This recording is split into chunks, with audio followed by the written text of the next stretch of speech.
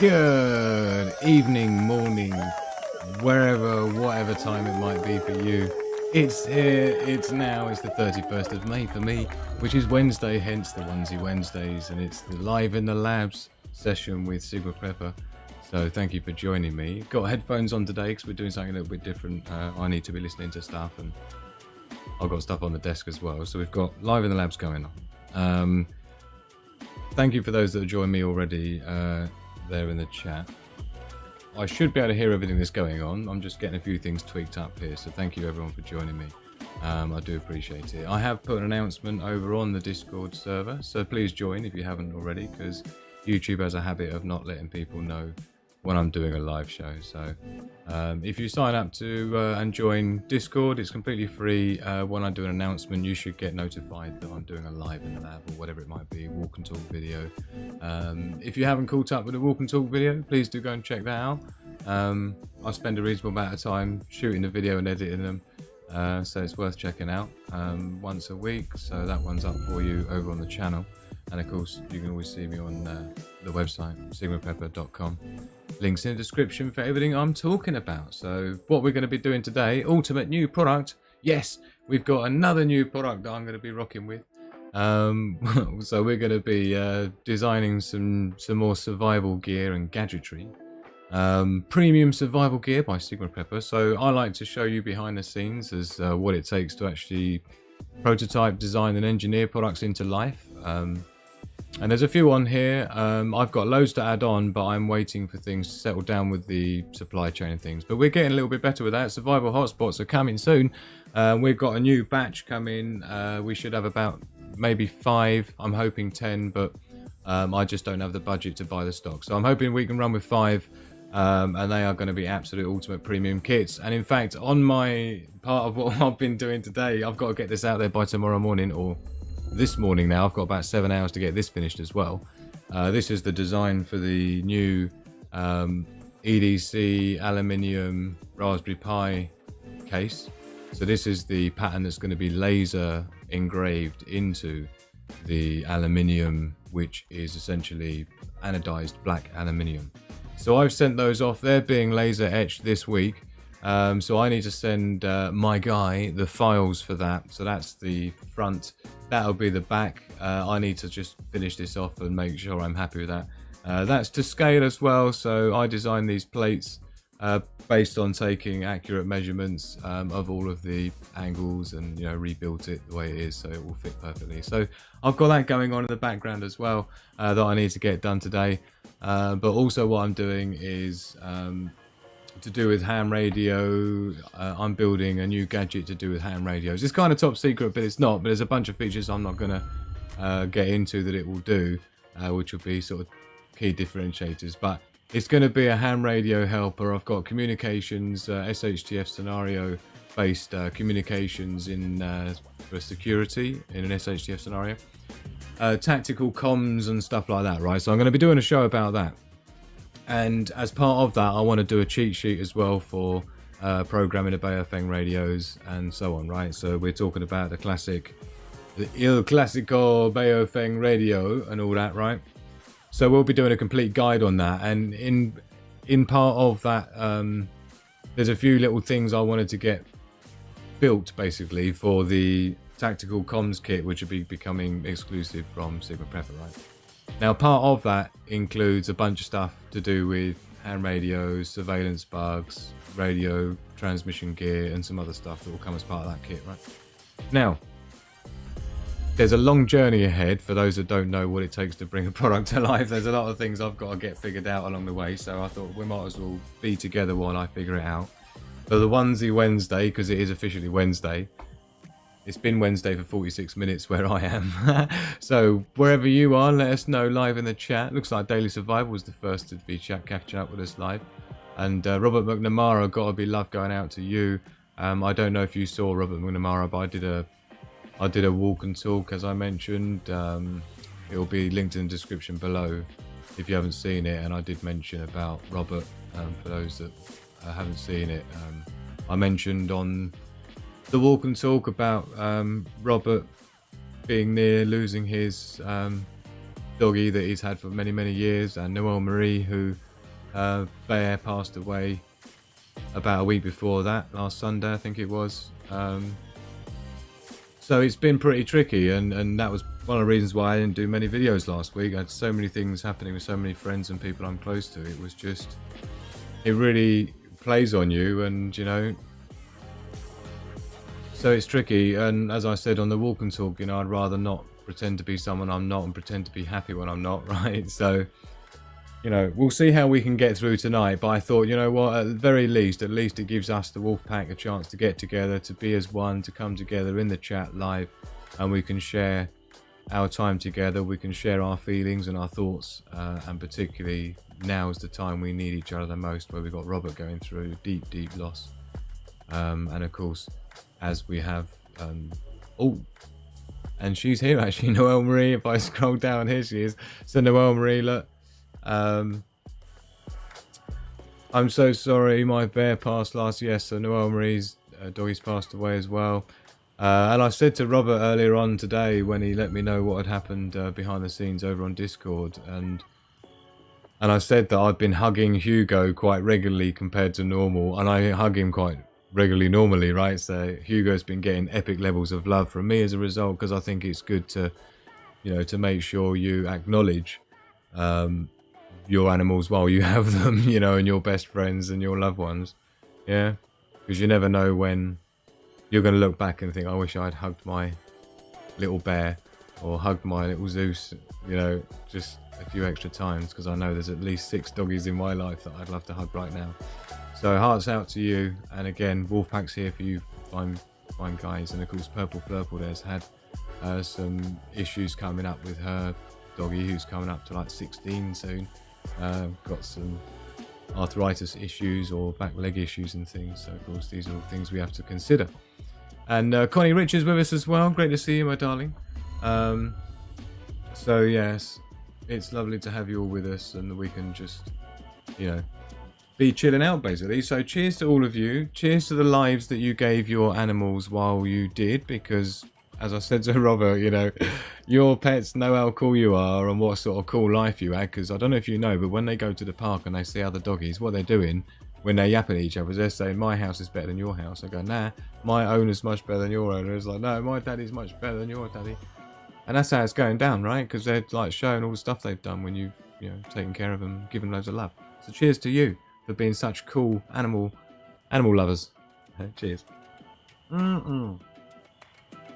Love, peace and progress to the pack. So talking of progress, first problem we've got is these Baofeng radios are just got the nastiest instruction manual. I mean, for me it's all right as a prototype and engineer. These sorts of things I have to deal with much worse, horrendously worse, and sometimes no data sheets at all for highly complex circuitry that I just have to reverse engineer. It's quite typical. So if it's not a great user manual, then I can imagine for people who aren't technically minded and things like that, it's really not great. So that's the first thing I want to address. Like I say, cheat sheet, there's a bunch of things that I need to do to get that figured out. I need to almost reproduce this in a little bit of a user-friendly, condensed down version of the main critical things, what you need to be able to do. You need to be able to do it with your ham radio, and the key stuff that you're going to want to know about, and the key stuff that you're not going to need to worry about. But I'm still going to let you know what those things do anyway, right? So it's going to be like a cheat sheety type guide, right? So that's the first thing, right? And here's an example of the screen layout, which is the usual, you know, screen layout you're used to seeing on the Bayer things, right? So this is I'm set up here with the desk camera, look, so you can see, so I can show you stuff on the desk. So there's your Bayer thing main LCD display screen. Right now I'm essentially going to be reproducing this screen, right, and I'm going to be reproducing it and showing it on here. So this is a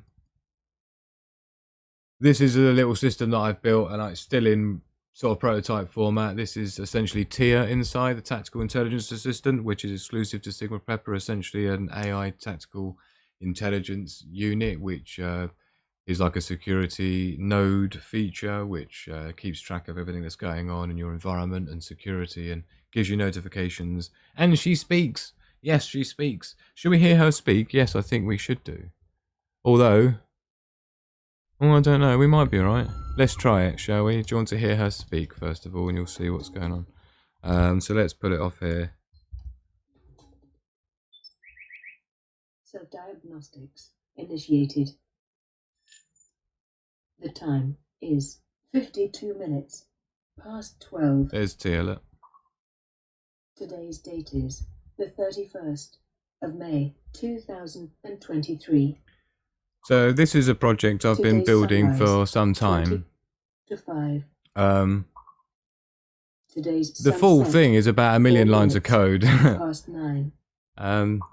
Including all this. Is a waxing gibbous moon. Maximum expected illumination 80%, weather permitting. Current session uptime 41 minutes and 25 seconds. Total combined uptime 163 days, 10 hours, 17 minutes and 21 seconds. All systems are functioning perfectly. Diagnostics complete. Okay, so let me know if you could even hear that in the chat, because I'm not even sure what the situation is with the old the microphone. So just let us know that you could hear what Tia was chatting about, and there's not any weird echoing business going on, right? So that's the main Tia system that she's running. It's something to tell you what the moon's doing today. Check it out. It's an unhappy day. Look, today is an unhappy day. Can you see? Right. So this is one of the diagnostic pages that I've built, which shows the age of the moon. It shows the brightness of the moon and so on, using various nasty astrophysics calculations that I built. This is my finger live, by the way, so I'm just overlaid on the desk cam, right? So you can see it says an unhappy day. Yesterday was a happy day. It can also say dangerous day, normal day, things like that, right? So yeah, it's an unhappy day. And then there's this is the sun live now, so tells you what the sunset and the sunrise times are, and the current azimuth and elevation. So where the sun is in the sky, essentially based on north. The azimuth is like where it is as you turn around, if you like, and then the elevation, obviously what angle up to the sky. So minus 14 means the sun has already set, so it's actually 14 degrees below the horizon, right? So that's what that's all about. And this is the, oh bloody hell, sorry, that's really loud. So, and this is digital radio that I've put together. This took about 3 weeks over Christmas to figure out digital radio. So this has got a Wi-Fi. This has got a Wi-Fi chip built in. This is a blank module here. This is what prototype electronic engineers use basically when you're prototyping a product. Yeah. You start off with something like this. So this is like another little optional board that I sometimes use. Let's take that out. So this is the same as that. This is just a newer version. This white one here is one of the first ones that ever came out. So I was, you know, I get notifications as an electronic engineer. So I bought that really early. And then they changed it, and there's not as much bleed of light outside of the display. And so on the back here is a CPU. This is a microcontroller. It's called an ESP32. This is an S3 version, which comes with 16 megabyte of PS RAM. So this microchip here, this black square, is basically what everything is sitting on. Right, all the code that I'm going to show you, right? I can't show you all of it because it's top secret, right? But I'm going to show you much of it. So that's where it sits, and then this is the memory chip here, and some other bits and pieces here, which is to deal with the lithium polymer charging circuit and stuff that's going on here. Hey, Krusty Scab, just seeing you in the chat. So that's what we got going on there, and then these pins here are optional pins to do other things, inputs and outputs and things like that, right? So that's what we're looking at. That's what I've got sitting down here, right? So this is just one I've already got set up, you see, that deals with the TIA survival device, right?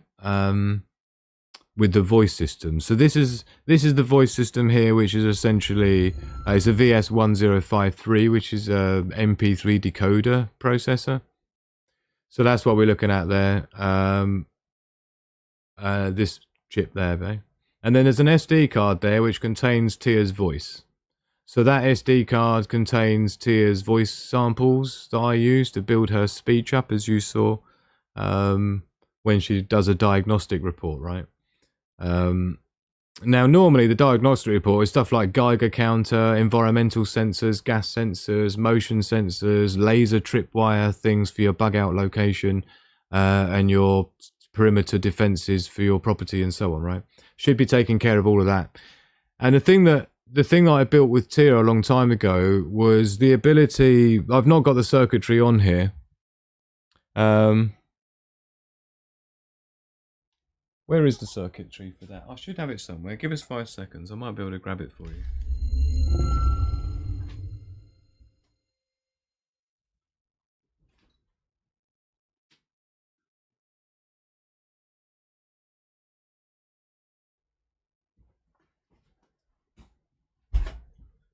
Just having to climb over stuff. Right, hold on. So, this is... Hold on, let's go full screen on this one. So this is basically... This is the original Tia's voice system. Not the my main system. This is a separate sub-processor that I built just to control Tia's voice. And here, this space here used to be where this thing is here. And, you know, I don't have any money, basically. So I'm having to just rob things from other things, right? Because I can't. Anyway. So anyway, this was the original Tia's voice. And I had a small OLED display, organic LED display here, just showing the old speech bars and stuff, right? And this was the main processor here that I was programming to control her voice. But importantly up here is the circuitry that I figured out. And in fact, I actually spanked a Baofeng radio in the process of my research and development. It came out of my R&D budget, basically, right? But I figured out what all the different pins would need to be able to control the ham radio. Yeah. I've got Tia in my ear, plugged in, telling me it's 1 o'clock. It's like she's got an hourly chime that she does. Bless her cotton socks. So this here is where a socket goes in to plug into your ham radio, and she can talk over the ham radio, right? And like tell you about something that's going on, right? Like a motion sensor triggered alarm or something like that, right? She'll tell you zone A breach, security breach zone A, or something like that, right? Now, also here is a DTMF decoder chip, which essentially can hear the tones of the keypad, and it gives me on the output, it gives me a binary signal on these 4 pins, and another pin that goes high, as in it gives me a voltage, which I detect on this processor. The pin goes high to tell me it's receiving an actual tone, a DTMF, dual tone modulation frequency, right? DTMF tone. So this will light up to say it's getting a tone. Now I listen to it and I read these 4 pins in a binary pattern, will tell me hexadecimal. I convert into hexadecimal, and then with a hexadecimal I can convert that into the number pad, keypad, 0 to 15, like 0, 1, 2, 3 to 9, and then you've got star, asterisk, hash, and so on, right? Anyway, I'm getting way too technical, probably needlessly, but suffice to say, there's a little optical isolator here, which is the actual top secret trick. Most people can't figure out how to trigger the PTT, push to talk with electronics and a microcontroller. Just to tell you what a secret is, I tried every method there is. Opto isolator is the way to go. Don't tell anyone. So anyway, Tia was able then to be able to talk to me, to warn me about dangers and about things, right, in an SHTF scenario. So her being able to talk was super important because, and the point of the DTMF dual tone, as in to be able to decode the keypad, is that then you can send TIA commands remotely via your ham radio. You just basically push the talk, yeah. When you push the talk, and then when you dial the numbers in, you'll go burp burp burp burp, yeah. You'll get the tones.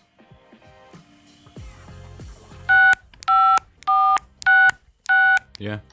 So you'll get the tones, and obviously that microchip can detect the tones, and then I can say, you know, #01*, and that'll send a command to do a full diagnostic report, or, you know, whatever. She'll ask you, do you want to do whatever? Press 3 for this and 4 for that. So it just gives you options, basically, was the idea of that, right? And so that's what we got going on here. And like I say, Tia's sort of already built into this with the code that I've already written, right? So as a result, I'm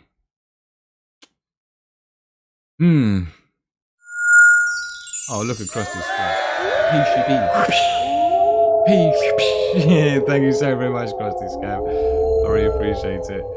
And thank you so very much. And of course, any donations will be going straight into the product development for the Sigma Prepper product range. So you'll be owning shares in the products automatically. So thank you so very much. I do appreciate it. It's so difficult to do this with zero budget and everything. But let's see if we can. She's given me another diagnostic report. I can hear it in my headphones because I've got it out of speakers. But so yeah. Right. Oh no, I'm sorry. I've just read Purple Flurple's thing about. I don't know if you saw, Perps, but I sent a thing out wondering. I wanted to get hold of you to talk about what's going on. I was hoping it wasn't going to be bad. I know you said you were going to try and sort something out, but I'm sorry to hear everyone's having such a bad time, and you know, it's just a bit. It's definitely one of those times, let's say that. It's definitely one of those times. So I'm just brightening up the image a little bit for you. Okay, so let's crack on then. We need to get some bits and pieces rocking. I can't believe it, because and it's an unhappy day today. Yeah. Oh dear. It's an unhappy day. Now this is based on an MIT algorithm that I found. So yeah. So, oh, I think it's 5 seconds, and then we'll jump into the Cody Wody poos. Oh, by the way, it's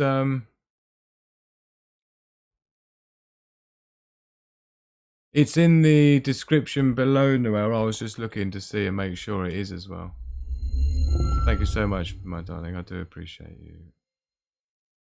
So here we go. I've got to start making a new version of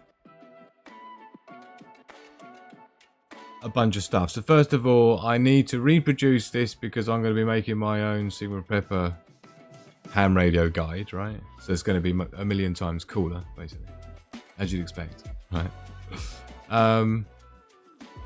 But I'm going to need to reproduce this screen so that I can do when I'm doing like a decent guide. It's obviously without all this nonsense here. I appreciate most people it's much easier to follow a thing to show you what it's actually showing you on the screen step by step so that you can confirm you're on the right screen. And so by reproducing this graphic here, I'll be able to build that into the cheat sheet, and also more importantly into the main tier module, which will be a special one dedicated for ham radio as a special node. And so the device I'm designing and inventing or whatever, or prototyping right now, is going to do specifically things to do with ham radios, right? Including automatically combining ham radios together to create a repeater system and so on, right? This is going to take care of all of that and more. A bunch of stuff. So I've got some tunes banging here. which I can hear. Look at Robert. I'll tell you what. Fair play, Robert. What we need to do, my man. I wasn't sure, but I think we should. We need to get in there and give some love out to Zeus and Robert. Poor old Zeus today. And this is literally today that he lost his doggy. Look at Trusty Scout. Sorry, thank you so very much. Bad news, things happen for a reason. It's just a little bit down the road, you'll find it. Thank you so much, Trusty Scout. It's so lovely we get to be together, to be there for each other, basically. I'm just gonna get a picture. Where am I gonna need to go? Probably VIP text chat as well. I need to go for Robert's doggy. Yeah, look, check it out. There's Robert's doggy, Zeus. Bless his cotton socks. Yeah, lived a long, healthy life. Yeah, doing loads of cool stuff with his daddy. Yeah. So I'm sure you gave him the best life of any doggy, Robert, big time. And of course, Noelle Marie as well, who, you know, with her sad loss of Bear. It's, yeah, far from ideal. It's been a really sad time for a lot of Wolfpack, and I'm so sorry that everyone's going through this, on top of what everything else going on and what we're having to deal with in the news at the moment on a daily basis. Yeah, it's somewhat... Yeah, it's just a tough time. So thank you so much for being with us. Lily Sausage in the house. So did it end badly then, my darling? Purple Flurple. I'm hoping it's not worst case scenario, but so let's have a look then. Let's see what we're dealing with. So let's just get into it. Here's some of the programming code that we're going to be dealing with, right?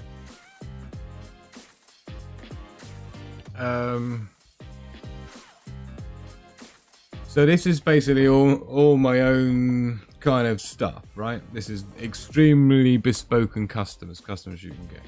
So for example, you got stuff like the TFT display. Yeah, this deals with the TFT display. I can probably increase the font size a little bit for you. So there's a couple of draw pages. So these are the pages that draws on the display, the little TFT display, right? Solar page, the lunar page, the GPS Earth page, the tier page, and so on, right? And a 404 page in case it's not found, and then it results in that, right? So this is what programming code looks like, in case you didn't know. Yeah, so what else we got? Fade up controller. So this just basically fades up the brightness. Look, the TFT brightness maps the fade frame, which it goes up as by a counter, which is incremented here plus each time it goes around this loop. Yeah.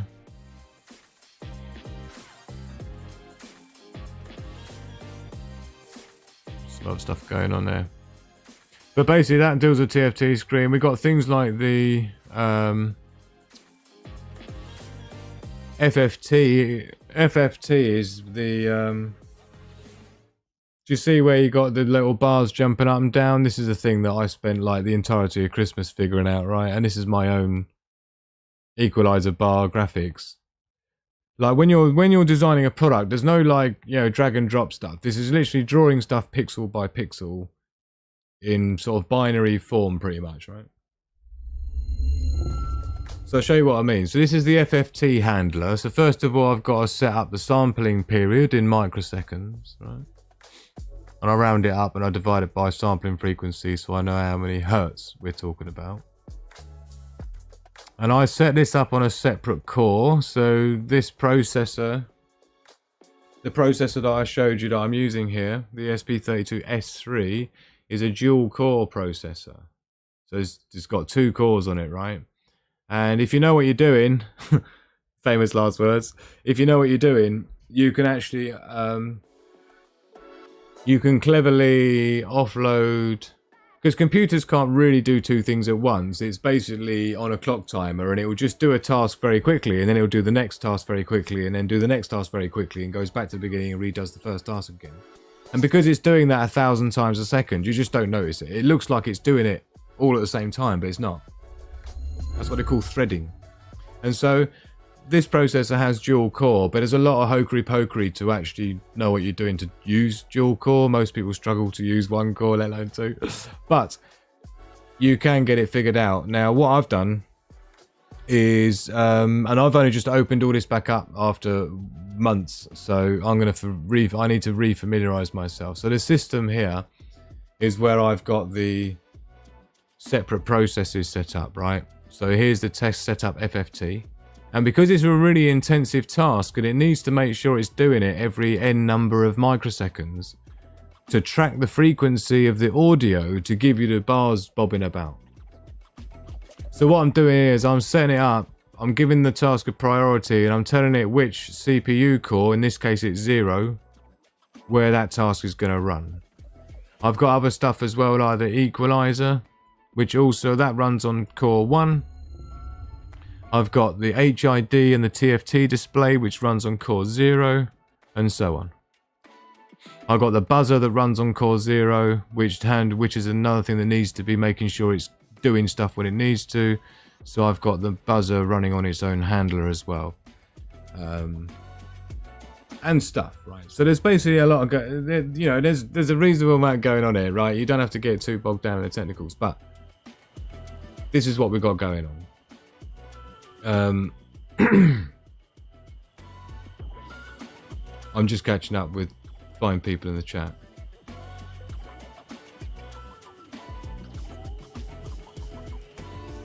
Thank you everyone for being with us, I do appreciate it. So don't worry, we will be getting into some exciting stuff soon. I don't know, will we? That's the point of Live in the Labs. Either you're into it and you just want to catch up with your friends in the chat, or you're not. I'll tell you what though, I might have to open a pack of biscuits, which is a green packet, so it's going to be a problem with green screen, but never mind. And no, my back isn't on fire, we're just out here by the lakeside. The lake's down there, look, that's water. It's actually, I'm in the same place as the Sigma Prepper website.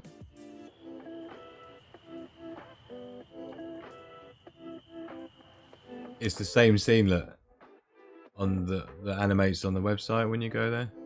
SigmaPrepper.com. Yeah. Magic. Oh dear, right, anyway. Do you like the haircut, do you? Do you know, I did it myself. No, Marie. It's what I call a combat cut. And this is a week old combat cut as well, so imagine what it looked like a week ago.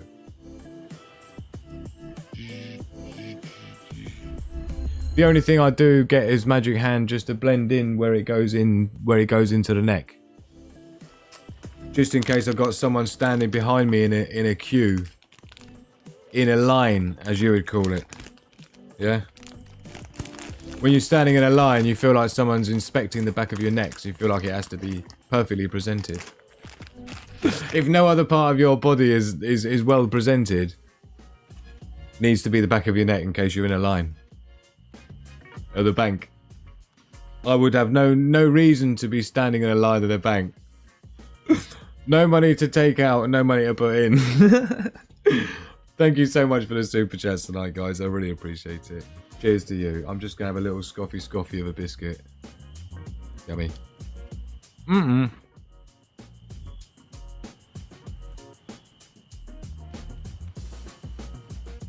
of course, when I say biscuit, I mean cookie.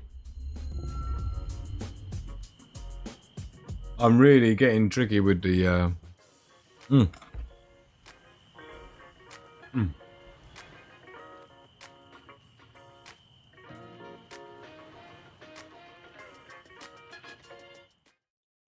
It's pretty banging tune actually going at the moment. So this is the web radio that I've got working, and I can hear it in my headphones. I can't let you hear it because of course copyright strike and all that for music, so I make sure I don't have the music.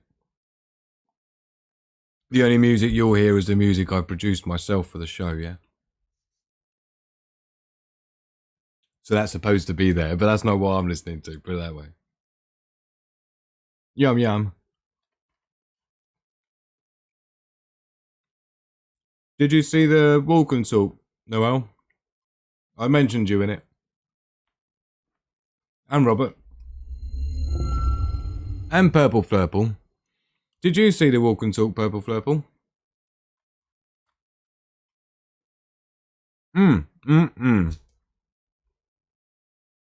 It's very antisocial just sitting here drinking tea, eating biscuits, but that's just what we're doing. It's an unofficial tea break.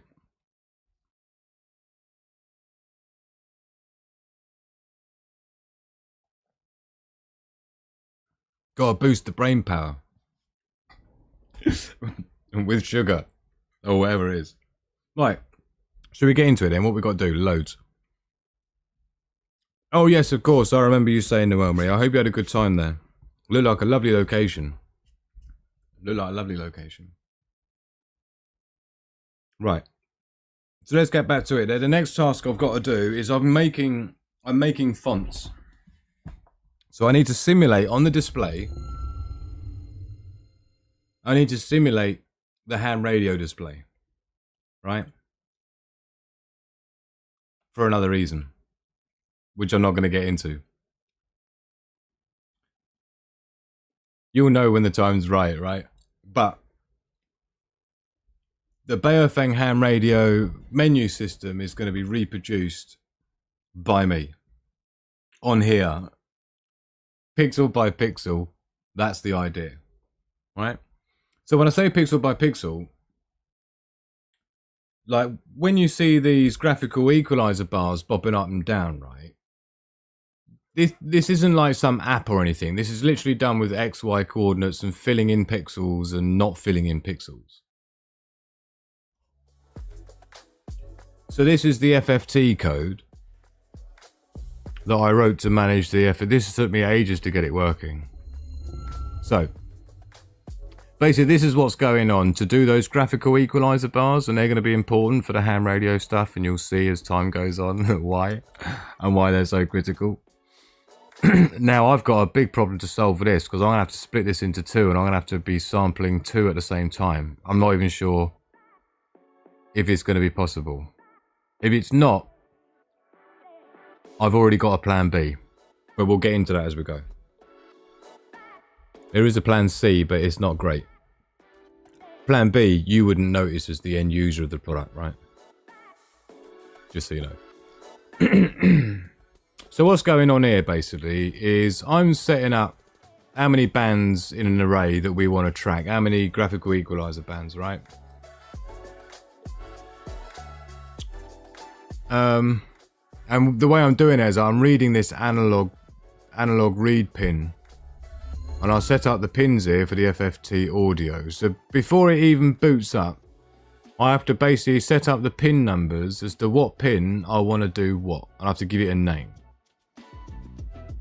Now, it doesn't really mean anything. It's just anytime I use this word here as a variable, it just knows that what it really means is 1. The number 1. Alphanumeric 1. Variable name this. Value, data value equals that. 1, right? That's all. But it just means that when I see it in the code I write, I know what it does. It makes it easier to read, right? So that's what's going on there. And some of these are inputs and some of them are outputs. Some of them are to, for the data bus that I've got running into the... I need to get my little pointy... Where's my pointy pointer? I spent ages making a custom pointy pointer and it's not here. Hold on.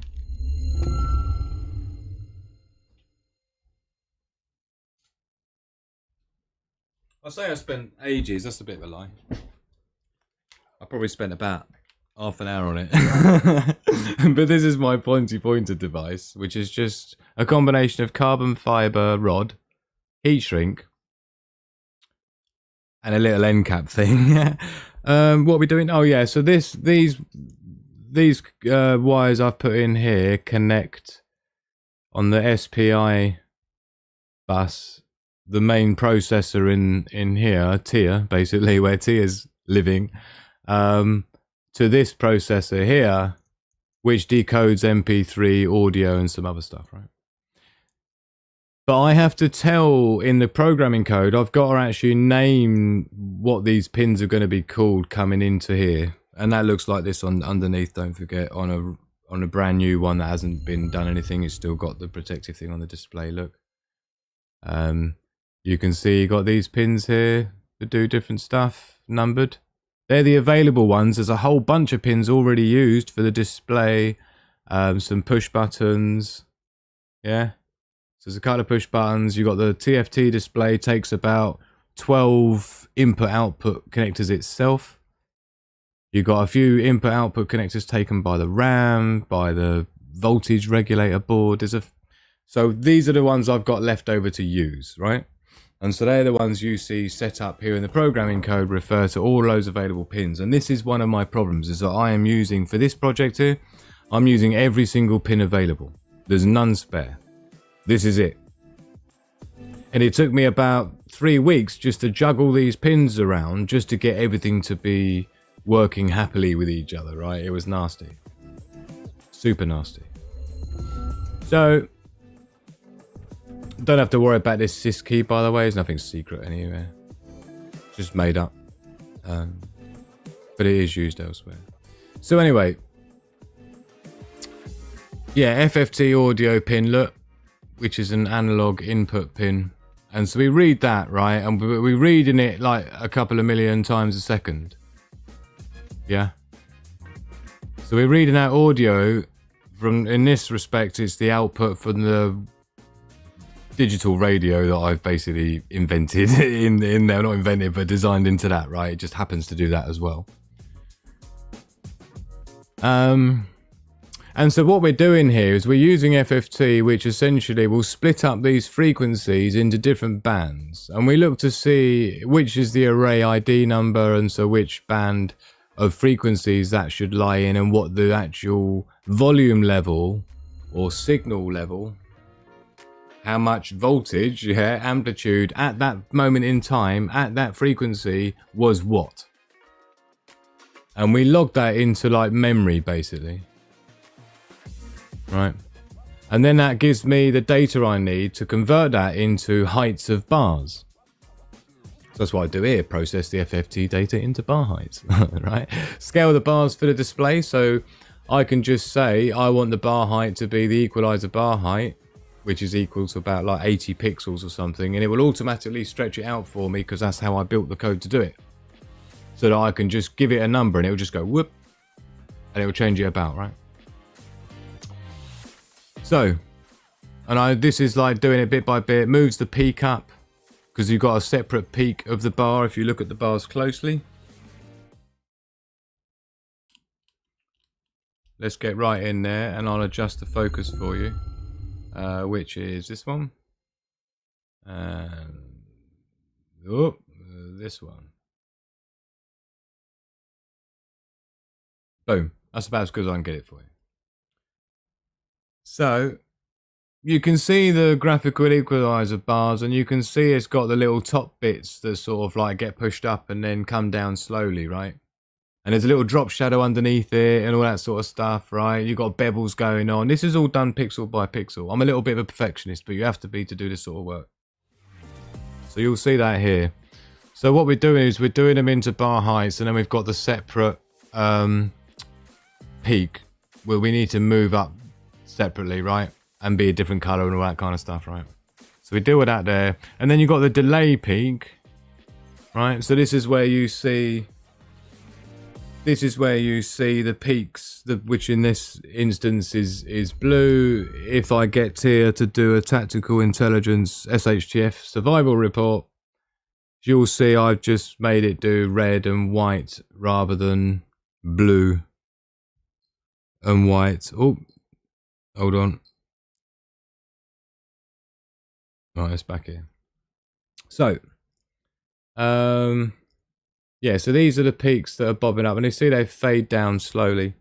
And so that's pretty easy to do because we just set up a for loop here, and we just, you know, if the band just because of the bigger, we don't have to worry about that. But it just looks at the peak and it just drops it down. Minus equals 1 just means look at whatever it is and just minus it by 1. But it does it every n milliseconds, in which case it's 10. So every 10 milliseconds is 1,000 milliseconds in a second. So that's 100th of a second. Sorry, 10th of a, yeah, 100th of a second. So 1,000 milliseconds, right, is a second. So every 10 milliseconds, it reduces the peak y coordinate. Y goes up and down, x goes left and right. And then this is where I draw the equalizer bar. This took ages to make it look cool, but this is what it takes. So I set a few parameters here. The gap between the bars, the total height I want is the bar height plus 6, because it's got to allow for drop shadows, bevels and shit like that. Top and bottom 3 pixels, top and bottom. Don't need to worry about it.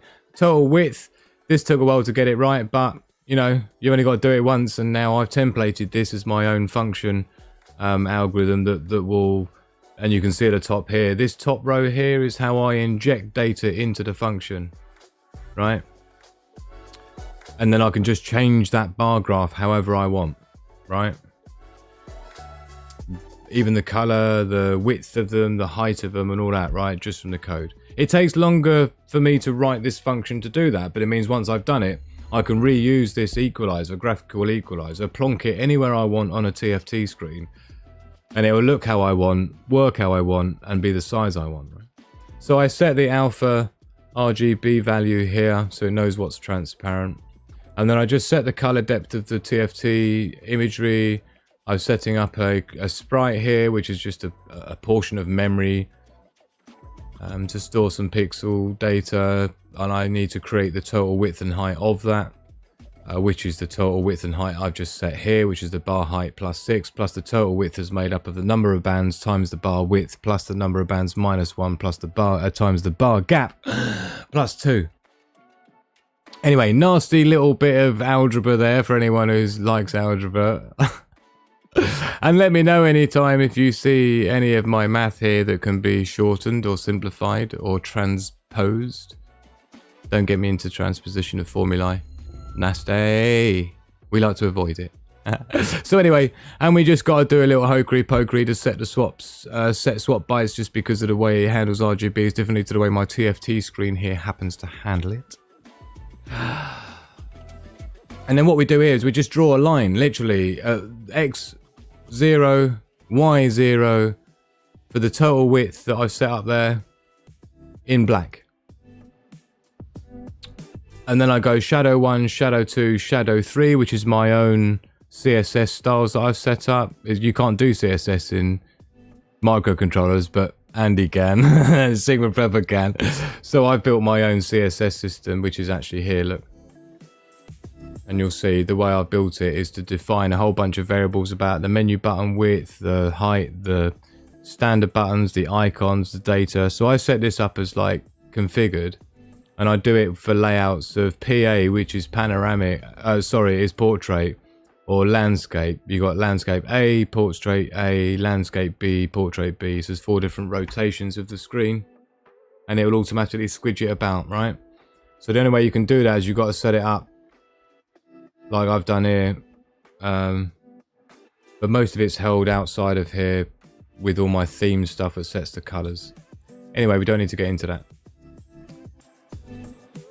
So anyway, this is where we're drawing the graphical equalizer that rocks about on the display. These are just some shadowing, internal fill, the background color, background ID. We're drawing fast V lines. This is a vertical line now. We're doing the sides, look. Loop through the bands. So now we're going to actually draw the bands, looks, and all we're doing is we're going, as long as we haven't reached the total number of bands here, which is 16, it's going to do this V line for the bar width plus the bar, and it works out how it needs to do the pixels, how many pixels to draw lines after each other, right? Then you've got the main bar fill. The bar specular is, I don't know if you can see, but there's like a, how can I say? There's like a bevel, specular highlight bevel on the top, right? they're bobbing about obviously a lot, so you can't really see it so easy. But trust me, it's there. So you got a bar specular. So this is literally just to put a couple of pixels on the top of that bar of highlight color 3. So what I do is I take the base color and I create three shades darker and 3 shades lighter. You can just do that with math code, right? By just taking the color and... But anyway, I do it manually because I like it to be perfect. So I do three light, continually lighter shades of color and 3 darker shades, and I use those in the theme graphics that I build to give you that sort of depth and dimension with the drop shadows, the bevels, as you see on this display here. This like a sunken down sort of look and all that. So this isn't like, you know, just copied off somewhere. This is literally built.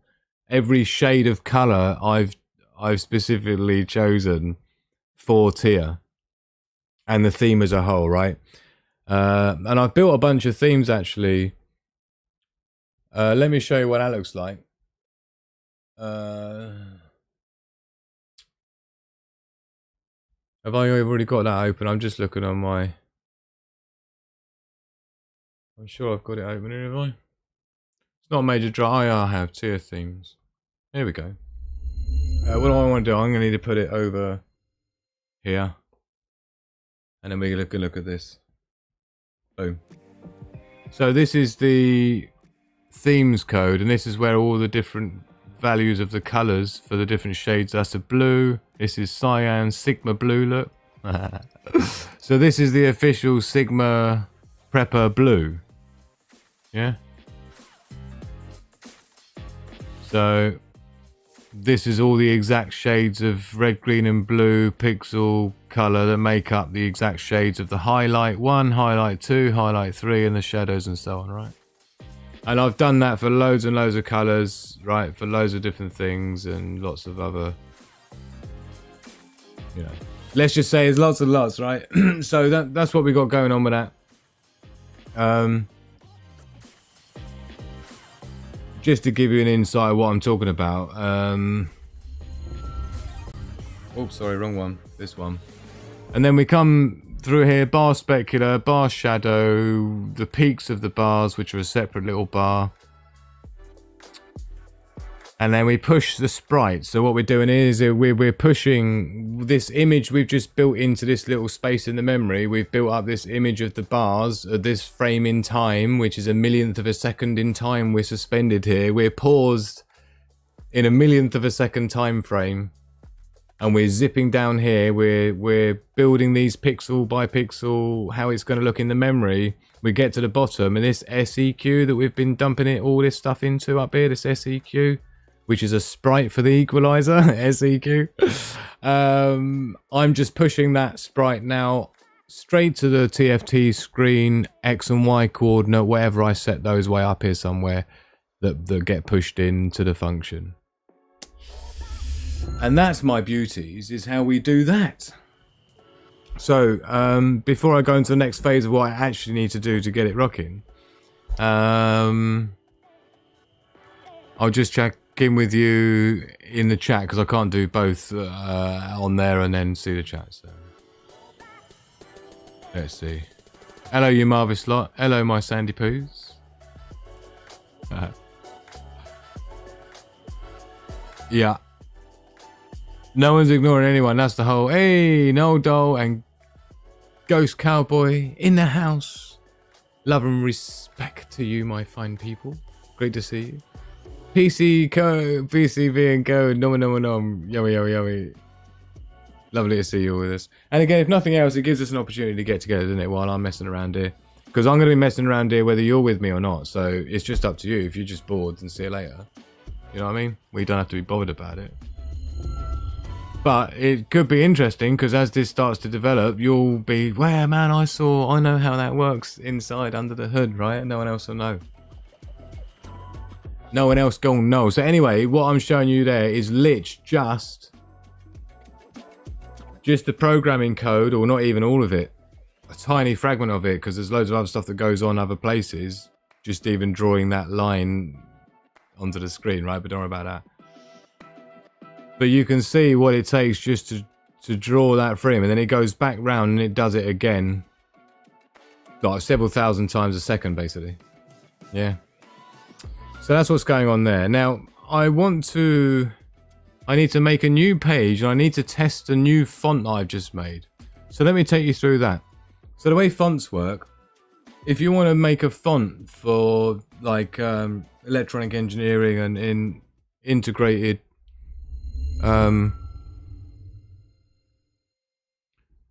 sort of bespoke designs like this, you can't just download a font like for Windows and things, right? You need to literally, like this font here with the showing you the time, this is a custom font that I made, like character by character, alphanumeric, uppercase, lowercase, numbers, things one by one, right? Now I've just done the same thing for the Baofeng font because I'm going to need that. And I've got one more to do, so unfortunately you're going to have to do it with me. Right, it's a really nasty job and I really don't like it, and it's quite laborious. So I thought you might as well join me and then we can chat while we're doing it. So basically what I need to do is to make another new font, which needs to be done in code. You can't do it in Windows. I don't even know how to explain it. But to give you an idea what it looks like, I'll show you one I made earlier, and then I've got to do it all over again. But it's alright because you're with me this time. So this is my LCD dot matrix font, which again, as I said, is what I'm doing here. I'm reproducing the Baofeng ham radio menu display in high resolution because I'm going to need it for several things, including cheat sheets, and obviously what I'm building here is a little survival gadget for tactical comms and stuff and repeaters and things, right? So what I need to do is these two fonts are changeable, right? So I'm going to need to do the one that goes on here and this dot matrix one. Now the dot matrix one I already did today. So this is how it looks, right? And what I basically do is I found a font that was close. There's a few changes I had to make. So what you do here, this is literally made up of dots by dots.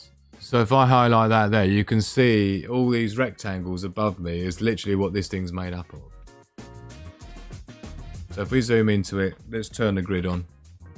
And you can see this is what I've done to make it, is I've done the 0 by getting a square, right, and putting a square in the right place, right, and so on. Moving things around exactly where it should be, and making each number, each letter, pixel by pixel, one by one, alphabet. Luckily for me, the Baofeng alphabet is all uppercase, so I don't have to worry about it. I don't have to. It's 26 instead of 52, plus the numbers, and then plus a little bit of punctuation. We've got, what did I need in the end? We need a dash. It uses dashes. The full stop is a weird structure of 4. This is, by the way, so you know, today, this is how I've been looking. This is why Magic Hand says, oh, you're in mad professor mode again. Yeah. So this is what I have to roll with, right? And I'm literally like this with my Baofeng, right? With the screen, the display, and I'm looking at it, yeah? And I'm going through the menu, and I'm seeing exactly what dots on the matrix display, right? Let's raise it up, right? So you see, about there, is it? Okay, about there. So if I go into the menu, look, can you see we've got the text there, reset all, Roger off, right, and all the different menu you've got with all the text and the font. But you'll notice it's all uppercase, which is handy, right? And there's not really much punctuation there. Yeah, there's the odd dash, and there's like a plus I found somewhere as well, wherever that is. And there might be some other things that I come up against in the actual, in the menu, but so far. So DT plus Annie, look, there's a plus symbol there, so I had to do a plus and all this other stuff, right? So that's what I'm talking about, right? And obviously, in order for me to do like a proper decent looking guide and all the rest of the things I need to do, and to have that on the tier display, I need to match the fonts and make my own version. So what I've got going on here is the let's turn the grid off. That's 1 pixel grid, by the way. This black square area here, this black square with the red outline, this is the perimeter border of the display in exactly the same number of pixels as the display, right? So it's 320 by 170, and then I've decided that the ham radio display on that display will be thus big. So this is the size the display is going to be on the display. So it's a fake Baofeng display on an actual TFT display, right? Don't worry about it. It will make sense as we go. But before I can do that, I need to create each of these fonts that I need. Now these things at the top, are alright. Let's use this one because it's bigger and it's like, it doesn't need to be that dark as well. Let's make it more prominent for you. For thus, not that way, that way. So you see, these are the possible icons that can come up on your ham radio, right? But these aren't a major drama because these don't change. It's just either CT is either on or it's not. Yeah, I mean that's like literally like aerial sort of looking thing, that is, with a slant, right, and then bold. You see? I mean, I know as a graphic designer I can just look at something and know what font it would be, but I'm just saying that that's not much of a problem because that's either just on or not, isn't it? I mean, do you know what I mean? And so I just have these as separate things that will just either turn on or not, right? DCS. And so on, right? And so I would just do that, and then we'd have those little graphics that come on or off to thing. And the same with these on here, I'll create these, right? But what I need to do is these fonts I need to have properly, right? And so this is the one I've done for the dot matrix. This is how it looks like. I basically create a slice, and I call the slice number 2. This slice is called number 1. This, and it's just a little green thing that you draw over the top with your slices, right? And then you name it, and up here I can tell it when I export it, right? When I export as just a black and white bitmap, just an 8-bit bitmap, right?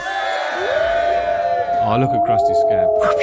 Pixel Power, thank you so very much for your super chat, man. I really appreciate it. Streamlabs, streamlabs.com / Sigma Prepper. Thank you so very much, Krusty Scab.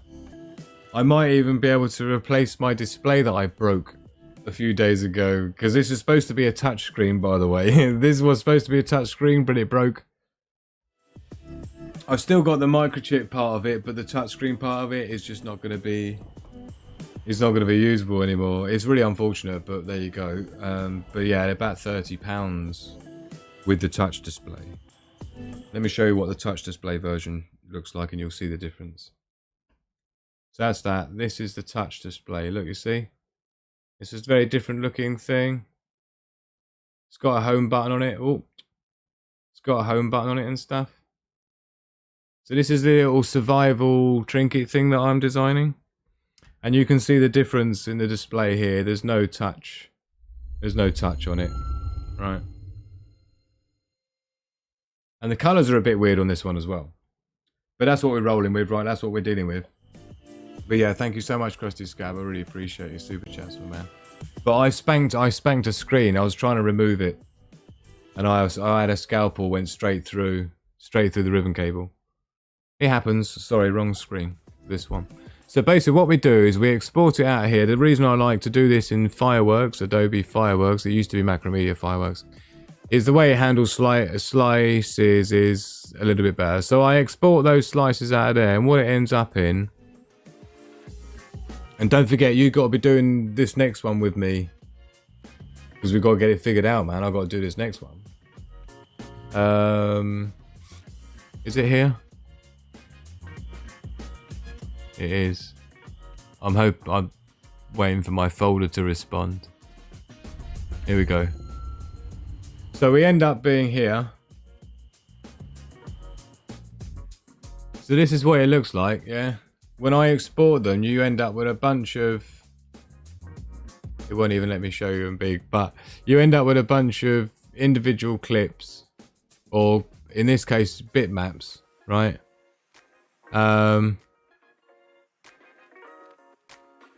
That's literally just a number 2 cut out. Number 2, that's it, right? Black and white. And then what I do then, you see, is I take that. What do we want to do? Let's go here. I take that. I then pull in each individual bitmap into this special program, right? Called the Dot Factory. It's a free download, right? And this is the letter Z or Z because that was the last one I did of this and it was finished, right? So it's the last one that's just happens to be sitting here. And so this is what I do. I give it the bitmap that I've just generated. In this case, this is image data for Z. And it converts it into a hexadecimal array that I use in the programming code to draw those numbers on the screen. When you see all these like characters here, right? And like this moved a house and this is another font. This is what you're seeing here. I've had to make these one by one exactly like this. So when you see this here, it's being drawn with code, not with JPEGs or bitmaps or anything. Yeah. So I design the fonts the way I design them, but then I export them into this. I then create the code. I then have to copy that code. And then in my actual font file, which looks like this is my own font file, and check it out. This has got every character on the US keyboard. Yeah. So you see this is RSTUV, right? This is lowercase letters. That's A. That's B, right? There's the Z there, look, and you see that I've given it a name there and dumped it in some program memory, so just puts it in the memory. Called LCD Matrix Large, I've decided to call that. LCD Matrix Large is the name of that font I've designed. Which is a replica of Baotheng font. As close as I can get. Should be pixel perfect. And that's the letter Z. And then what I do is at the bottom here. And this is just the way I do it. Other programmers will have their own methods of doing graphic design in embedded systems, right? This is how I do it to be able to make it look as cool as that, right? I then create theoretically a 3-dimensional, 4-dimensional array. Is it? By the time I'm using it in code, it's a 4-dimensional array. Any programmer will tell you, nasty, nasty, nasty. Yeah, nasty, nasty, nasty, complicated as hell, but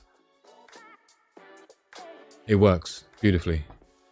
So I create an array of each individual character widths in pixels of every character. How many pixels wide? This number 6 is 19 pixels. And then under that you got all the heights of each one. So that's 15 pixels high, right? And then we've got the line height. So how high up they sit on the line is how I've done it, and then I can configure each font exactly how I want it. Now I've got a bunch of these fonts. I've got a bunch of these fonts that I've made. You can't just get them. These are all my own that I've either designed or created from an existing font, like my Sigma Prepper branding font I've redesigned, yeah, and reproduced. So for those that don't know, that's That's just unfortunately what it takes. Yeah. Definitely mad professor. Yeah, sorry, I don't need this on anymore. This is what happens. You just, it's like when people say, oh, where's my glasses? And they're on your head, right? So yeah, that's basically what is. But you just have to keep telling yourself, right? When you're doing this like letter by letter, number by number, you're just telling yourself, well, I've only got to do it once, yeah, because once I've done it, it's done, right? I don't have to keep doing these every time. I've now got this font, this Baofeng font that I've basically reproduced in programming code. I can use that in a bunch of stuff. Anytime I need to do like a dot matrix display looking effect, we're in Bidney, right? We're in Bidney. Now, I haven't actually tested it yet, but I have already started embedding it into my main tier code. And you'll see I've actually got the library here that I've just made. You see here, these are the fonts. Font LCD Matrix L, yeah? So this is the one I just showed you. This one. So it's going to suck this in. You can't see it at the top right above my head there. But it says font LCD Matrix L, right? The one I've just made. .h. And that's what's inside there, is the letters that I've just made. Right? So it sucks that into my main program here. Along with loads of other fonts that I've made. Probably 90% of these fonts are absolutely custom by me, like pixel by pixel. So none of my shit's copyable. You can't copy this stuff. You can't pull it off the microchip once it's embedded in there, right? And it's manufactured on a circuit board. You just forget about it. So, what are we doing? Right, we haven't actually tested the new font, but I've included it in my code here that handles all the font drawing. LCD Matrix L look. And we're going to need to make another one, which is going to be this smaller one, which is the next one I've got to build. Which is this smaller one that the ham radio has. Right, now I found a font that sort of looked like it. This thing here, it's nasty. It's not perfect, and it's just... And don't bear in mind, this is like... If I turn the aliasing off... Look, this is what it normally looks like. You see how like blurry it is? Oops. Now, we can't have blurry. We can't have greys and things for this. It needs to be just a solid either black or white. So we need to clean that up. One of the ways you can do it is you can... This strong anti-alias you can change to no anti-alias. And it will stop the smoothing effect of the pixels. But even that doesn't really fix it. It's not very symmetrical. So in the end, I thought, you know what? We're just easier to make this from scratch. And that's what I did. So down here is the start of it. And then I've had the live in the labs thing sitting there ready to go for ages. So what I've done here, let's turn the grid on and you'll see. Oh. Now, I'm quite zoomed in, so bear with me. So what we've got here is what I've put together, which is just a group of pixels that I've created here, yeah? So if I ungroup that, you see I've made just a couple of lines, basically, right? And stacked them together, right? And made that as a segment for the LCD segment. And then by doing that, I can do it roughly the same size as I need it to be, scale. But these segments are perfectly... aligned, right? Now I've done that, I can then make the alphabet. But I don't need to make the alphabet. I just need to do 1 through 9. So what we're going to do is we're going to copy that and we're going to paste it. And we're going to go about here, right? You see how it's messed it up? I'll tell you what we need to do actually. This needs to be... Oh, hold on, that's not grouped together yet. It's been pasted down, not perfectly on a pixel, I'm not sure if we'll be able to get it to fall back in line or not. Probably not. Never mind. Right, let's move that over here. Let's get started because we need to make 9 of these. Right. Oops. We need to make... Well, actually, we need to make 10 really. Let's go here. 1, 2. Let's see where it lands. 1, 2, 3. So what we do is we'll copy and paste. 1, 2, 3. Got in place. Boom. 1, 2, 3. Got in place. Do 1, 2, 3. Got in place. Boom. 1, 2, 3. Got in place. Boom. Oops. Where did we get to? Let's see how many we got. Okay, cool. Let's just copy that. Paste that. Just to save time. Okay, so we should have plenty here. So what we need to do then is 0 to 9, right? Oh, I could have done with grouping that up first. So number 1, we actually don't need these outlines, but never mind. But we'll get rid of that. Number 1. There we go. What's this one going to be? Number 2. Tell me if in your brain you can see the number appear in the LCD before I remove it. So number 3, can you see it? Can you see it? You can now. So number 4, depends actually, it depends what style number 4. There is only one style actually, isn't there? Come to think of it. So it's got to be just the usual number 4 in it. Don't think we can do any other options. What's next? 5, of course. Let me know if you can see it. If you can see the number in the 8. So what's this? Number 6. Let's get rid of that outline as well. Now we want number 7. Do you see what a hassle and an effort it is to do anything, right? Number 8, so that's all good to go. Number 9, just need to lose that one. And obviously we don't need any of the others. Oh no, no we don't, do we? Let's make a dash in the middle just in case. I'm more for the reasons I can't think of than for the reasons I can.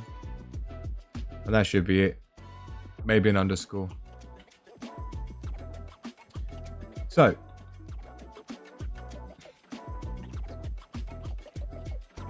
there we've got it then. Oh, she's telling me it's 2 o'clock. Happy twos. Happy twos. Right, so that's it. We've got our 1, 2, 3, 4, 5, 6, 7, 8, 9. And then these will be used in this area here. And this is like where the Bayo thing shows you your channel numbers and stuff like that, right? What channel number you're on. Right. So that's what we're doing here. Now, these are the actual raw numbers. They should be pixel perfect, as you see. Right, that's the benefit of designing it pixel by pixel. So let's save that quickly. Cheers, everyone. Okay, now we've got to do the slices. So I did a save as.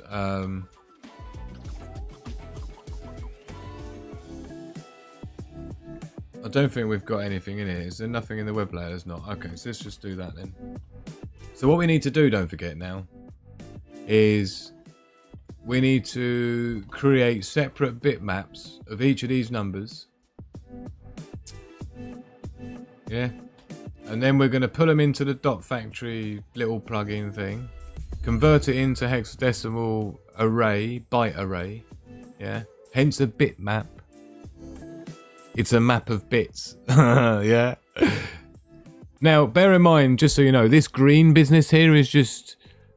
My program ignores all this green stuff. This is just for us humans to be able to see when we look at my font file here with all the fonts. This is the one I made just a minute ago with the matrix one, look. This stuff here, the green, all this green stuff, once you see a // everything after that gets ignored by the compiler. This is just for us humans to see what's going on. Yeah.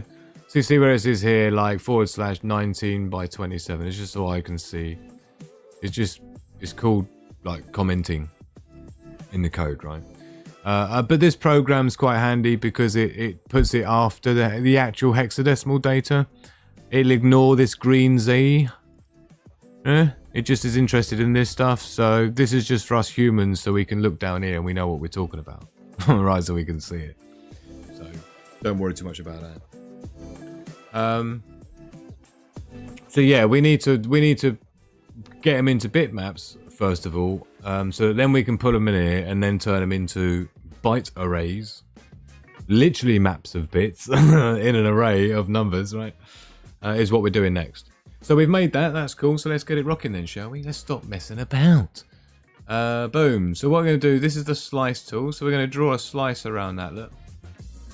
Just to cover that in its entirety. And we're going to name this slice down here, bottom left. We're going to name this 0, creatively. Right? And then what we're going to need to do is we're going to need to, 1, 2, 3, we're going to need to do this. 1, 2, 3. I'm just copying and pasting here. 1, 2, 3. 1, 2, 3. 1, 2, 3. Do you see what I mean about laborious? 1, 2, 3. What I'm doing here, by the way, is I'm holding down shift. So I copy paste, hold down shift and do the arrow key, and it'll jump 10 pixels at a time, and then just without the shift, 1, 2, 3, yeah, 3 pixels, right? Anyway, copy paste, shift right, and we're in. Right, and we're in. Next, number 9. Boom, we're there. So we won't worry about the others because we probably won't need them. So what we need to do is we need to name these, otherwise they're going to come out funny. So let's do that now. So that's that's going to be number 1. It's going to be bitmap, and the benefit of what I like about Fireworks is you give it whatever the name you give to the slice is what file it will export in a minute. .bitmap, so it'll be like 3.bitmap and 4.bitmap and so on, right? And it just makes it easier when you're selecting a file in a list. You can see you've got some funky names or whatever going. Untitled 1, untitled 2, untitled 3. Don't be doing that. You've only got to do that and then come back to your file a year later. Like I've had to do a lot of my tier code. I didn't do any tier development for some time, at least not in the last 3 years. And in Christmas time, I opened up her files back up. Oh, it took every one of my IQ to just read whatever the hell I'd managed to figure out like 3 years before, and I was like, fuck you know. Long journey, but yeah, I'm way beyond that point now, so we're all right. So anyway, I think that's done, isn't it? Yeah, slice number 9, 0. So what we're going to do, we're going to highlight those. Hold on, before we do that, let's just pop here and make sure everyone's alright. And I'm just going to create I need to create a new folder, don't I? LCD dots is on a different hard drive. And this isn't going to be called LCD dots, this is called LCD segment. Yeah. So what we're going to do, sorry, I did need to put on here. LCD dots, this is the one I made earlier, LCD dots, right? And here's the exports of the matrix display one for the Bayer thing. And then I've got this LCD segment, which is what I've decided to call this one. New folder. We'll call that exports, just the way oops, sorry, I had caps lock on. And just so you know, Windows is a bit dodgy. If you try and rename it and the only thing you do is capitalize it, it won't actually change anything. It thinks that you haven't changed it.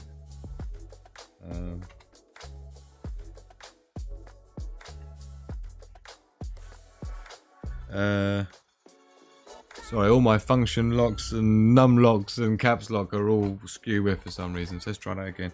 Underscore export. Alright, that's easy. Okay, so what we're going to do is we're going to dump these. We're going to dump these in here. These little images. So let's export that. Control Shift and X will bring up the image preview. Black and white bitmap type of file, 1-to-1 scale. But what we're going to be doing is we're going to be exporting, and we're going to be exporting into the new one we just made, LCD segment. Where's L? Like, oh, LCD segment. Export, there's a file we just made, look. So you see down here slices, and we got export slices. That's what we're going to do. Selected slices only.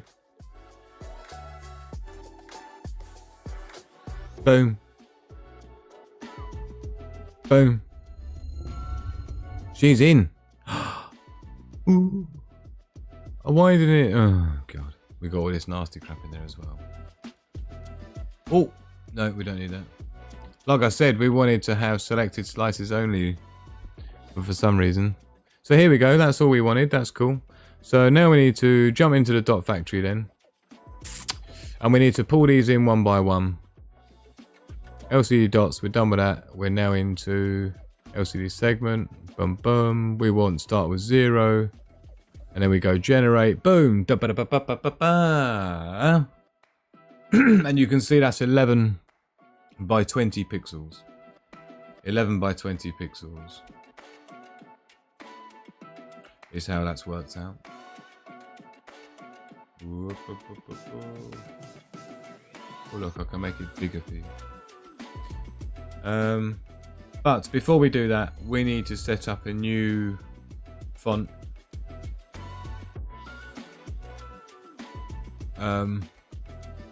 Like this one. And the benefit with using one that's already got some other fonts that are on here is that if I'm making a page or something and I've got a title and there's like one of the characters that isn't there, then it will be filled in by one of these characters that isn't this font but another font that I've copied and pasted from. If you know what I mean.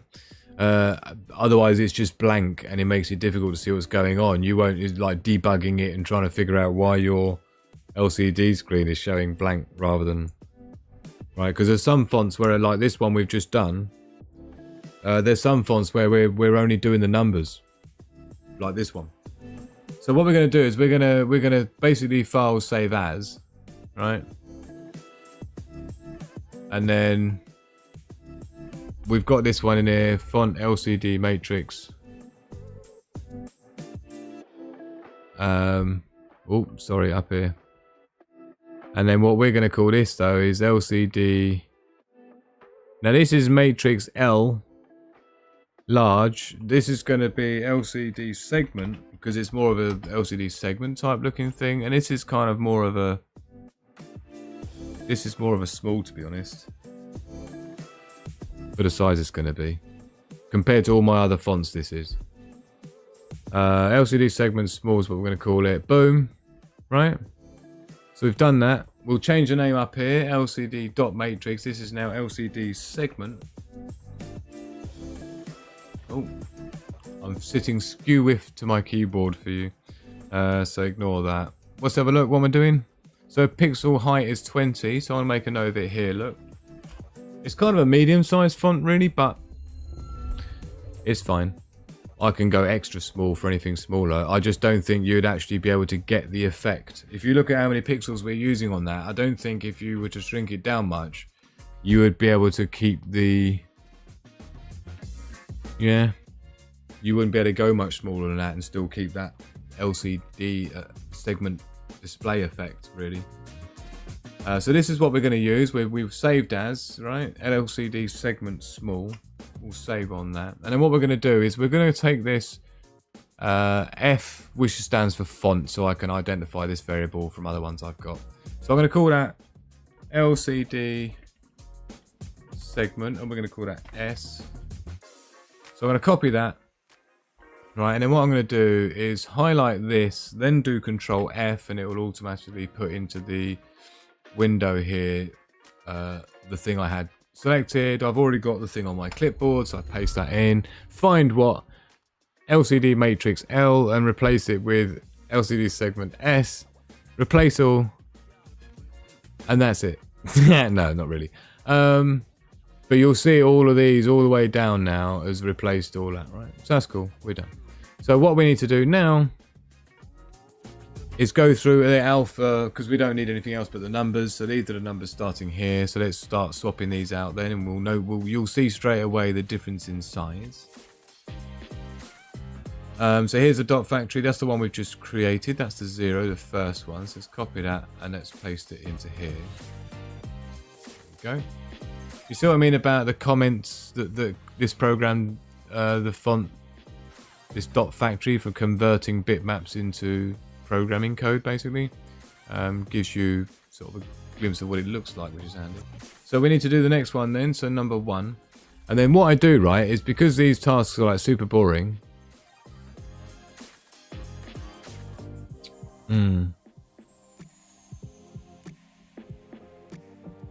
No, it's fine. It's going to do it anyway. It's just the fact that this is going to... It removes the space. You'll notice this one will be a very different width to all of the others. Right? So you'll see, like, all of the others are a certain width.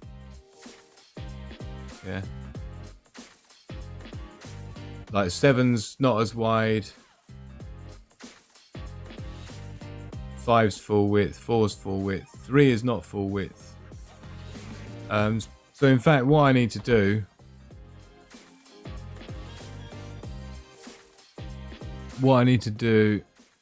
because sometimes I use these to reference the size when I'm writing it in a code, so I need these to be actually exactly what they are, including the 1 needs to be just those 3 pixels, right? It's just in case I go here to refer to the width of it and it's not going to see that there's pixels either side. So I'm just going to re-export those back into the same place we've already done it. Yeah. And overwrite them. See, look, here's the box here, selected slices only. That's more like it. Yep. Oh. Let's try that again.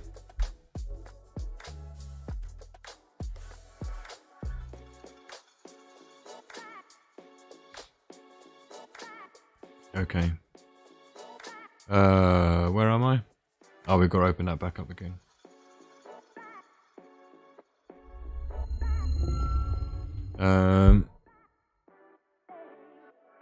What am I looking for?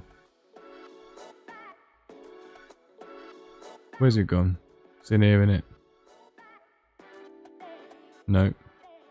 I've lost my, what do you call it, program now. Hold on. Make sure everyone's okay in the chat as well. Nice to see you.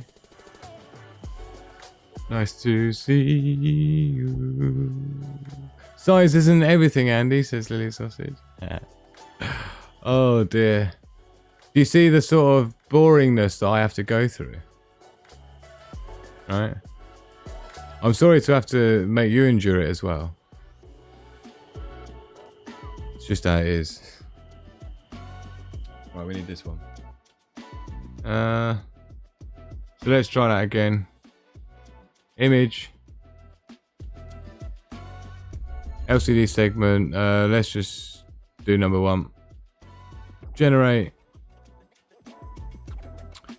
Width in pages. Why is it doing that? Hold on, let's just set this up better. We don't want it in pages. We want it in bits, please. Can we have bits, please, Bob? Right, generate. There we go. 3 pixels by 18. I'm talking about this down here. I'm just reconfiguring this stupid program. Right, so back to where we were. Number 1, 3 by 18. Number 1. Whoop. And this is 3 by 18. Okie doke. Okay, right, now we can get into it on a flow. Generate. Next, number 2.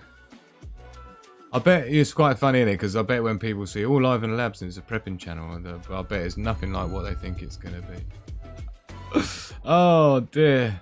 Right, just make a note of that. Concentrate, Andy. 11 by 20. Because again, I refer to these sizes. And then we got number 3. I'm desperate for another cup of tea as well, which is coming up in a minute. So number 3. bitmap generate. There's number 3. Into number 3.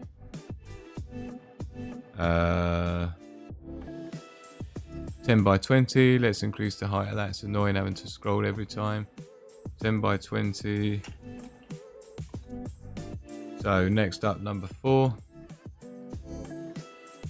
But to be honest, I think one of the benefits is at least it gives everyone a chance to be together and catch up and say hi as people pass through. Do you know how many times am I gonna keep forgetting to look and check the size? Now you see, this is a problem. Now you see here, this is 20 pixels high, right? Number 1 is only 18 pixels high, so you're gonna have to make up for that. That's why it's important to have the font height, otherwise it's gonna end up somewhere different because it's a different height. Yeah, so it'll have to be taken into consideration down here at the bottom where I've got this last thing, font line height. We already know this number 1 is going to need to be 1 pixel above, and so is number 4 will have to be 1 pixel above the Y axis to make up for that 1 pixel top and bottom, which is essentially made up from the way this segment works. If you look at it, look.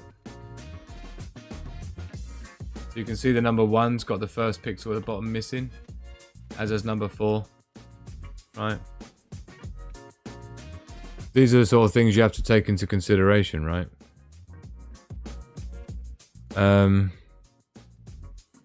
Anyway. And number 3 is a different width again. Look, it's like 10 instead of 11. So we just have to make sure we take that into consideration. So right on, look, 5. More than halfway there, because we've already done 0, don't forget.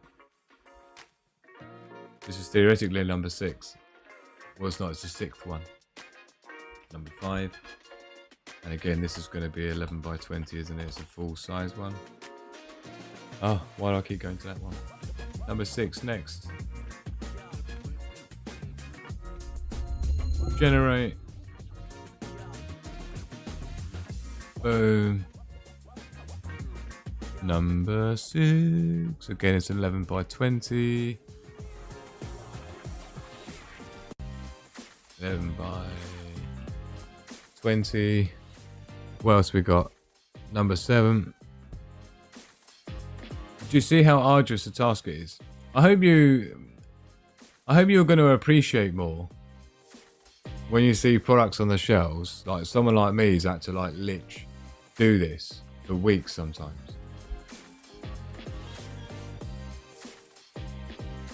$10 by 19.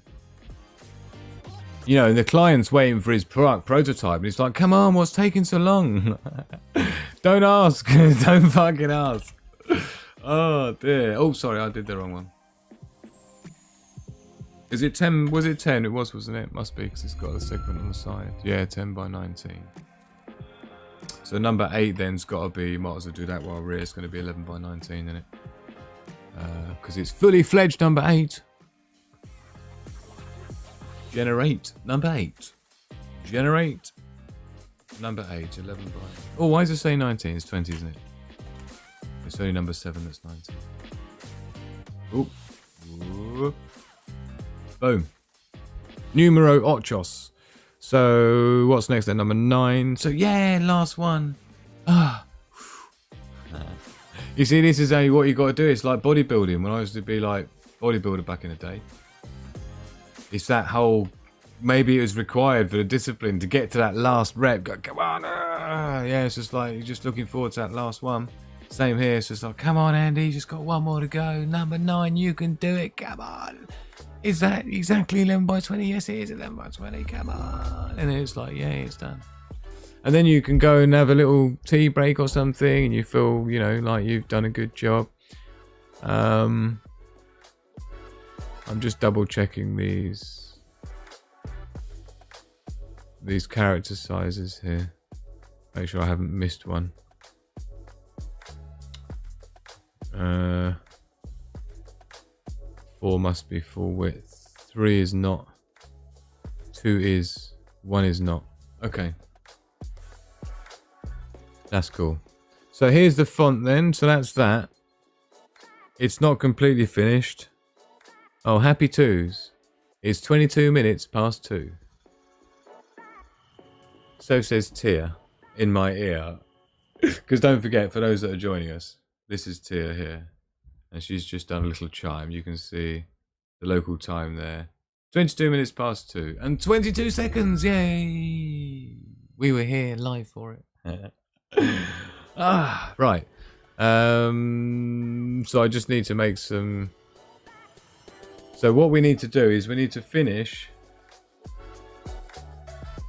the... I've just scrolled down to the bottom now because we don't need any of the other ones. These are like letters from another font, so we'll just leave them in there in case they get accidentally typed and then something will show up. It'll just look a bit funny. But like I say, we only need the numbers here. And we know this is the font width. We know that number 1 is 3 pixels wide, yeah? And the others are 11, aren't they? Unless told otherwise. So let's do that then.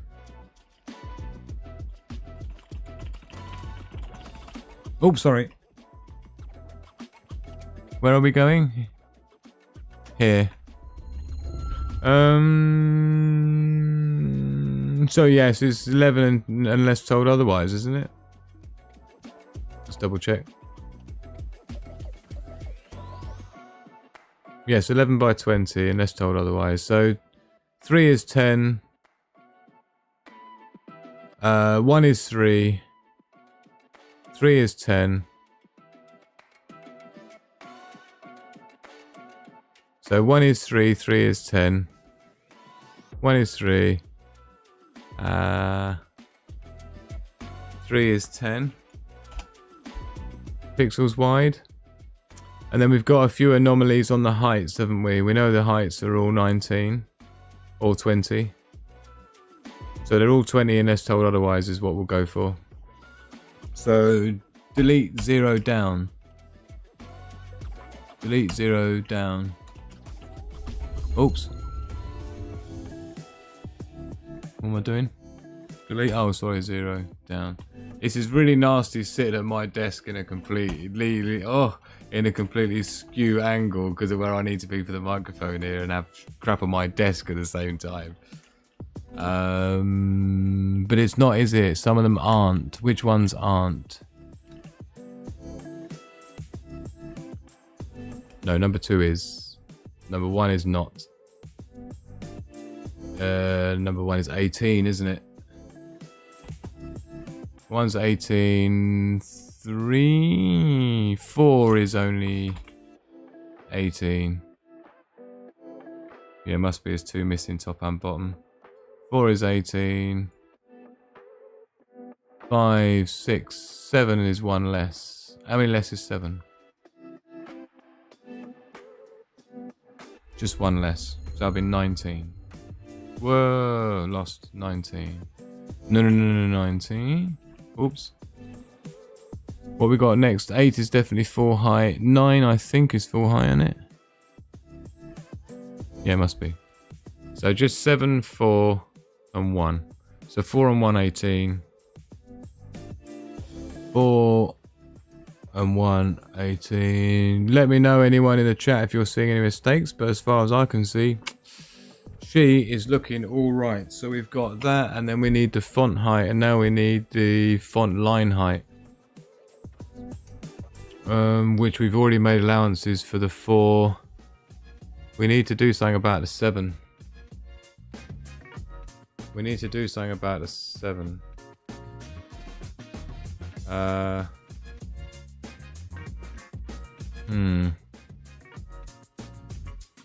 So the degrees 0.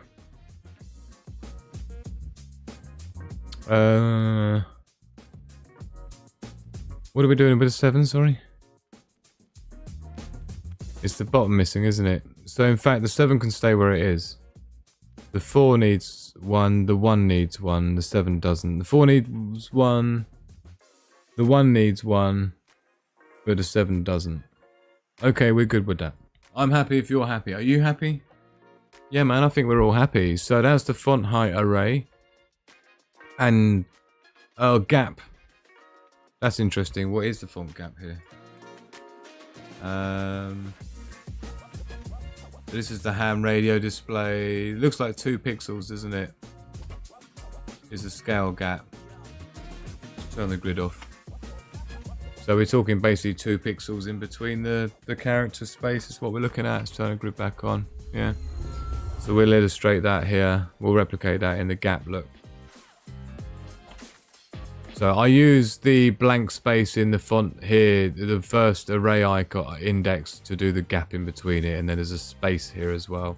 And the space is essentially the same width as the font, which in this case is going to be 11, which is be the same as a 0, which hasn't been filled in, has it? What's going on here? That's the width. 0 is 19.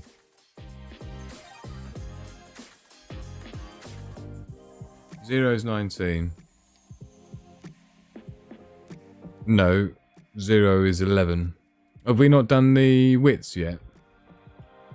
We have. Did that get missed?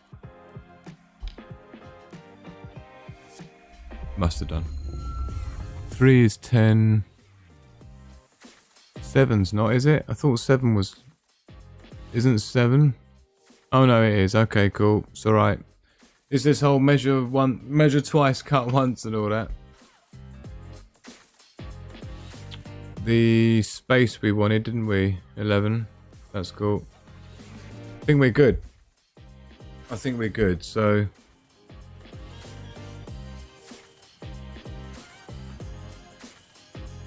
Boom, just checking everyone's okay in the chat. I might have to have a quick biscuit and go and make a cup of tea in a minute. And then we'll start getting that working on the screen.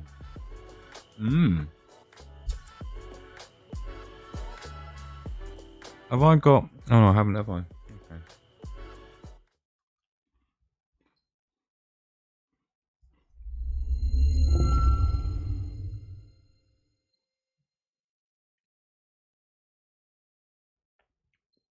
Oh, I want to get her boot page. Look, there's this other little bug thing as well. When Tia's talking...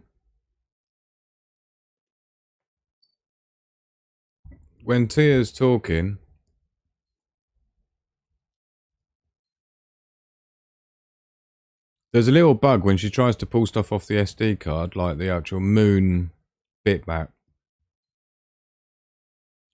Doesn't do it all the time.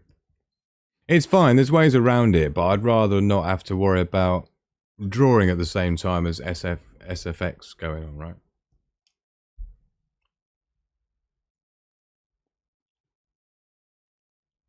Anyway, what we're supposed to be doing. Let's get these sorted out then. So that's that bit done. So we're going to save that. This is the LCD segment. So we'll just save that. This is the other font that I made before, called Progress. Yeah, so again you got all the alphabet, not all the alphabet, but some of it. And again, this font was based on one, and some of these fonts actually that I've drawn over a white box and redone it because it doesn't translate well on TFT. That's the problem with, you can't just take any old font, it doesn't look very good.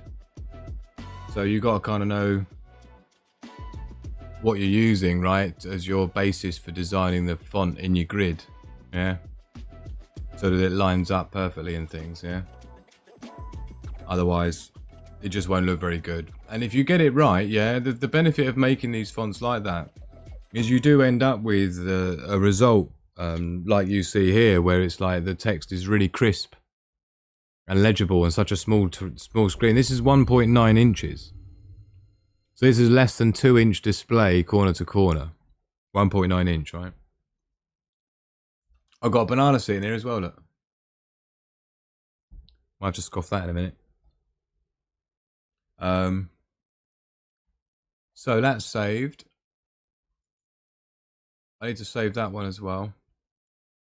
Now, there may be some problems. We haven't tested these on the actual display yet, which we're going to do. We're going to make a little sample page to play with, and we'll put some text on there, and we'll see if we can get a Baofeng radio screen looking mildly convincing as possible. This is the version that the Baofeng has in their manual, and that's all they've got. This is it, which just shows you everything that can possibly light up on the display. So we'll be reproducing this. I'm thinking what I'm going to do is all this stuff at the top, LDS, Vox and all that, and the little notifications and the icon for the battery, I'll recreate that, and we'll just export those very similarly to what we've just done with the fonts one by one, with the characters. We'll do the same thing, but with, you know, I'm just not convinced. Look, if you look at where the pixels lie, yeah, for this text, it's a bit gnarly. It's going to be pretty.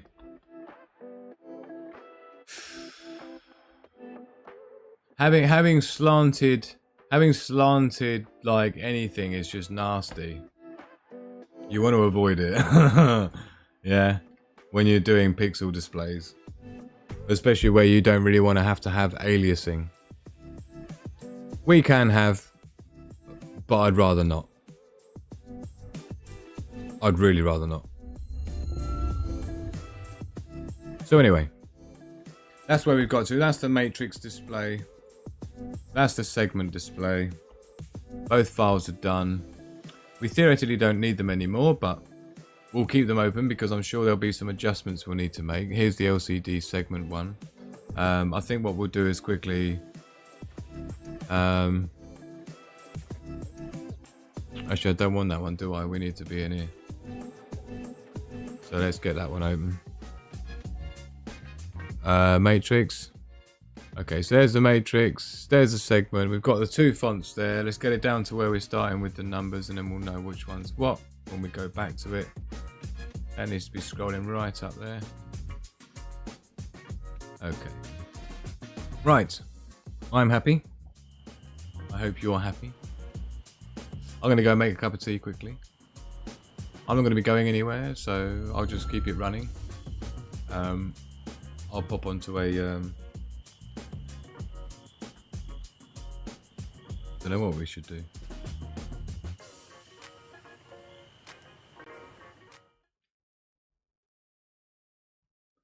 Could leave it on this. Just while I pop to the kitchen.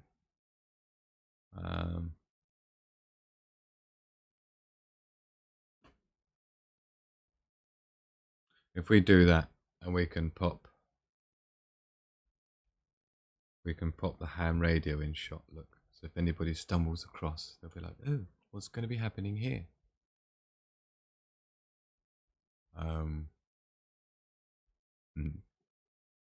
Bless her cotton socks talking away there.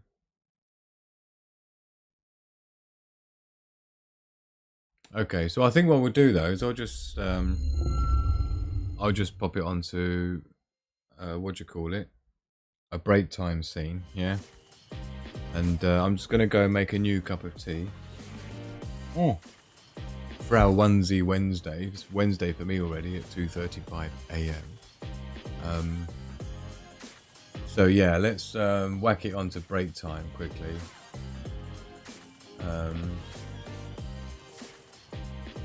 Scenarios break time seems to be the only option I've got here, but we'll go for that because I keep meaning to make a break time scene and it never gets done. So anyway, thank you for joining me. Don't go anywhere because I'm not. I mean, unless you've got something to do, obviously. I wouldn't want to hold you back.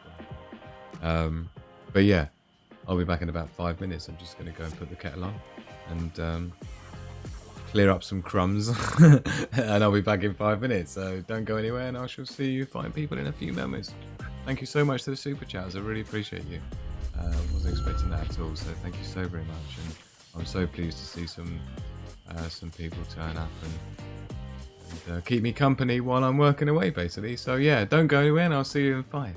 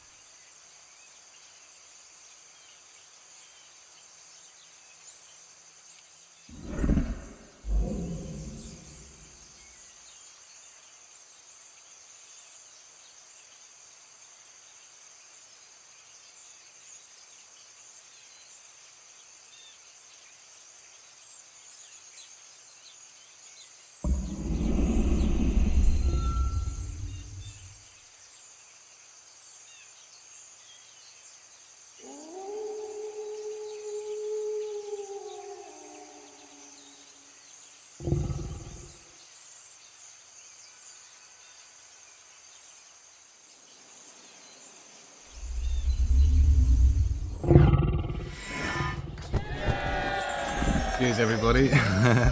We're back. Right, got my tea.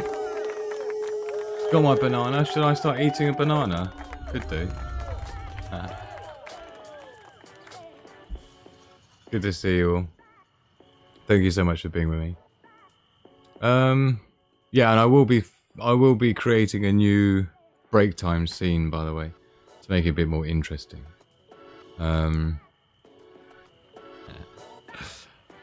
No, my microphone's solidly on the desk, so I can't take it with me.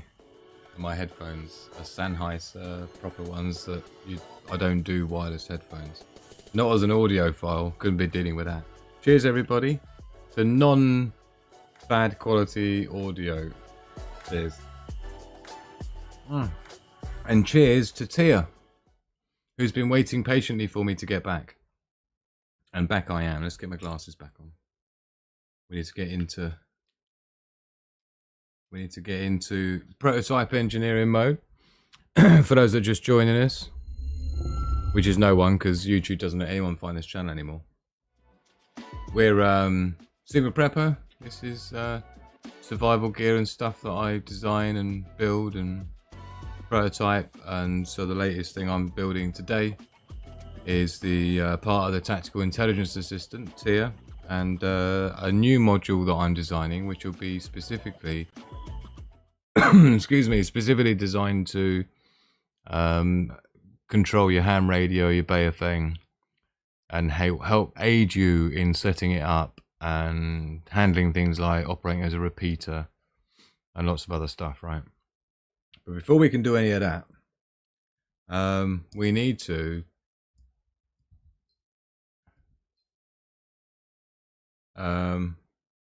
right, I've got some tunes back on. I'm hearing different tunes to you. I'm hearing these tunes. So right, let's see where we got to. We need to make a ham radio page. So like you've seen these pages here, I need to make a ham radio one. Do you know what I'd like to do though? I really want to clean that display. Hold on.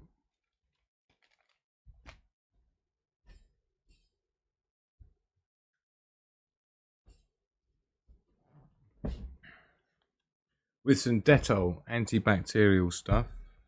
It's not really glass cleaner, but it's all I've got in here.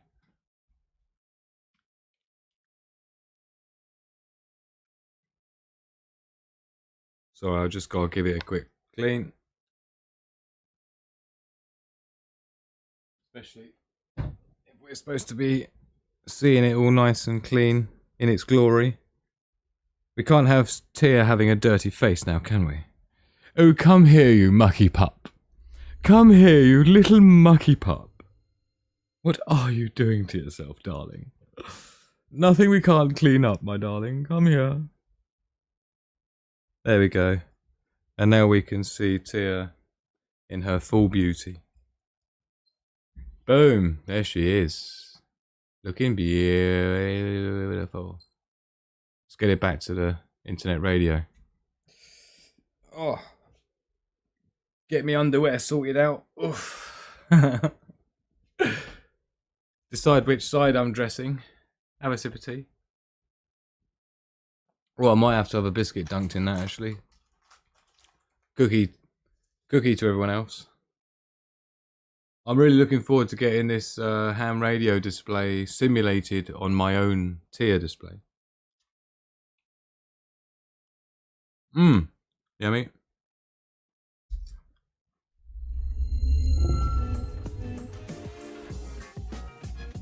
So we're recreating this display for the ham radio on my TFT display, which is going to be this size.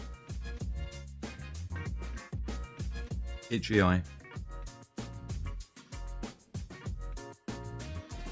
So this is what we're making, but I've got to do it in code.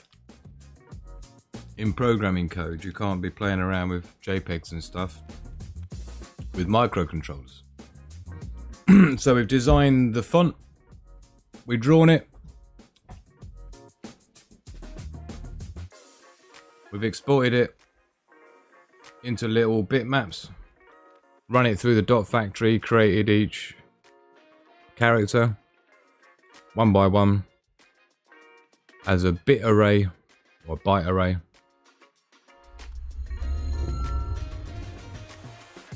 And here we go. So that's how far we got. What we're going to do now is integrate that into the main program. This is the main master program. What is going on with this chair's wheels? I'm using my high back chair instead of my low back chair just because I don't like programming when I'm uncomfortable.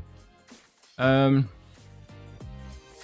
it's not great for the angle I have to sit up for all the microphone, the camera and everything else I've got on my desk in front of me. So we're going to call that, what is it? LCD segment S, small. Right. That's the library. So that's this file here we've just, that's this file here we've just created. Right. With all the characters, it's only the numerics that we're using. And obviously then the sizes that we just entered in. So we're now adding that into the libraries, so it's going to get pulled in when we compile this onto the microcontroller chip that's inside here. There's another one here. This is a brand new one that's supposed to be for something else. This microchip here is the microcontroller I'm using, an ESP32S3 with a few enhancements on it. Plus obviously the TFT screen, which is quite handy for development. So we've added that library in. We need to add it onto the array of arrays. The array of arrays, that's right, the array of arrays. So here we go. This is the one I made earlier. We need to add another one on. Font ID++ just gives it a unique number to reference it by. So we want, what is it? Segment S. This is going to be cool. LCD segment font small. That's then going to go on here. We need the F underscore. I think that's about it. So what do we want? When do we want it? Now. What am I doing? Text. So let's add that on there as well then.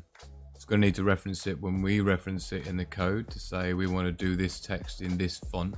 It's going to look to see if it can find the font that we call it. So segment, which is going to be small. And this is going to be, was it 20 pixels?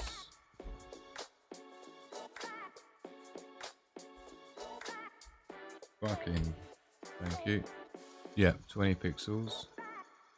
So we got 20 pixels high font, and this is called LCD segment S and LCD segment S. I think that's it, innit? So this is my font drawing functions that I've developed over the years, which allows me to do stuff like some of this funky math is just basically figuring out where to put drop shadows if I have the option of a drop shadow or a bevel on the font. You might be able to see it very subtly there. Let's sort the focus out for you. You can just see on the clock there's like a little drop shadow on the text. The TX and RX at the top there are that I've actually got an effect I've done here to make it look like they're beveled down. They're like engraved, sort of an effect, right? So the way I do the drop shadow is I just print the font in black. In a rudimentary way of explaining it, I print the font in black first and I print it again slightly higher up in the color you want it, and then you get the drop shadow. It's just I do that 3 times with a different gradient of drop shadow, yeah, manually. But yeah, that's what we're talking about. Let's just come out to maybe here is better. I would have it on auto zoom, auto focus, by the way, but it's just so incompetent at working out where we're supposed to be focused in. Right. So I think we're pretty much done now. We're not done, but a little bit done. Let's save that. We're going to compile this onto the processor in a minute and see if it even works. But before we do that, we want to make a new page. So I think we'll take the web radio page as our page and we'll just copy and paste this one and then we'll start messing with it. I'd like to have the intro sequence at the beginning as well because I spent ages on that and I'm not quite sure where it's gone to. So let's just paste that down there. We'll keep that as it is, and then this one at the top, we're going to call that draw web radio page. We're going to call this draw ham radio page, right? Now, this is a new function. So what I need to do is I've got on the TFT tab here, this is what controls the TFT display overall. You see the manage TFT. This is that decides what we're just hold on, let me just get this off my clipboard. Draw a tier page. Oops. Let's try that again. Draw a tier page and then we'll just cut that out, paste it on here. Is system page equals 5. Draw ham radio page, and I think max pages equals 6. On the boot sequence, when we get to the end of the boot sequence, the system page, it sets it to 0, does it? Okay. What is 0? Draw web radio page. Okay. So in that case, what we're going to do, let's swap those out because I just want it so that when it loads up, it's just going to load up on the page that we want. That's it. So now page 5 is the web radio page and ham radio page is on page 0. So that's going to come in here. It's going to load this. And what we'll need to do is basically lose most of the things out of here. We don't really worry about the web radio, doesn't need to do anything. So we're just going to modify this page that you've seen playing. We'll keep some stuff on there. We don't really need anything on here really, apart from I'd like to have the cutout because I might make that the same as the ham radio display as the cutout. So what I'm thinking is I've just duplicated this page. I've duplicated this page, so I'm just going to take all the stuff off we don't want. And we'll use it as our template, and then we'll start building stuff back. But first of all, what that move that house thing in the code, that's going to be, there's the RX and TX. We don't need that. So we're just at very least, we don't need that lot either. So we'll comment these out. Just a double / the time box. We'll keep the time in there for a laugh. In fact, we'll keep the RX and TX as well, because do you know why I have that there? Because it actually helps me to know if it's crashed or not with the flashing LEDs. So we will keep them in there.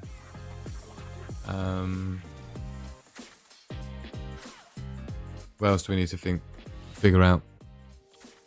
The equalizer bar, we don't really need to worry about. We're not going to have that on there. So this draw equalizer, we'll comment that out. We don't want that. It's a lot of processing time as well.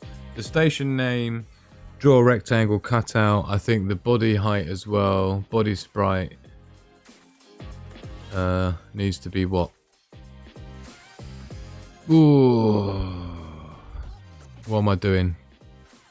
Cutout height equals 48. What is that referring to? Is that the bottom one? I'm just working out. I'm working out how I've built this page ages ago. So cut out H time box. The equalizer is based on equalizer Y. We then draw the equalizer, which we're not going to do anymore. The digital clock will keep. Start web radio we don't want anymore. Let's lose that. Update metadata we don't need anymore. Oh, hold on. We do actually. We're going to use this update metadata as where we're going to put in and test our new font. So you see where it says Motorola? This one we're going to call that LCD segment S, right? This is our new font we've just made. So that's the move the house one. And we're going to have to do the same here. One erases it, one draws it back on when it changes the radio station. So all we're going to really need to do is this, and we'll just do that when the page first loads up. So this draw station name URL box, that's fine. So we're going to draw that in there, and we don't need to keep drawing it each time it cycles round. It's just going to do it once. So therefore all of this update metadata can go. This is the LEDs flashing on the TX RX part of it. You see here these two things flashing to imitate LEDs. Is just so I can make sure the system hasn't crashed because they're still flashing. You'll be surprised. We can just tidy it up a little bit, and then of course this is where we reset watching for stuff. So okay, that's cool. Now what else can we lose? I think that's it. I'm just interested to see what this is going to look like. And what I also want to figure out is why we're not getting my boot screen. My tier boot screen that I spent years making. It's not really years. Little bit years. An inordinate amount of time. Here we go. Tier welcome page. While not, this exclamation mark, by the way, means not in programming code. So while this tier boot page hasn't finished playing, keep doing it, and it'll just go. It's running around inside that played tier boot page, which is actually down the bottom of here, somewhere. Played tier boot page, you see, and this bill here. When I get to the end. When it's done all these things, it waits in order to do all these different sequences. She says stuff as well. Yeah. The sound effects module that I designed. She does her thing. There's a little sound effect there she plays. Go ping, look. This is phase 12 of the intro sequence, right? Intelligence, look. And there's a sound effect. MP3 starts playing. I've got to connect to the SD card to do that. There's loads of stuff that goes on behind there you don't need to worry about, which took forever to figure out reliably. Intelligence, middle name and stuff, right? And then I'll do a fade to black loop sequence here. And then we wait until we finish that, and then we move on. If it got to segment 19, we know we're at the end of that sequence, and then we return true. So what that does is that up here where it's sitting there waiting, saying, well, while we ain't finished playing the tier boot page yet, because there's the while not with the exclamation, while we haven't finished playing it yet. So the minute this returns true and then sends back a true, this is then, it's not, it is. So then it will move past it and go to the next line of code, which is to start the Wi-Fi. Then it starts the real-time clock functions. Then it starts the ESP nodes, which are my security, survival, tactical sensors, let's call them. You know, the tripwire sensors, the motion sensors, and Geiger counter sensors, and all the rest of it. We start the power systems and so on, right? So I think we're just ready to compile that now. It takes like 45-60 seconds to compile, so you don't want to keep doing it needlessly. We'll make sure we've made enough changes to warrant it, and we'll make sure we've double checked everything so we're not going to waste our time getting an error. So draw ham radio page, the TFT display controller here, draw ham radio page, looking good. What else are we doing? We've added the fonts in. We're going to have some problems with this, that page layout down there. I'll figure out. I thought I'd done it with a body, a background body ID height, but I'm not seeing it anywhere.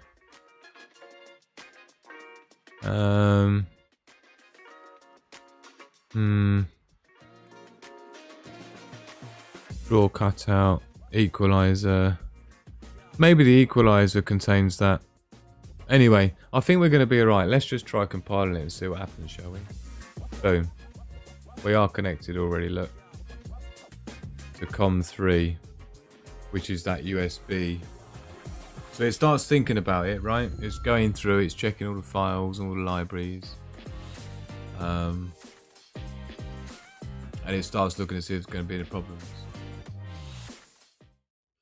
And so when we come back, when it's compiled, if we haven't got a problem, there might be some errors to iron out. We'll see. I won't know for a few seconds. But when we come back, what I've done is we've changed out this move to house. We've changed the font to the new one we just made. The segment, LCD segment looking one. And we'll have to see how convincing it looks. Let's see. What's going on with this compiler? Behind me, actually. Behind me here. Oops, sorry. Behind me here is the little progress bar. It's compiling it. It's working it out. There's an awful lot of files getting sucked in here. And each file's got hundreds of thousands of lines of code on them. So like, they're like driver libraries and my own libraries, like the ones you've been seeing. Like those fonts are all libraries. Like this here, this is basically a library. I've got other libraries that do different stuff. You got stuff like the TFT. This is the TFT driver library. Yeah. So this is where you configure all the hexadecimal 565 hexadecimal values for the colors, the raw colors. Yeah. And then you got all your functions here for drawing lines, dots, squares, right? Round, rectangled, round, rounded rectangle, sorry. So these are all the functions I can do to the TFT display to make it do stuff and show stuff, right? I can read bytes, so I can see what color a pixel is in a particular position on the screen. Yeah. And some other nasty stuff. So this is just the thing that runs the TFT display. You don't see that in my main program because all of that... Oh, look. We're in business. Oh, here we go. I've got her voice as well. Beautiful. Isn't she gorgeous? Oh. It's not looking good. But it is looking good at the beginning. You got to hear her doing her bidney when she boots up. So let's figure out what we got to fix then. So first of all, I was right in thinking we would have a problem with the... we can zoom in a bit tighter on that. And get the focus sorted out.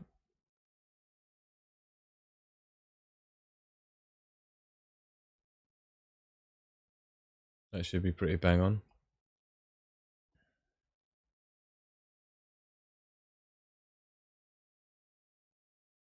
There we go. Right. So what's wrong with it? Okay, I need to make up that space. I need to make up the space. Equalizer Y. Okay. So in the code here, this is the draw body sprite. This is the way I'm doing it. I just renamed it recently. So in the UI, which is the user interface tab, I've got all my functions that I've done that makes the graphics the way it does, right? So this is the page subheader, and you'll see there's a draw body. This was the original draw page body, and I've changed that now to be a sprite based one. So draw body sprite, you can see the way I'm doing it differently, and it just draws it much faster this way. By millionths of a second, but it adds up. It adds up. When it's drawing it 100 times a second, a millionth of a second is quite a lot on each of these steps of manipulating the display pixel by pixel, right? Now, the way I developed this algorithm here is it just allows me to give it a Y start and a Y end on the Y vertical axis, and it'll draw me a page body, making it look the way I have it look, with these bevel sort of looking lines, horizontal lines that have got shadow 3, background highlight 1, so that's slightly different shades of color to give highlight, right, to make it look sexy. So draw body sprite, this EQY is here. This is the high time setting of the background body. This is why we see here it only comes down halfway, the background body color. I need that to come down to there so we've got enough room. We're going to deal with the fact that the font isn't showing here in a second, right? We'll figure out why in a minute. We've only just made it, don't forget.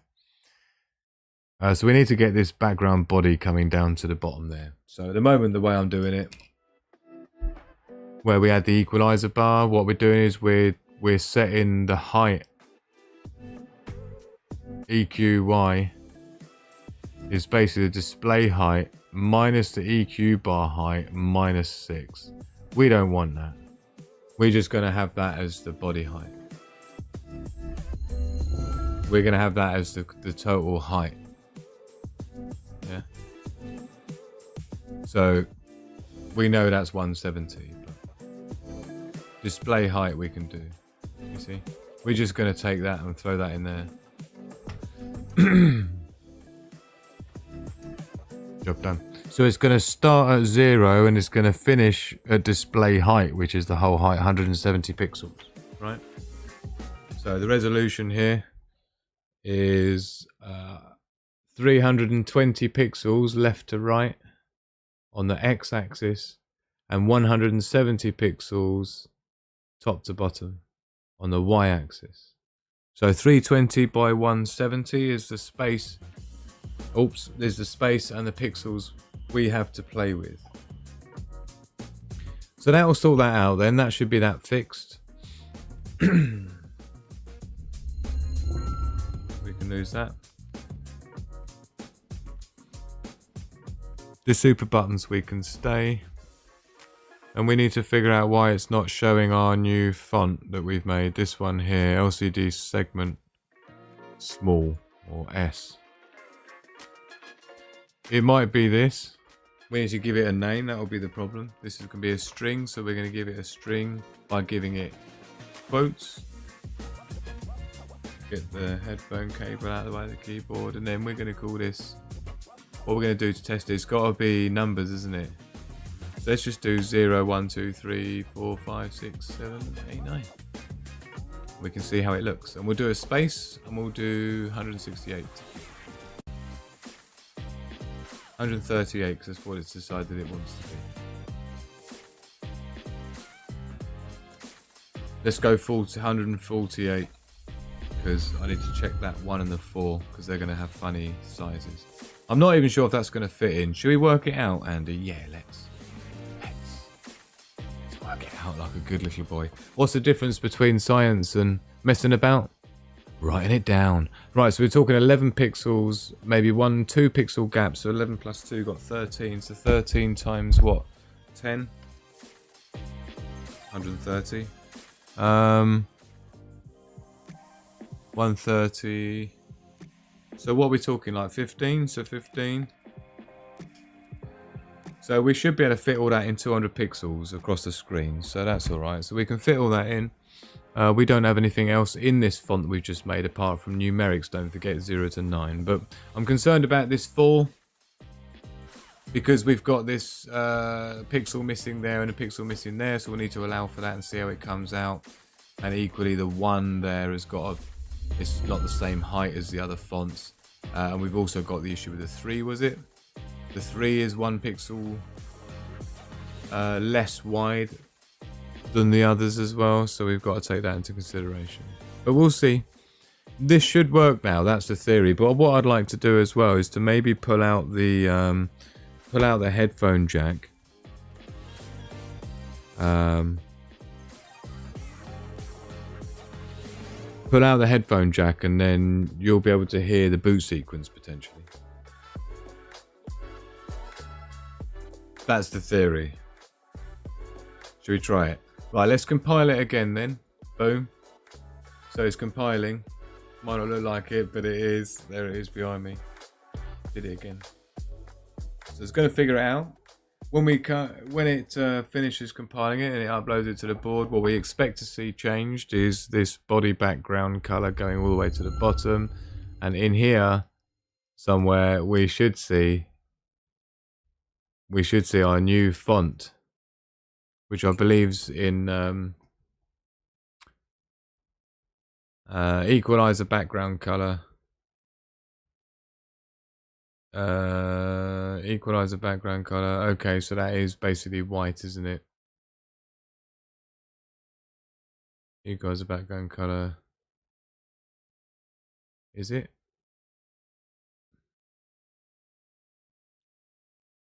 I'm just working out what it's going to even be showing there. It's funny how it turns out on this page, for some reason, the background music is turned off. Which is no biggie. It's still compiling the sketch, by the way, so we're still... Noel Marie there, Andy, I thought my work was tedious. Yeah. It's not that bad, is it, Noel? But yeah, now you know why things take so long, and you know it's difficult to put it into monetary value as well when you design a product, and you know all the prototyping that goes into it, the research, the failed attempts. It's tricky. So it's still compiling. So this is what we should see on the screen. I can't quite figure out what color I got going on here. It's the data color of the equalizer background color. The equalizer background color is color glass.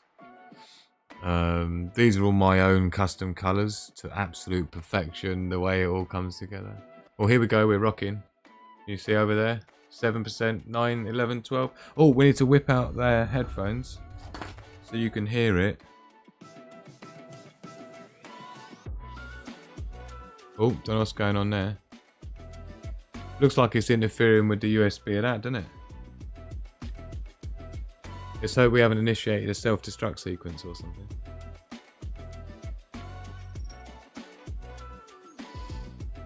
Frontier, your tactical intelligence assistant. Intelligence is my middle name.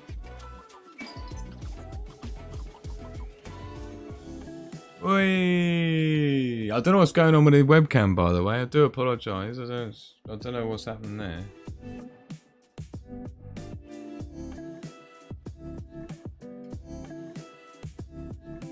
Seems to settle down now. I don't know if the USB is interfering. But how cool does that look? Yeah, that's pretty convincing, isn't it? Let us know what you think in the chat.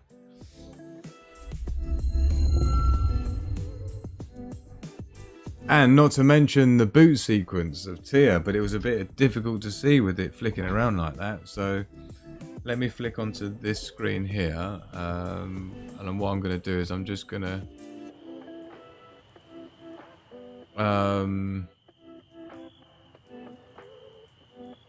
what am I going to do? I'm going to go onto studio mode. And then I need to go to desk cam capture. I think what we need to do is Just deactivate the camera. Reactivate the camera.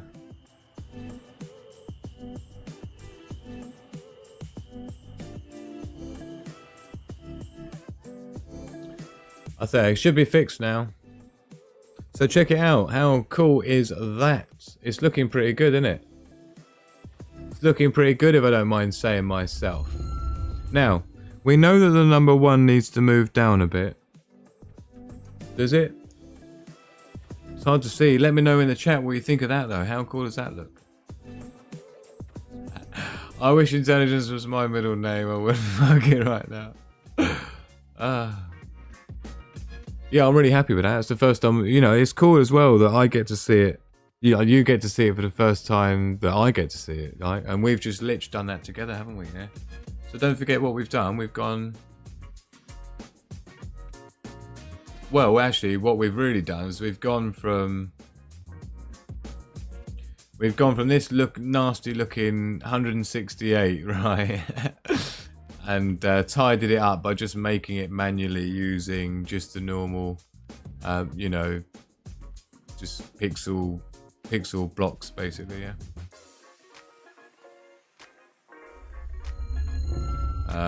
And just make the shapes literally, right? That's what we've done.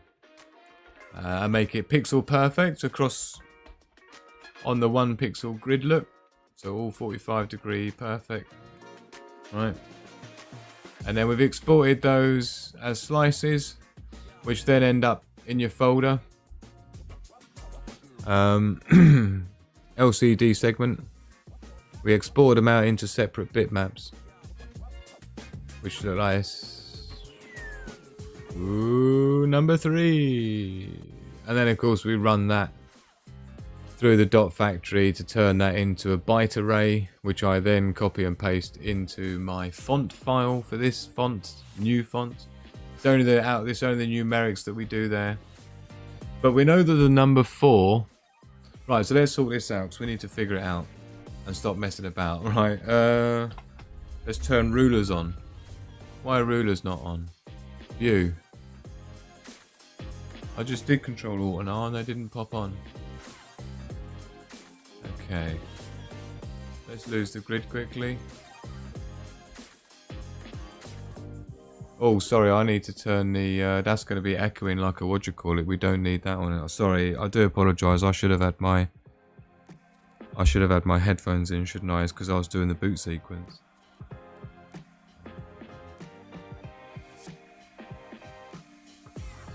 That's fine. We'll figure it out. So the number 4 is 1 pixel lower. And the number 1? Yeah, so number 1 and number 4 needs to be 1 pixel lower.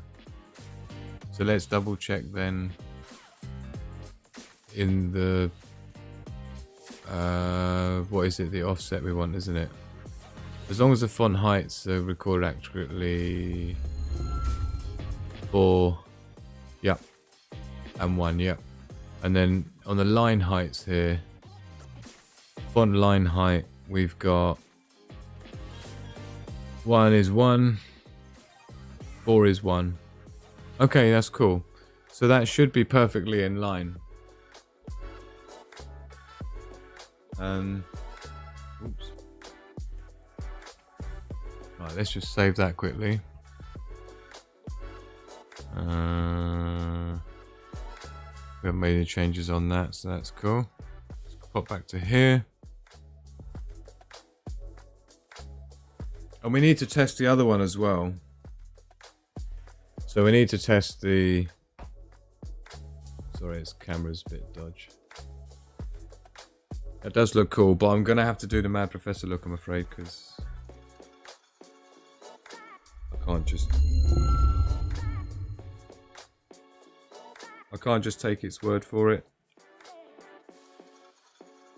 I need to check it properly. Sorry, bear with me.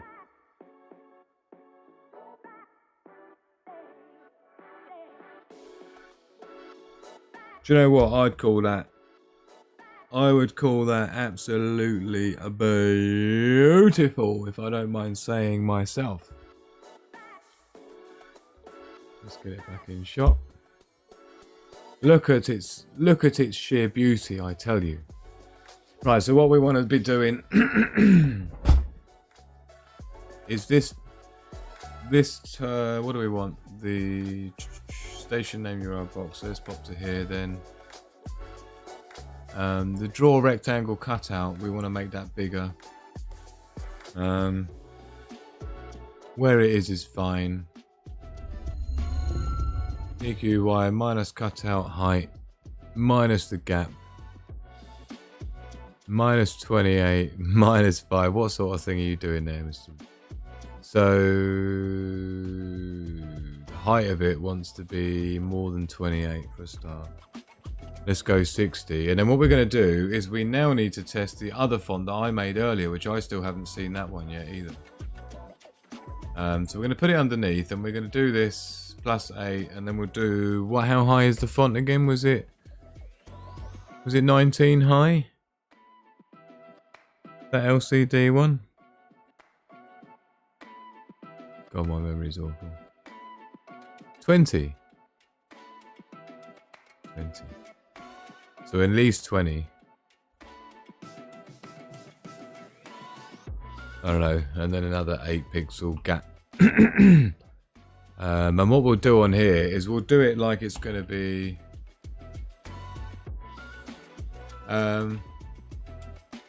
should we use what the thingy-bob is on the Bayer thing? Look, 434325 434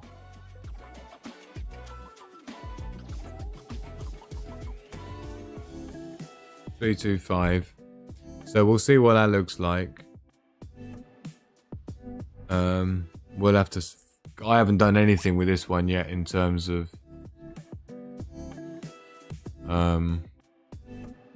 configuration, particularly of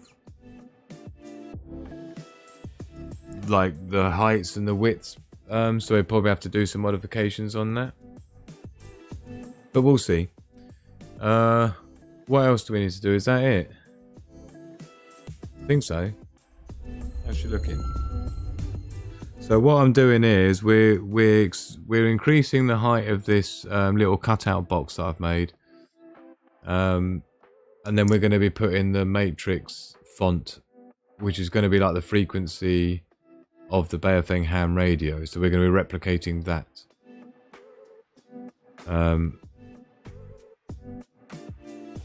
We could do it going right the way down, and then what I'll do is I'll change the colours so that this background.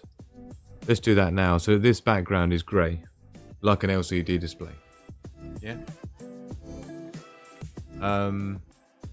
Now, so these are my available colours here that I've already made. So we'll see. Probably silver's going to be more convincing. If we go colour silver, for the cutout, the draw rectangle cutout, which is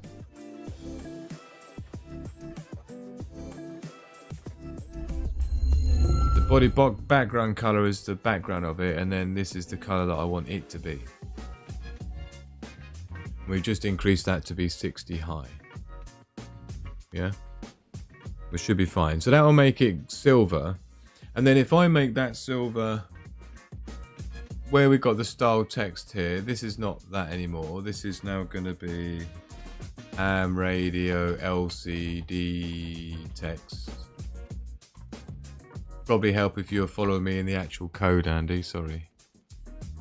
So ham radio LCD text here. So this is the LCD numbers we've already got there. This is the new line I've added to test out our. Oh, good point.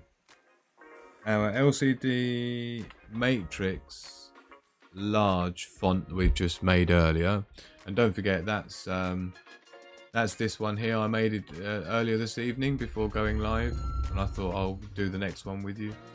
So this is the one I made earlier, and you see for this one I've had to use numbers and capital letters, and that ended up looking like this, converted into bit array code. But the thing is I don't remember spending any time double checking all the sizes, but we will do. in a second. So we are, but I've never seen this font on my display on my TFT yet in my life. So we're going to see that for the first time as well. So just shifted that font down by the 20 pixels that we know these are high, plus 8, which will allow for the 3 pixels of drop shadow under that, and then a little bit of extra, and then boom. I'll be tempted to go 10 on that actually, and then it will print that in that font, left hand justified. So this is interesting. Now this equalizer background color, I need to change it to else. I need to create a new variable, body background color equals color tier, and then I'm going to do a LCD background color, which is just an index, just a number between 0 and thingy bob. 0 and 255, just as an index number ID code of a color system that I've built elsewhere. In this case, it's color silver. So we're calling it LCD background color. That's also the same thing as we're going to call the rectangle cutout background. And then in here as well, this is going to be the background color. Right, now the color silver is a bit tricky because the way I've done my custom, because what I basically tier is actually my own custom operating system. It's not like a program, it's an actual operating system that you then put programs on, is more what it is. So in the themes is all the colors that I've defined, which is part of the tiers theme. So all of the colors sort of go with each other. We need silver. So the silver here, the data, the color of data for silver is like a dark 30, 35, 45. It's like reasonably dark. Icon's even darker. But I think data's fine for color silver. It's got a slight extra bit of blue channel, which is actually perfect for LCD if you think about it. It's a slightly blue, black LCD liquid. The liquid crystal. The liquid is not perfectly black. So that works out good then. So by using the data variant of that color, the LCD background color, which is silver, should end up looking quite convincing. But we're going to find out right now. So let's do it, shall we? I'm keen to see. Let's hit compile and upload. And let's see what happens.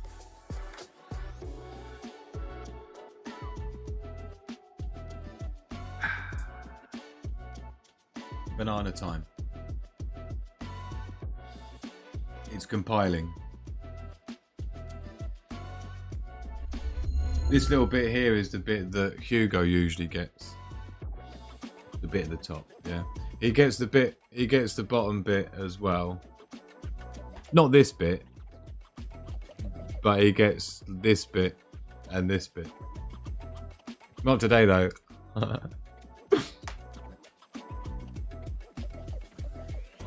So let's wait while it compiles and say hello everybody. So I don't know how many millimeters 1 pixel is. I suppose I could work it out. Roughly. There's about 43 millimeters wide, the display. So 43 divided by 320. So each pixel is 0.13 millimeters. 1 pixel. Or 100 pixels wide across, yeah, would be like 13 millimeters. Half an inch.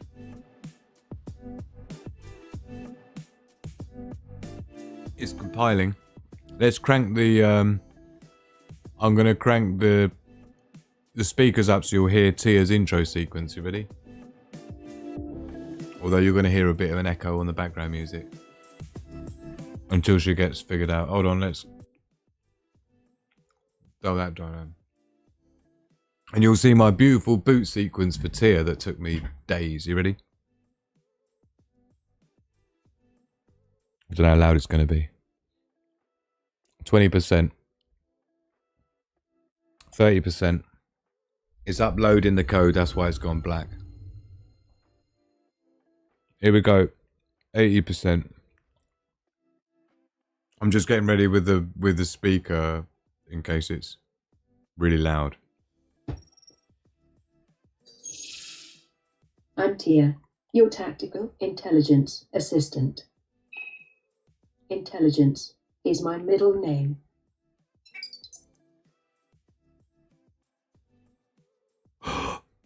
But I mean, just the boot sequence alone, who wouldn't want that, right? Who wouldn't want to own that in their bug out bag? Let me know in the chat. But obviously we got some work to do here, look. But it's fine. It's okay. Don't worry about it. We'll figure it out. I can tell you already what's happened. Let me know in the chat if you think you know what's happened here. But the font actually looks like, I can tell already, where's the wrong background? It's going to look alright. I can tell you already the full stop. The full stop's not in the right place, but other than that. But let us know what you think about the boot sequence that I came up with for Tia.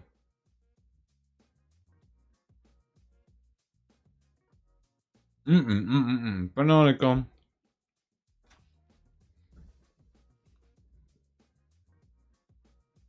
Is there any rules about eating on YouTube, like mukbang or something?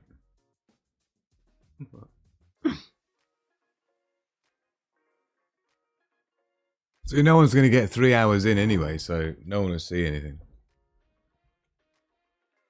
Okay, so what's happened here then is basically what I've done is I've changed the background color of the time instead of this part, and also 60 pixels isn't high enough.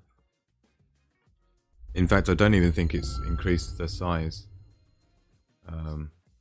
So I don't know what I've done there, but I've changed the wrong thing. It does say quite clearly time box.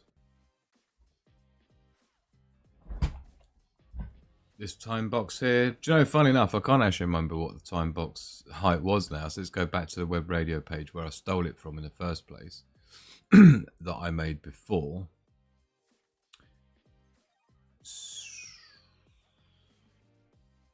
28 high. So it should be 28 high. Let's put it back to that. Time box 28 high, not 60. So what I've done is I've changed the background box size height of the time top right instead of the ham radio. Here's the cutout for here, look. So this is the one I should have changed. And if that's 48, then really I need that to be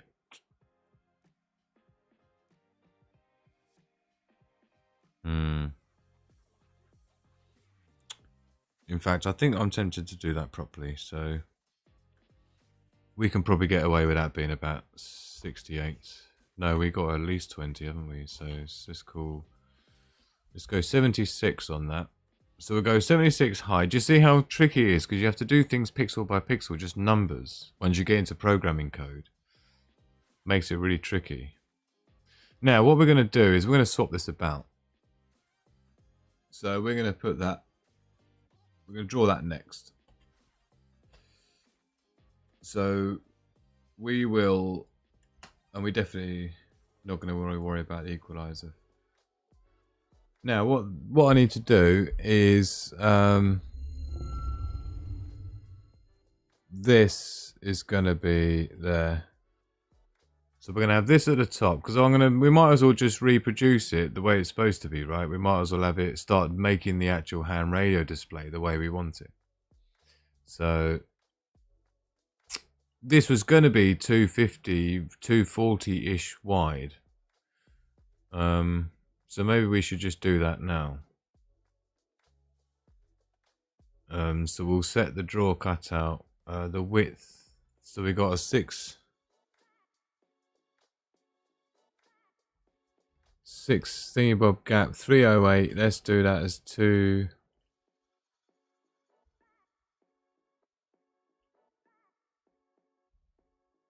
Let's go 250. Let's go 256. So we want 256. So 320 minus 256 divided by 2 equals 32. So if we do a 32 pixel gap, so we'll start it 32 pixels in, 256 wide. That'll center it. 76 high is probably going to be about right. This is the one. This is the one that needs to be silver, not the clock one. This LCD background color. Yeah. I was supposed to put that in here. Not in the time box one, right? That's the problem. Right, so what we're going to do, this doesn't want to be under it. We need to have 2 of these because that's how a ham radio looks. There's 2 numbers above each other. We know it's 29 high, so it's at least 29 plus another, let's call it 12 gap between them. It's not 12, is it?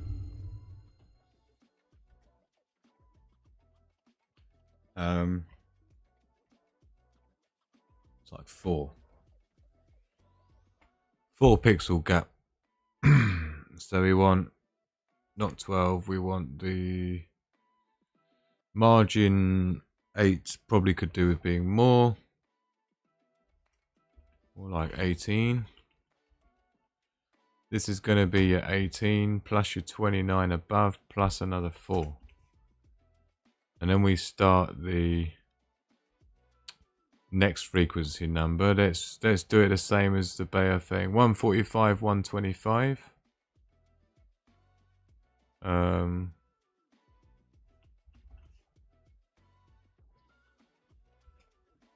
So 145, 125. Okay. Now, what are we doing? I don't know, Andy. If you don't know, we don't know. We need to go the opposite side. We know where that's going to be because it's going to be wherever that ends up. So we got 32. So we need the 32. This is the X now. 32 across from the left. Plus the 8 margin. And nothing else. No, sorry, that's a lie.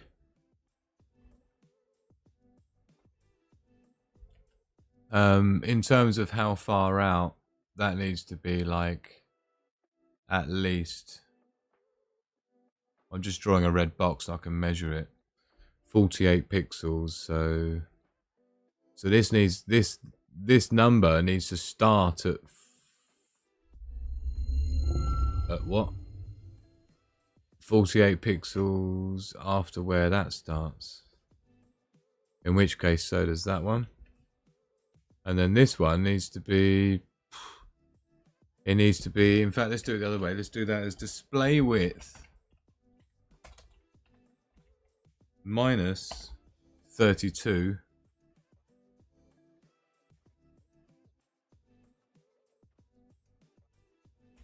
minus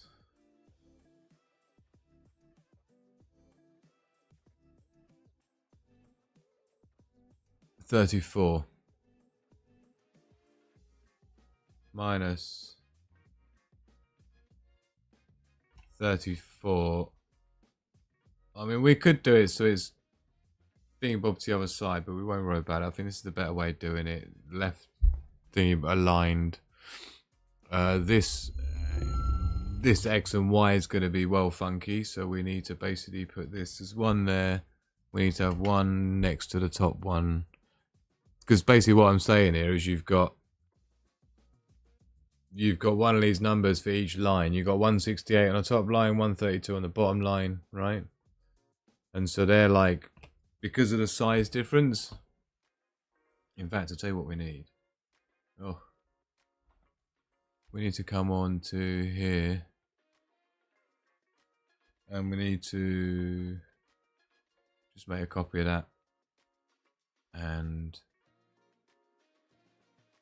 if that's about there, because we are scaling it up very slightly. So how many is that? 1, 2, 3.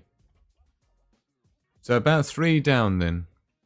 So wherever the number is, it wants to be 3 lower than that.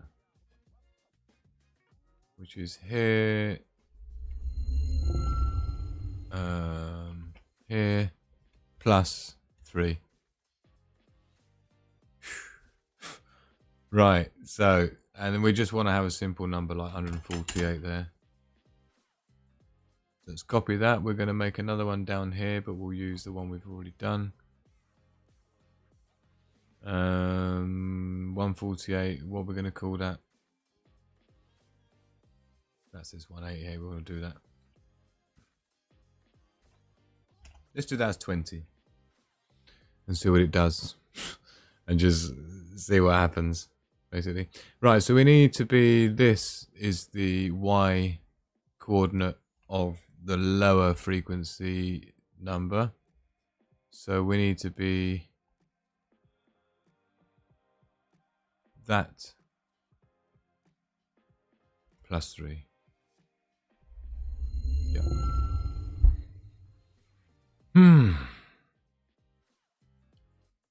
Okay. So I think we're kind of there or thereabouts. Let's see, just check back with the display and see what's going to happen. So what have we done then? We've repaired this thing we changed here that we didn't mean to. The time background. Back to black. This box will be bigger. We can't see this going on here because it's on the wrong background color. And equally this, so we can't really tell what this is going to look like yet. I don't think we need shadow bevel. I don't think we want shadow bevel on the large dot matrix display. In fact, I don't think we need anything at all. Yeah. Just 0, to be honest, because this is LCD. We don't generally have shadows. In fact, yes, we will, but we'll just have a shadow, and we'll do a shadow 2. 20, just a shadow. And again, this is my own graphic drawing library code that I've done to allow me to do things like shadows. You don't normally get any ability to do that unless, like I say, I'm just printing. I'll show you the trick. So this is the draw styled ASCII, so just a character. This is the thing that draws a character, but it goes, it does it all along, but this is doing 1 by 1. It comes in here and it says, look, do they want it to have a shadow bevel or a shadow? If so, if depth equals 1, I've just set it to 2 for the next thing. What it'll do is it will whack in whatever the thing is, and it will do a -1, +2, -1. This is to do, it gives like an outline around it. Yeah. You've got embossing, engraving, right? So I just made all this to simulate drop shadows and bevels. It just makes it look cooler. In my humble opinion, anyway. So that's what we're doing.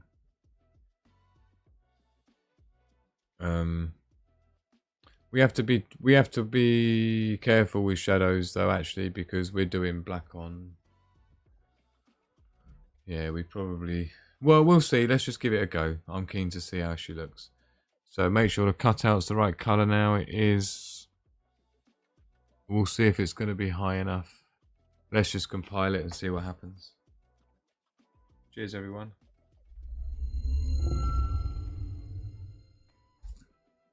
How exciting. We'll turn the bevels back on. I'll probably need that in a minute, actually, just to check the dot matrix. It's totally configured.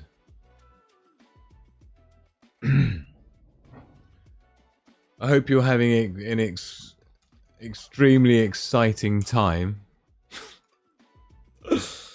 I know it's probably boring, but this is how a product is born. Survival gear and all that.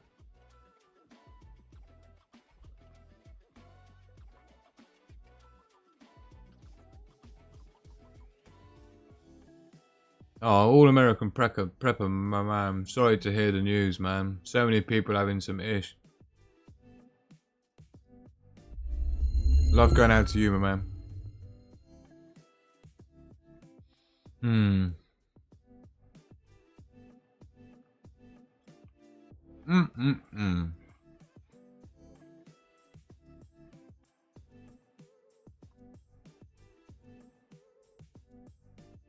I did it again. Not long now. Do you see what I mean about how long it takes to compile? We're still waiting.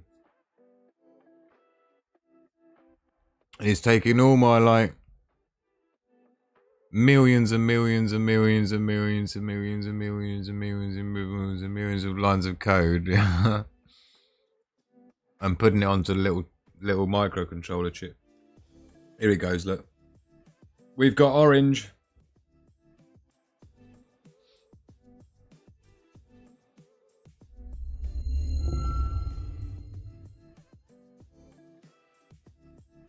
Here we go.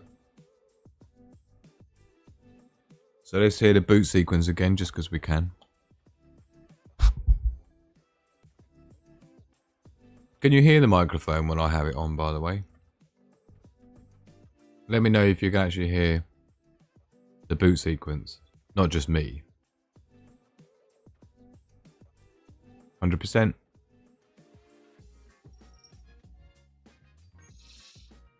I'm Tia, your tactical intelligence assistant. Intelligence is my middle name.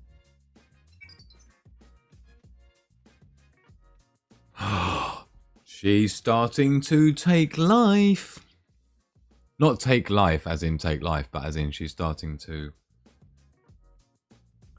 I'll tell you what, when you see that in real life, that is actually quite convincing as an LCD screen.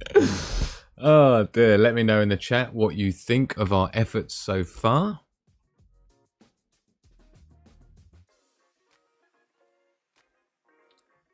Okay, thank you, Daisva. You can hear Tia. You can hear nom nom nom, yeah. Pedigree monger in the house. Okay, cool, you hear Tia, that's good.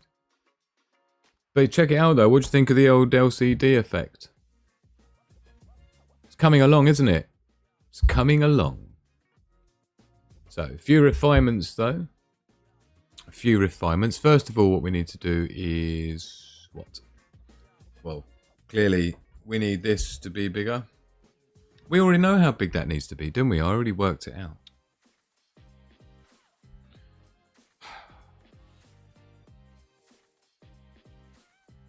This is it. Oops, I need to turn that down.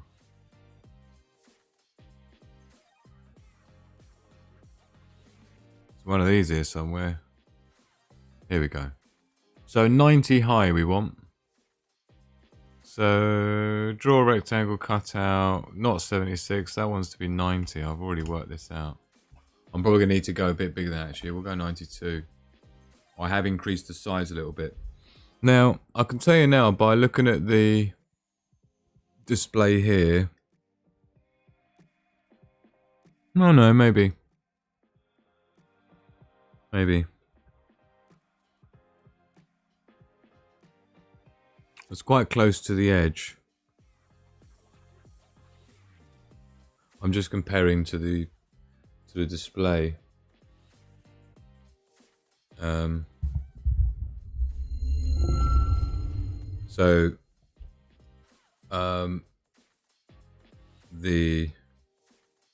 This 48 up against the edge here looks a little bit tight. So we'll sort that out. Let me check the actual ham radio.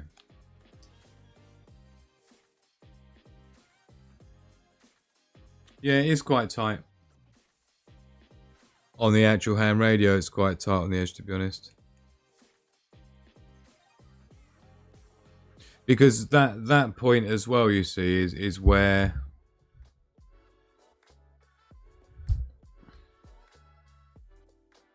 you can see,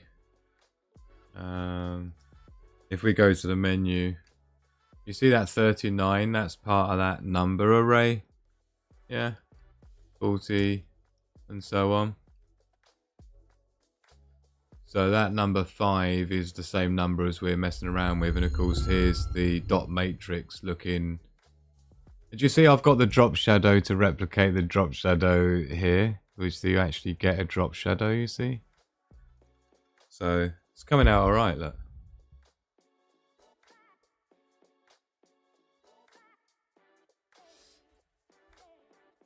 Oh, it's so exciting. Do you see how rewarding it is? Product design. Seeing it come to life. You don't even know what it's going to be or what it's going to do yet, and when you find out, it's going to be cool. Okay, so that's pretty tight to the edge. We could do with maybe pushing that over to the left a little bit more. It looks like we've got plenty of space between the 325 and the 148 because we've got to fit in there. We've got to fit this 75 and 25 in there.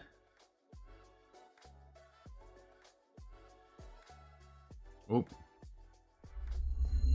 Why isn't it letting me do the hand thing? It won't let me do that either. That's annoying.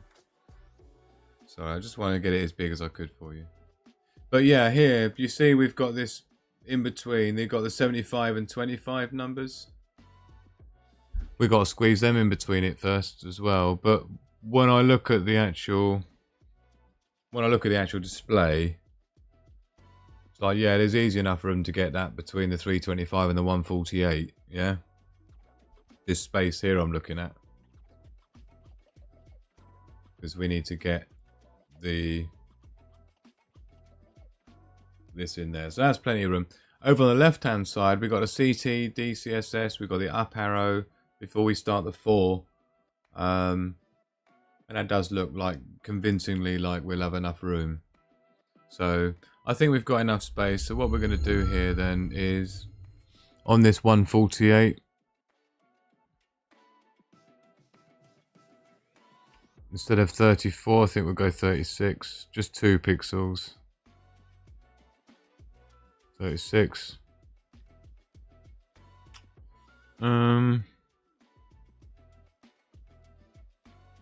We know that's going to be 90. I'm not sure if we've got enough height. I need to keep my microphone facing me a bit better for you. Try and bring it a bit closer for you. So there's space at the top there. I'm not sure if I've got that right, have I? Let's check.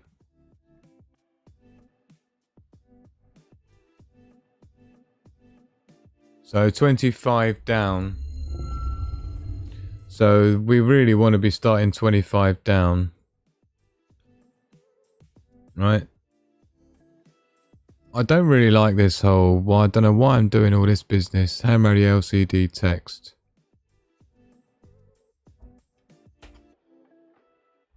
LCD background, that should be Hammer LCD. Oh. Display. And we're going to tidy this up for a start. Where do we even need to start that?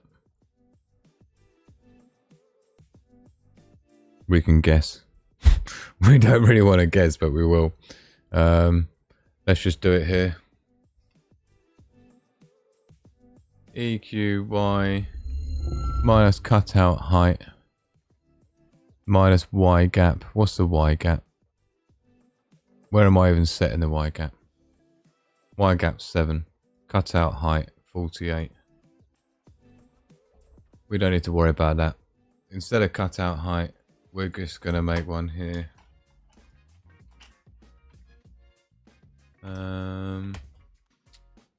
we're going to do LC. Sorry, you're not on the right page. LCD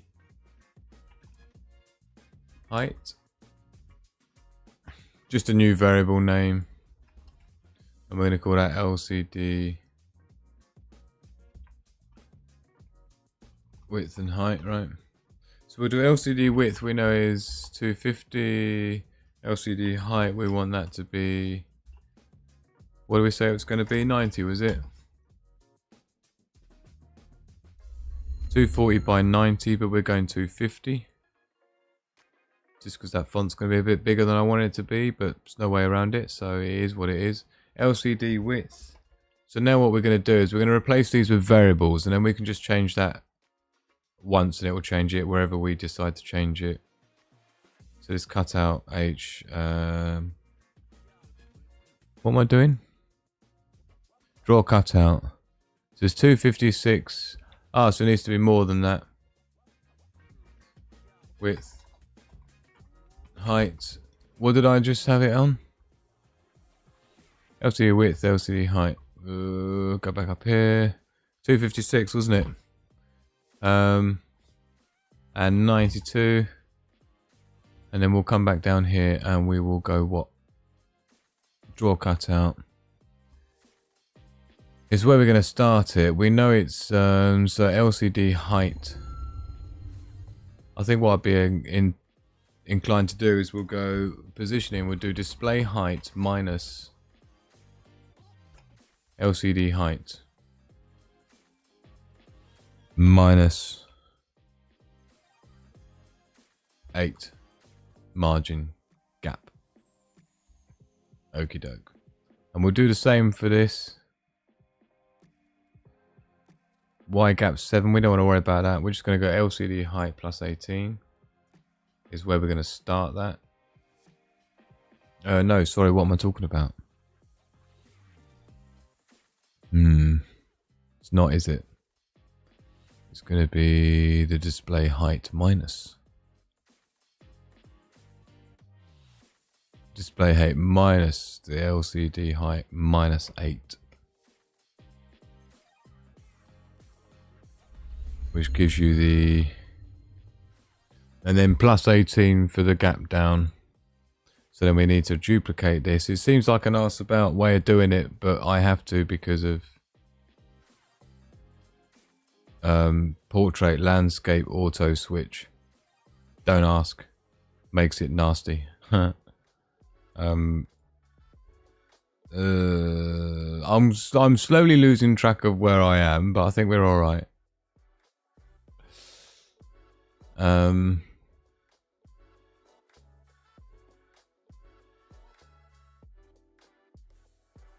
We should do the same here.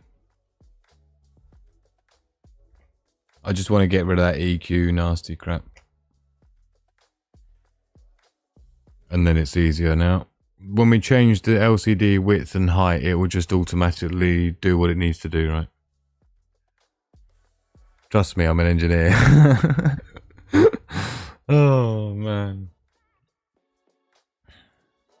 Okay, so it's probably going to be messed up again, but it's just so while we get ourselves back in order.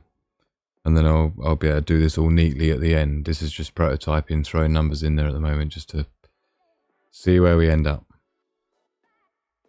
So we've got the LCD heights in there. We've got the widths in there.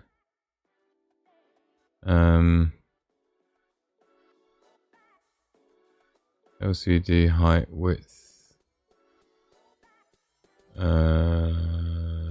Time box. Okay. So I think that's going to be alright. We need to do what else? Did we just move this back in a bit or not? Minus 36. I think we changed that already, didn't we? Can't remember. So we're going to have to compile it just to see what happens. Because anything can happen at this point. Who knows?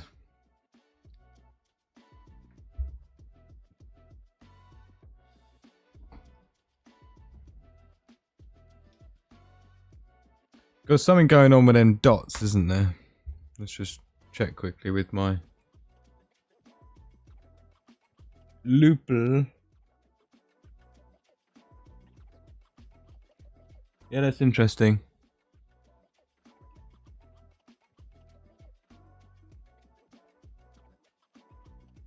There's like an anomaly of some kind.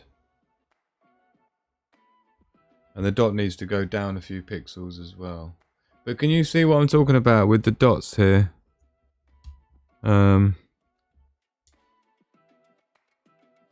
see the dots. There's like some weird business going on with it. I don't know what that is.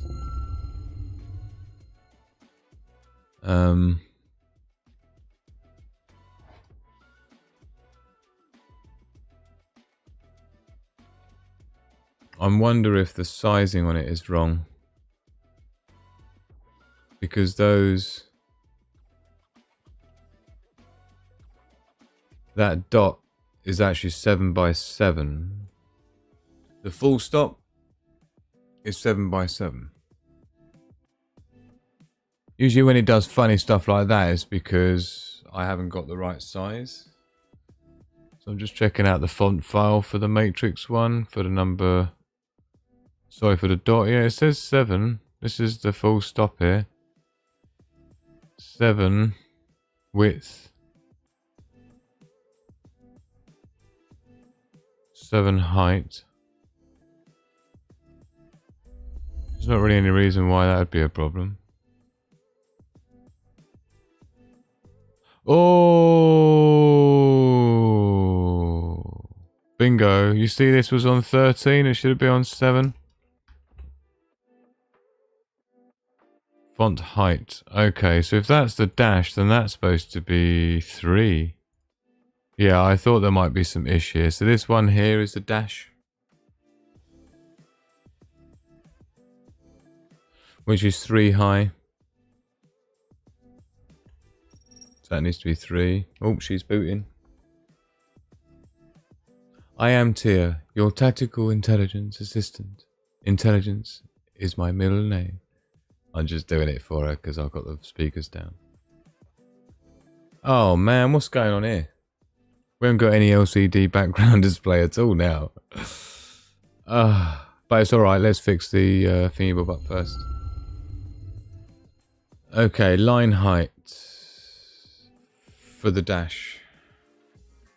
So the way we do the line height is we go to the original file that I made. We know that's the top there to there. It comes 12 down. 12 down.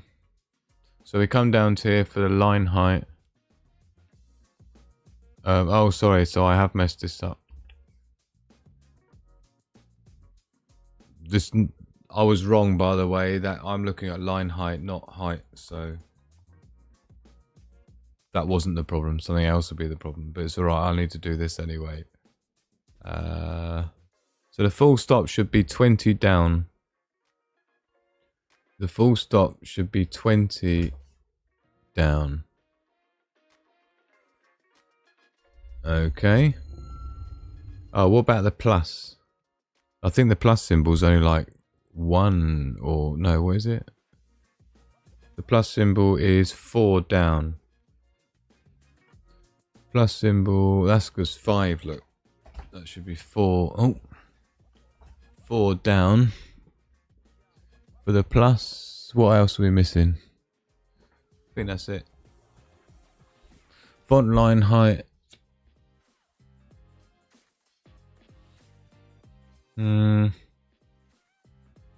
There's the full stop there. 7.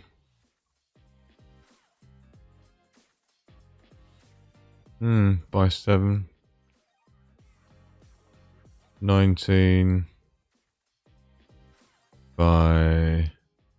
See, that's not right. The font height plus... I don't think that's 19, is it? Yes, it is. It's actually 19 by 19. Let's just double check that. I don't remember seeing 19 there. Oh no, it is. Okay. And then the actual line height. 4 from the top. 12 from the top. 20 from the top. I'm not seeing anything wrong with that.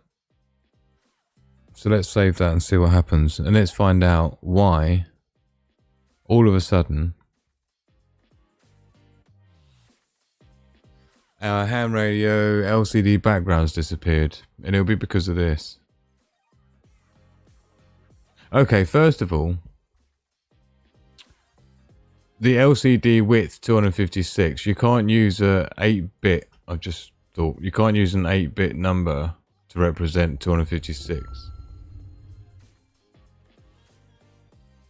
0 to 255 for a start.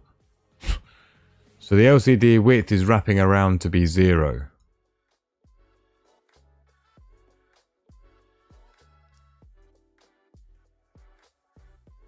So that's the problem. So the LCD width, I had this as a uint 8, which is an 8-bit number, which means you can only store a number as big as 255. The 16-bit number, I can store a number as big as, in the memory, as big as like 64,000 something or other. Or plus 32,000 and minus 32,000, depending which way you want to use it, but I'm using it unsigned, uint, unsigned integer of 16 bits. No sign, no negatives allowed, only positive number. 16-bit integer, not a floating point decimal, integer. You see? So I have to tell the processor what type of value I'm even going to make as this variable before declaring it. And you see the problem if you get it wrong.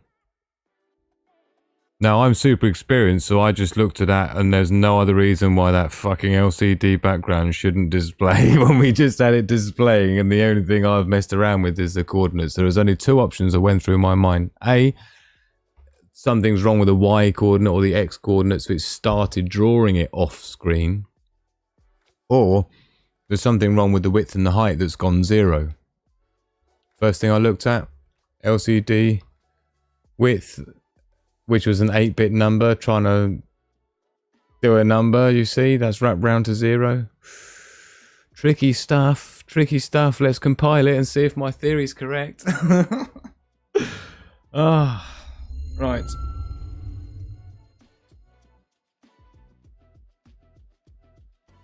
Because there's no point doing much more until we get that fixed, because of course I can't see where the pixels are landing in comparison to the border, but we can see already that those dots, the dots aren't happy. The full stop, they're certainly not in the right place, and there's a bit of skew widthness going on. I'm going to actually check the full stop dot bit array to see. Now there is a problem. That is a problem.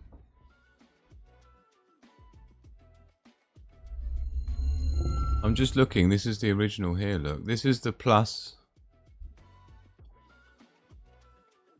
And this is the period.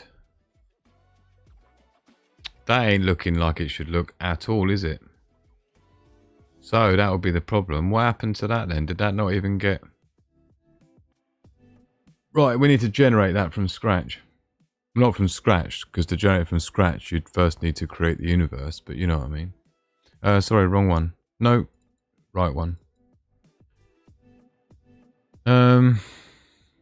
Period we want.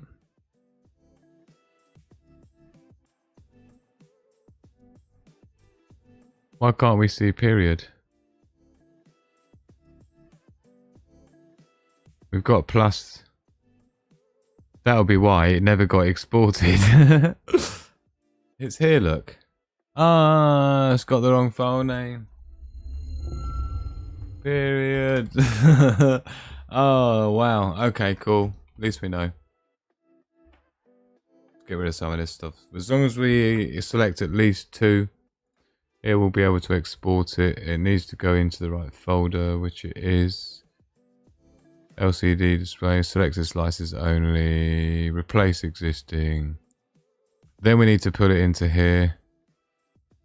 Here it is. Generate. Boom! That looks more like I expect it to look. 7 by 7. 7 by 7. So let's replace that for what it should look like, which is that. This is 7 by 7. Now we'll have to recompile it again, because when you compile it, it takes all of this code and compiles it into like a zip file, into binary to put into the processor. Silicon, yeah? Embeds it in the processor silicon and the memory that's built into it. So the changes I'm making now hasn't gone on to the CPU, but you can see that it has actually updated, and now we fixed the LCD background. So my theory was correct. She's looking pretty spanking though, isn't she? Yes, she is. Yes, she is. There's nothing below it though, is there? No. Do you see how that can come down much further? If you look at the original Bearthing layout on the display, you can see there's not a lot of margin at the bottom, but there is at the top. So the first thing is to refine that slightly. Those full stops, the periods should sort themselves out. I think the amount of room between the 148 and the edge, I think, is perhaps just about it. Just about enough. So I think that looks okay. It looks like the period is at least in the right place at this point. But that should fix itself once we upload, so we'll see. If this is too wide, I can reduce the gap between these numbers. So let's move that down a bit, because we know already that it's going to need to go down from where it is, the text inside it. So let's go. What are we doing? We need to drop it down a bit, don't we? Plus 18. Let's go plus 22. That's an extra 4 down. 22. 18. 22. 18. 22. Everything else is looking alright.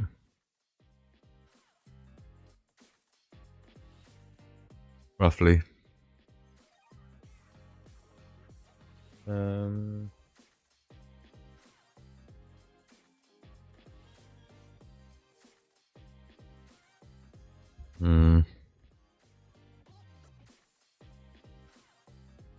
I could do with having the font work in a slightly different way for this, but it's fine. Nobody would notice.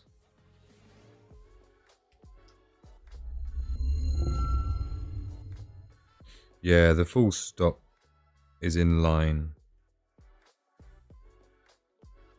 Okay.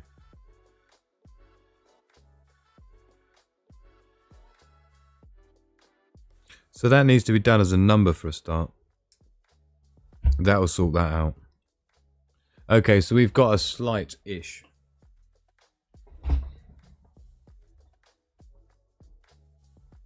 It's not an ish. That's not fair to say. There's just a different way I'm going to need to do this with one of my other functions that I've made for doing numbers. I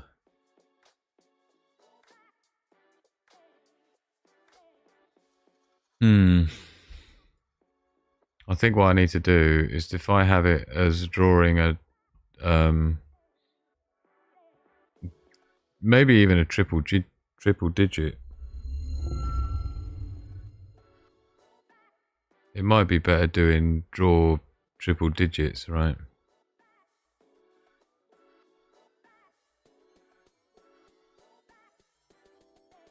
Draw triple digits. Isn't it? Yeah. It's a number between Hmm.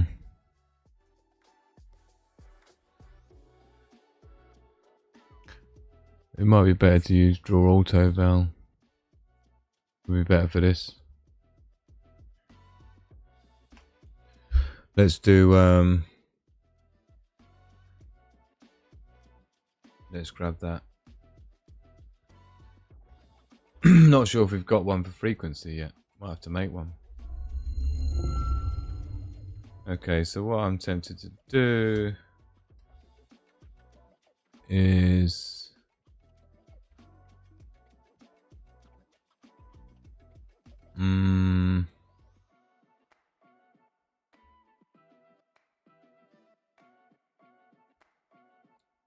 what are we inside here? Draw auto data val.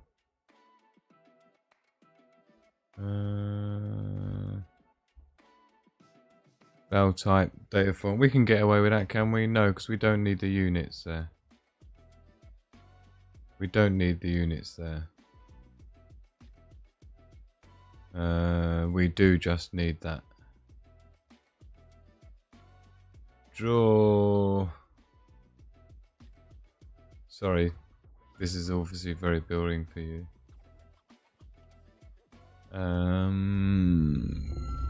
We don't need units conversion either. Draw boot text. Right, so draw auto val. Let's just get the original of this.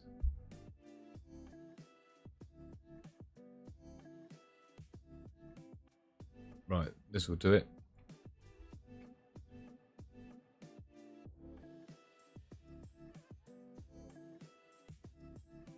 Okay. I'm going to try switching it out for that instead.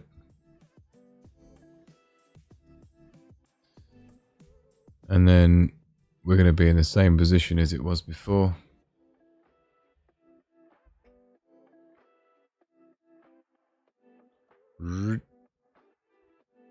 That's the X and the Y. And then we want it to be matrix L. That can be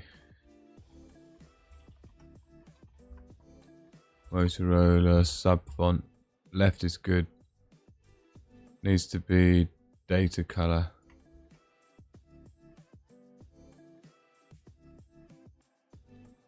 Oh, no. This one. And this one.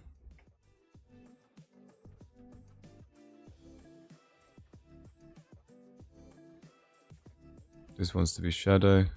This one's to be 2. Where are we shoving them? What's the false and the false? Draw auto val.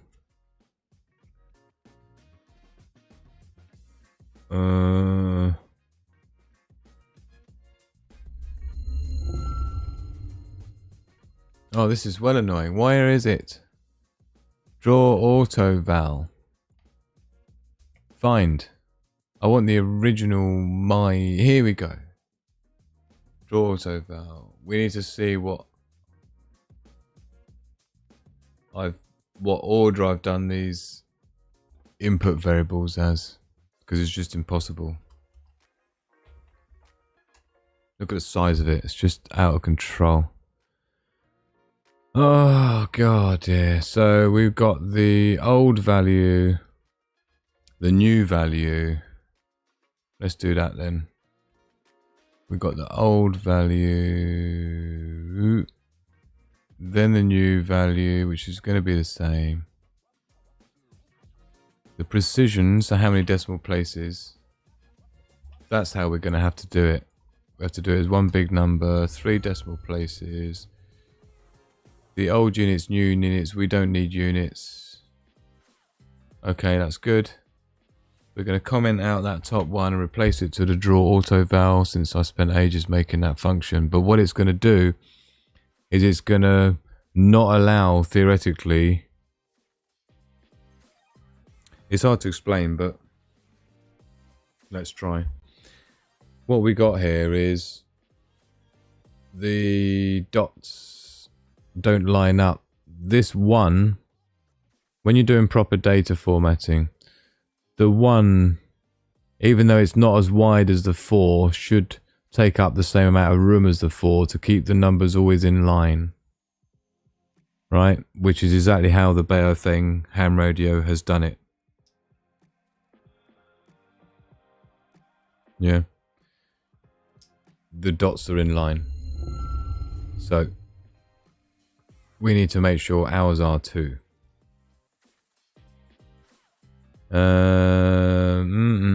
That's a tricky one because I don't really want it to work like that, but never mind. Never mind. Let's upload it and see what it looks like.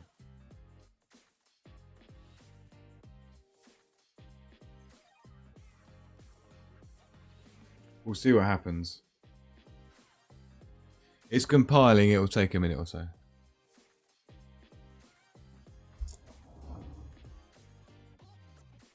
While it's compiling, I'm just gonna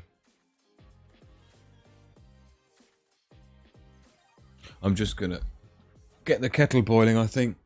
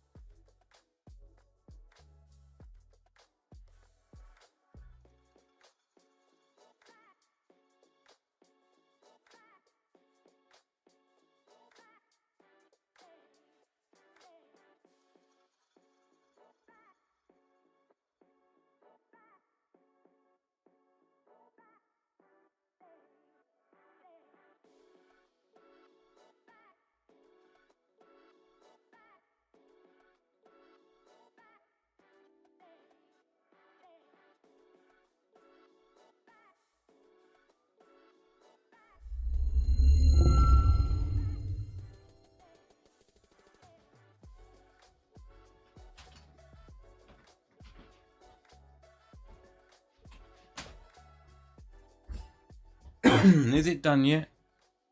Still compiling. God, what?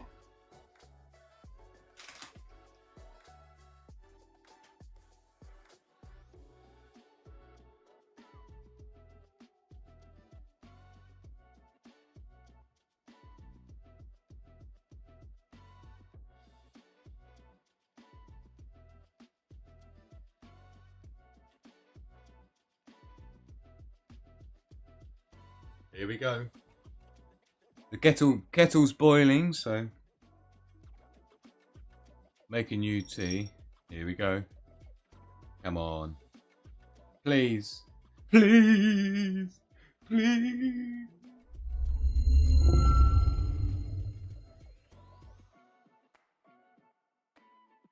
Ah.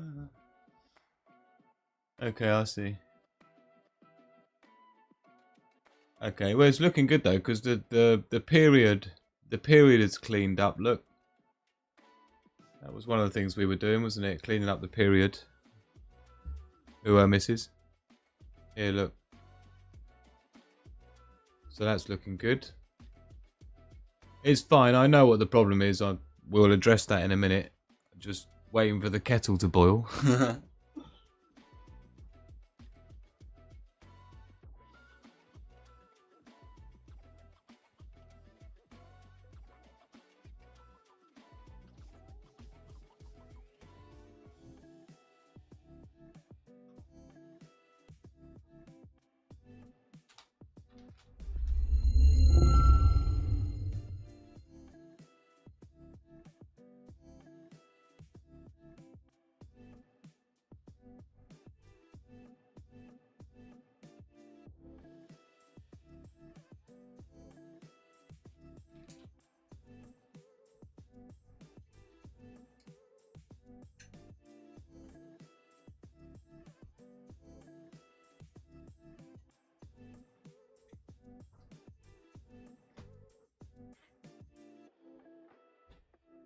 Right, I'm just gonna put the water in my tea to brew.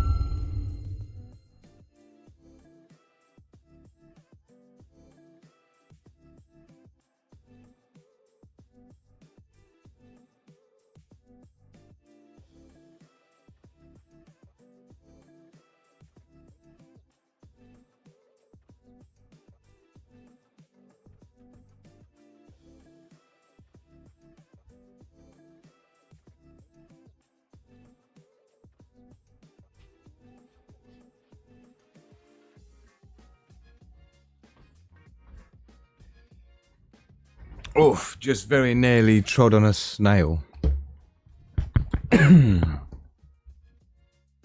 Also, doors open.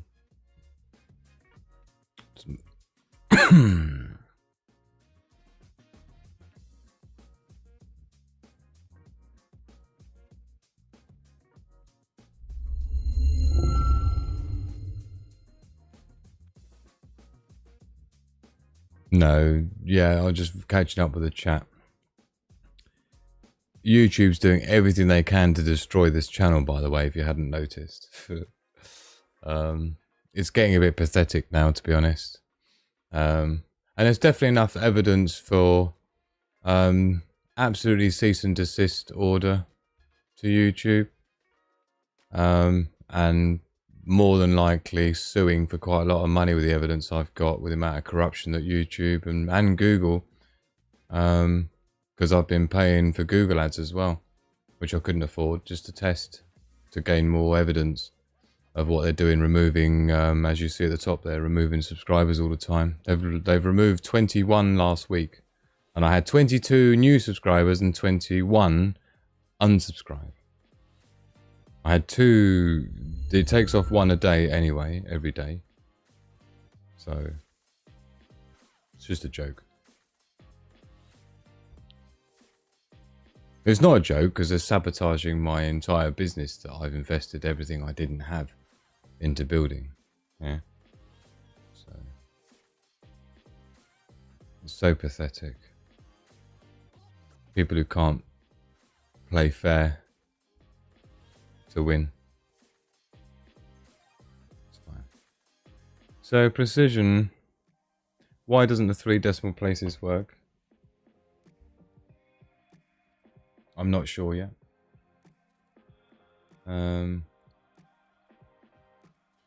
False, precision, old units, new units, font, old units, new units, none.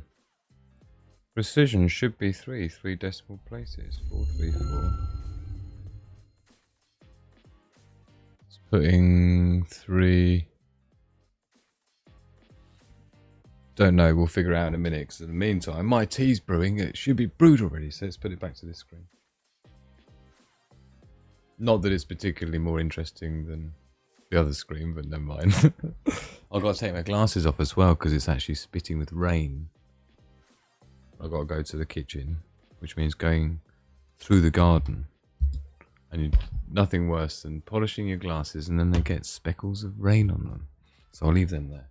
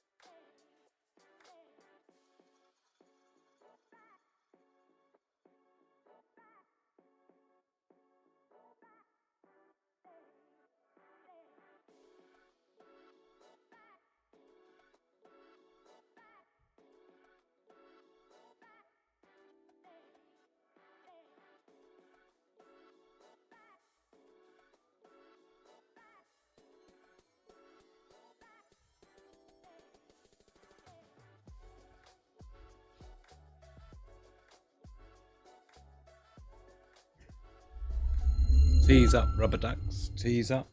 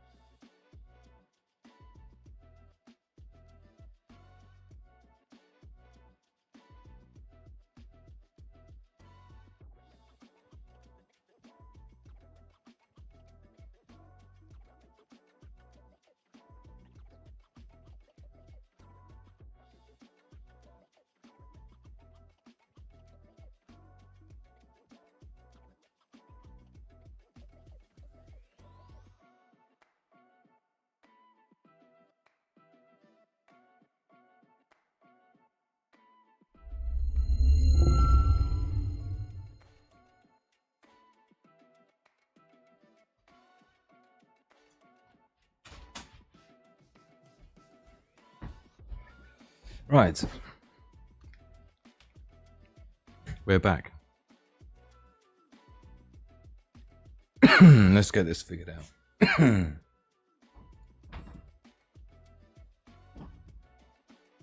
Oh, bloody hell. Let's donk a biscuit.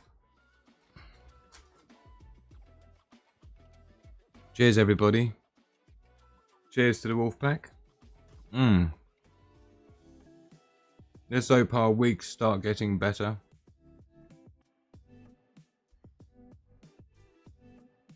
So it's 20 to 5 in the morning nearly. Now you can see how things take so long. Right. What we need to do is to figure out what is going on.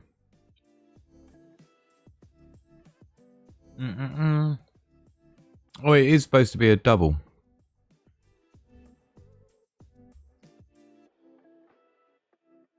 Do I have to tell it? Don't know. Sorry, I'm looking at the code here.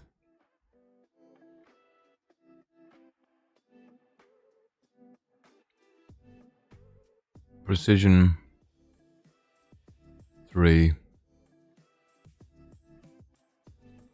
That should be it. That should work. And I'm keen to see that as well on this next render. I'm keen to see how she looks. With this number in it, with a 1, with a couple of 1s. See how it spaces it out. And we'll need to take the same height as the original.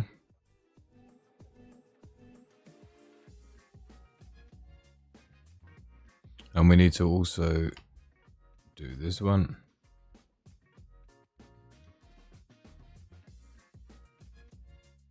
Okay, that's looking good. Let's comment that one out. We don't want to print two on the top of each other. Okay, let's see what it does. Let's compile that. I think it still needs to come down a bit more. It doesn't look like there's quite enough room on the top line.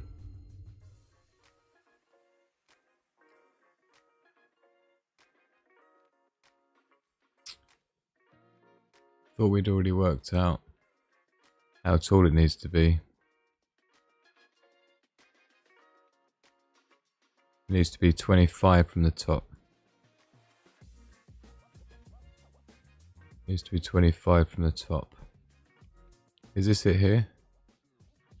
LC height minus 8.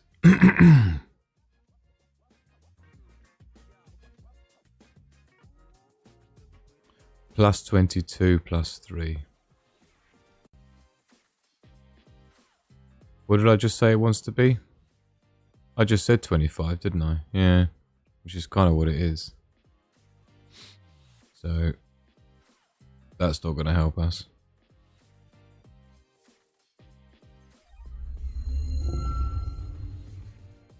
25. Okay, no, sorry, it's 25 plus 3.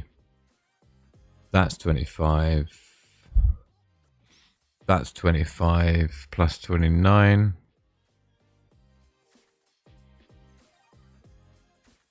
And that's 25. And we're shifting everything down a bit. Okay.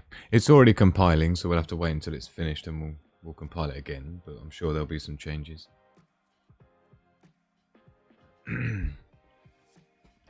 Oh, might have to go to bed in a minute. Not in a minute, but in a minute. Oh dear. Here we go. It's gonna start doing its thing. Boom, we're in. Here she blows. Here she blows. Do make sure you check out the Sigma Prepper Walk and Talks if you haven't done already. I did put one out on Monday. Sunday, Monday.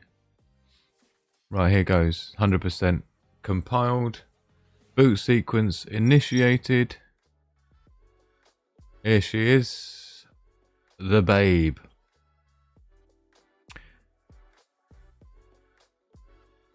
I've got the speakers turned down. Come on, be nice.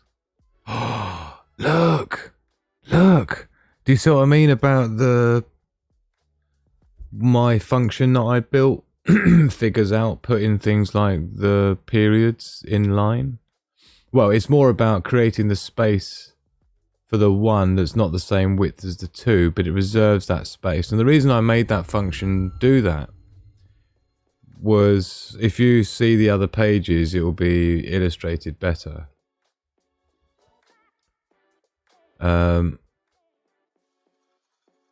So do you see how this, so this is real time, yeah? You see like the local time is rocking. Now, this is the age of the moon. So this is tracking real time. It's the same as when we go on the sun. I spent like several weeks with these algorithms. They're really nasty math to work it out, especially to this accuracy like I'm doing here. No one's done shit like this. I know because I got the original source file for these calculations from MIT, and it was updating once every 10 seconds, and I've done it to once every millisecond. And it's really nasty maths as well. It's like Julian conversions to Julian date and epoch dates and anyway, the point is that when these numbers tick away like this and change, they don't shift around.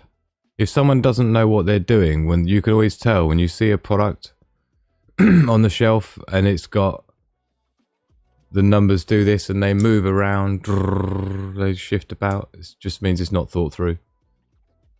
But this is the effect you get. It's much cleaner. So that's what I'm doing. And therefore everything lines up as it should. So I think that is looking the absolute business. And it's not even started / finished yet. I'm just going to recompile with those few changes for a couple of pixels here and there just to see where it ends up. Let us know in the chat what you're thinking. Looking good, says Daily Survival. Ching ching.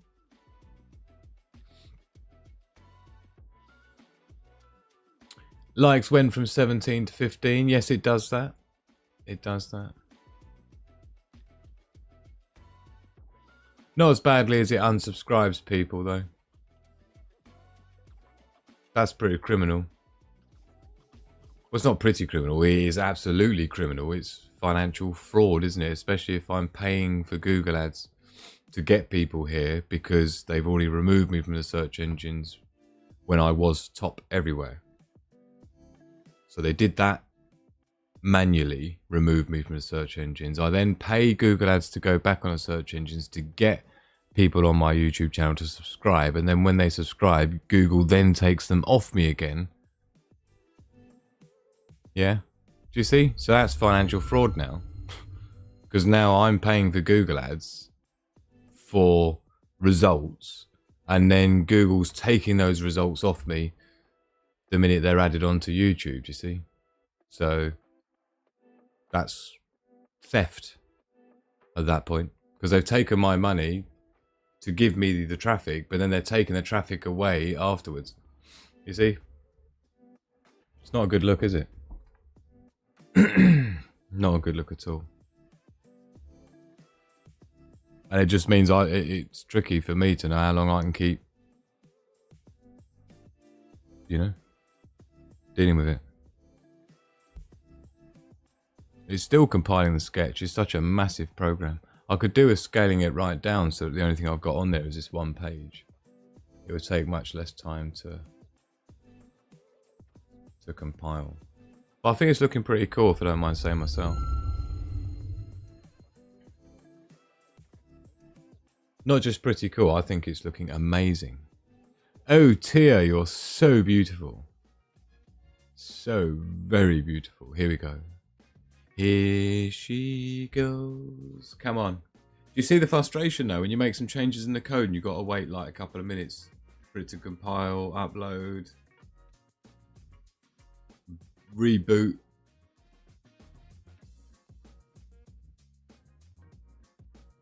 Right, 100% compiled.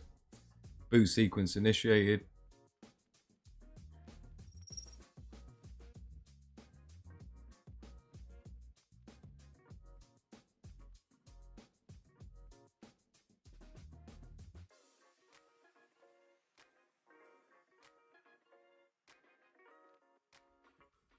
Yeah, that's quite near the bottom now, isn't it? That might even be too low.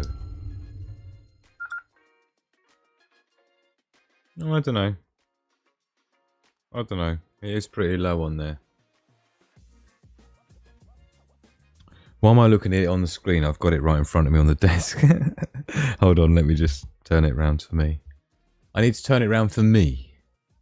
I don't mean to be so... That is looking the business.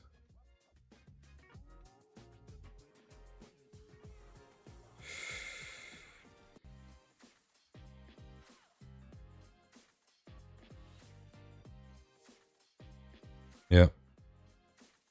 She's looking alright.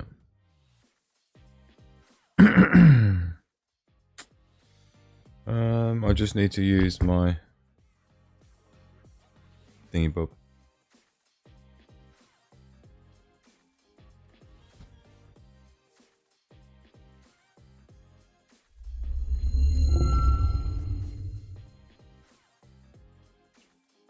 Yeah, I noticed the pixel spacing on the X is different to the pixel spacing on the Y coordinate, but that's to be expected. I don't dislike it. But in comparison to the ham radio, let me just sort out the focus for you.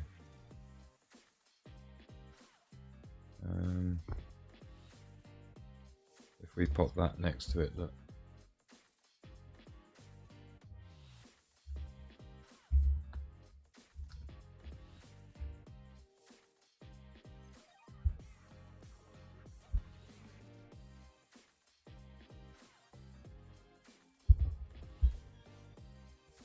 How annoying is that? I've got all sorts of wires everywhere. Need to be... No, it's got to be side by side. But do you see? Now I've got reflections I'm dealing with. Oh, wow. Hold on.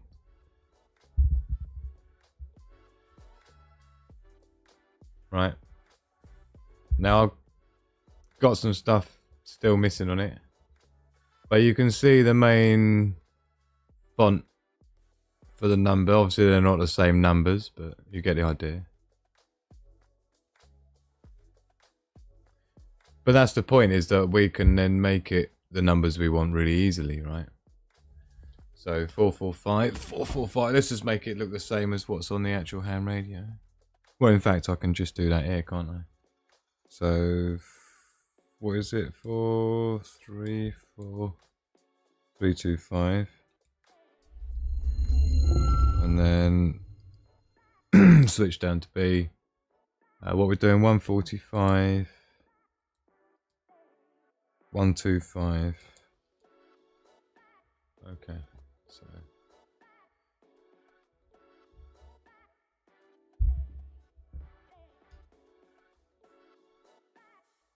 yeah.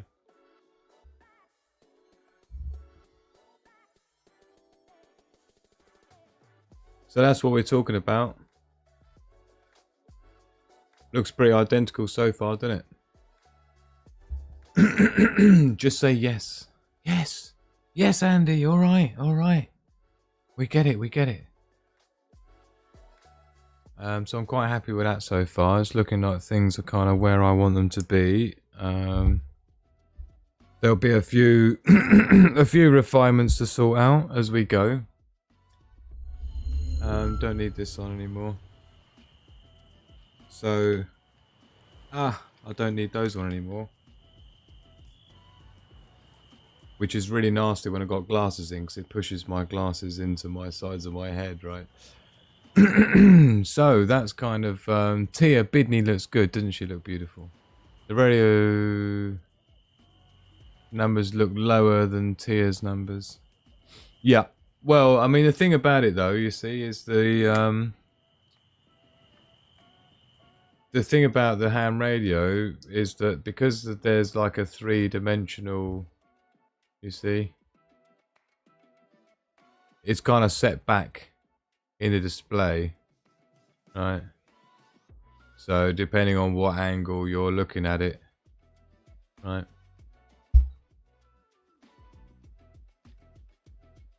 So, but if you were to look at it square on, it's just the light, you got a shadow down the bottom there that's not really there. But yeah. So there's a few more, there's got some icons I've got to do on there and some bits down the side. We'll get that figured out. I'll do that when I wake up. And then at that point, you see, I'll be able to put in like the menu. So what we can do is, which I'll do before we go, is let's combine those together. So this is the original text one. Now I've got two different types of, well, I've got quite a few I've made actually, but I've got a normal text drawing algorithm which just does normal string text, you know, string of text. And then I've got ones that are specifically designed to do numerical stuff. So what we're going to do here is we're going to do this as menu. We're going to replicate now the menu of the ham radio. We'll just do a page. We'll just do a page that's got something that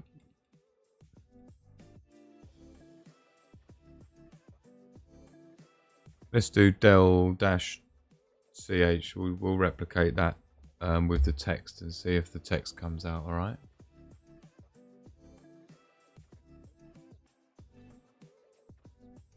Okay, so del chan, and then the lower line is basically a number. In this case, it's 002.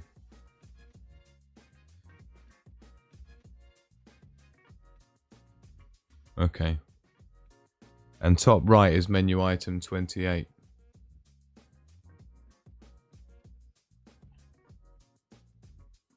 And then this, there isn't a number there. And then we need to turn off the numbers. Not turn off, we're commenting out in the code, so it will just get ignored. So then we're going to end up with this del chow 002, but we're going to move that over. In fact, we don't need to move that over. We need to do that as a set to the right. No, we don't. Left is fine. 002 is fine, but it's just where we're going to start it is going to be like way plus. What does it look like? Oh, loads. 100 maybe. Okay, see what that looks like. Go. Let's uploady. See what she does. So what I'm looking to do here then is to replicate this screen just to see how it looks with the delete channel. And this is menu item 28 on the side, so that'll be where I've got the 148 here. Should turn to 28. I'd like to get the icon done. I wonder if that's, we can do that in pixels or not.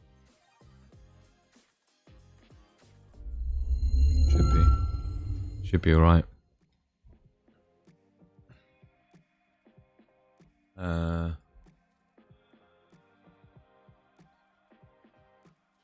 So I'm talking about the battery icon here, look. To get it to scale. Yeah, that's doable.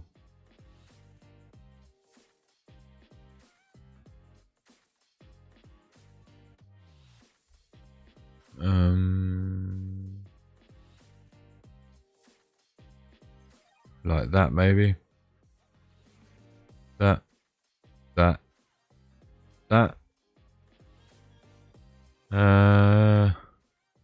Not quite sure what's going on here. I think we've got one that goes there, one that goes there. Got one there. One there.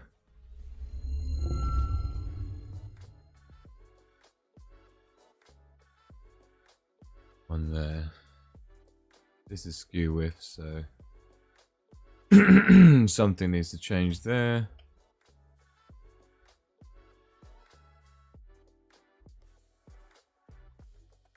That was easy. What's going on with it? Is it still compiling, is it? Oh, still compiling. Here we go. She's uploading right now. What are we looking for? Oh yeah, menu. See if it looks even mildly similar. The position of the 002 won't be. 96, 97, 100%. Boot sequence. Beep, beep, beep.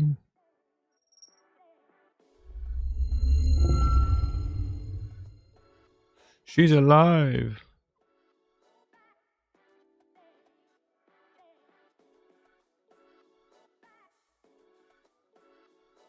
You see how easy that is now? Yeah. I mean, you can see what I'm talking about, right? So that now I can reproduce whatever menu that I want in the code, right? So, of course, this delete channel and the 002 and the number for the this needs to be a draw val, not a draw style text, but never mind. I'll figure that out in a minute. Fuck it, we'll do that now. That's why we're here. So we want the same XY coordinate as we've already got, except this is going to be 28. This is before number and after number because just the way it works. It's not matrix, we want it segment. Motor is fine for the thingabob text. Left is good. That's good. Data's good. Shadow's good. That's good. So, draw auto val. The text we don't want anymore. That can go.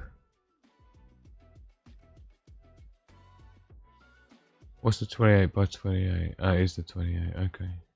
Okay, so let's make. I'll replace as well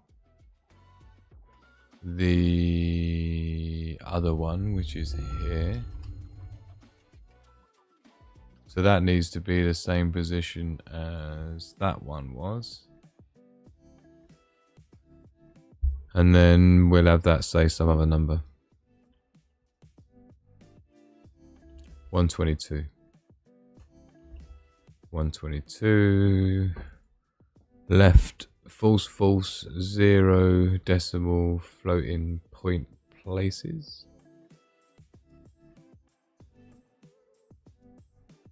That's looking alright. That looks alright. We'll delete those other commented out things because they'll be superseded now. But I'm super happy. It's properly hooking me up. It's hooking me up.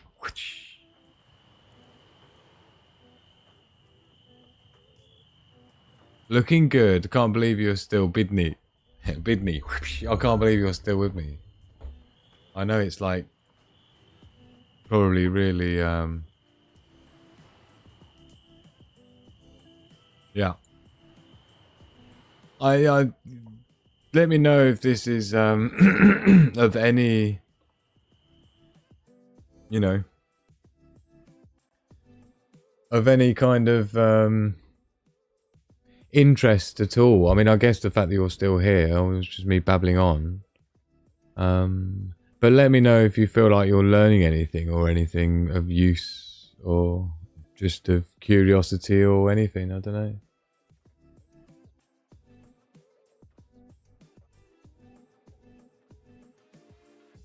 I really need to mount this tripod thing on something. I'm a bit of a leg jiggerer. Yeah.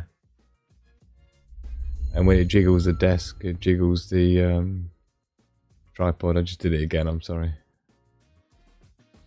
We're just waiting for the compiler to do its thing.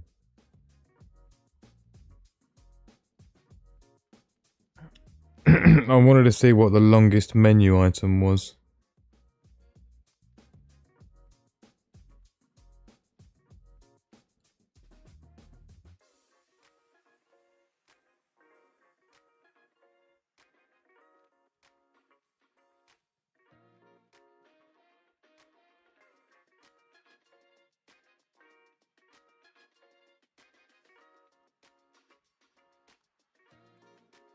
Yeah, it is one of the longest ones.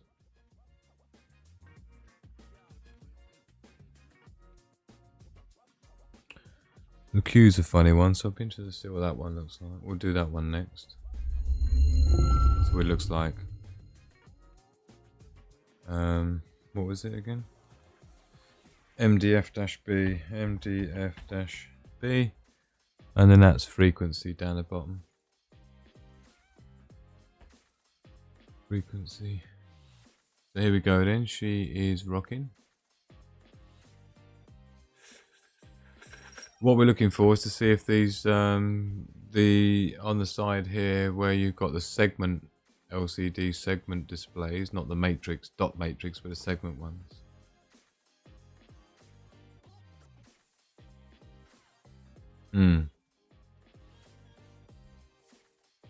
Very interesting. Okay, no, that's fine. That's fine. Yep. Now you see, in this instance, we don't want to have the numbers being separated the way they are. The 1 and the 2 here shouldn't be like that. So it does need to be text format, not auto value, just because of the way it's going to need to work because of that. So in that case, we need to go back to how we were. Number 20 there. That one there. And I know for sure that that cannot work, so there's no point keeping that there. That can be deleted. As can that. Hold on. Hold it, son. Hold it, son. Draw auto val. So these two, they're good. We need to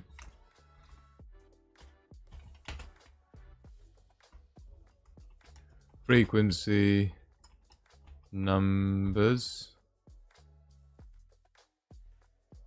and then this will be menu titles. So that's text. Frequency numbers are numbers, and then that 28 business going on up here needs to be the same as it was. Comment that one out. This 20, in fact it needs to be the other way around. This one here needs to come down to, needs to do that afterwards here. Frequency numbers, this is going to be called menu or small segment integers.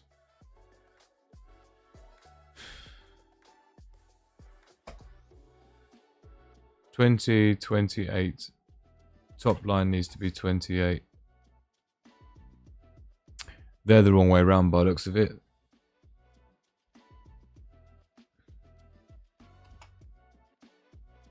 Not that it matters, this is just the order that it draws it in.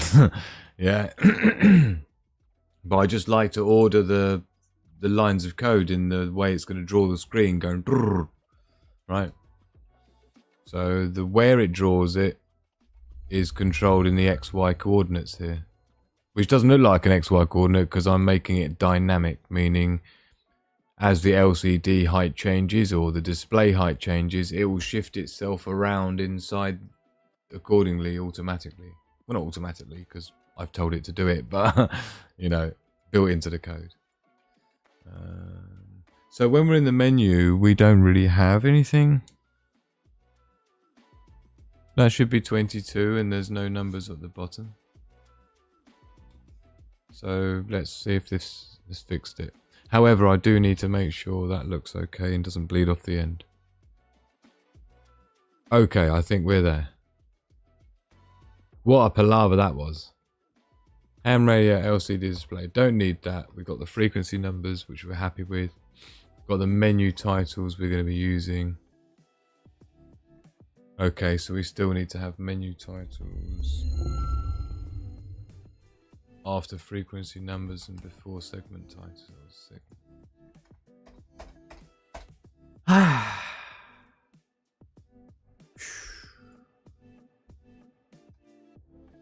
So this is a main thing. So usually what I do here is I'll do a little line jobby. Yeah, you heard. A little line jobby.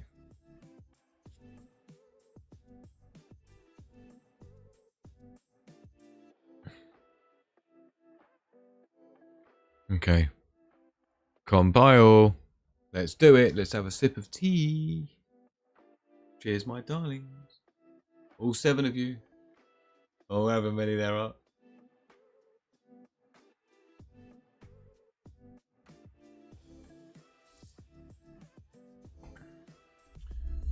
So 4.5 hours. So we are at the point where I'm limited of my options of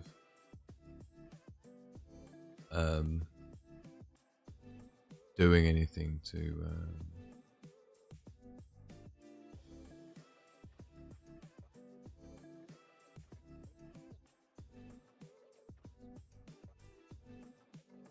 do we have a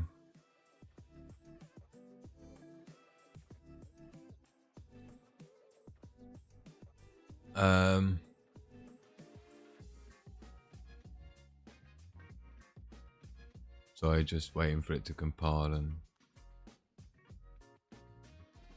what else?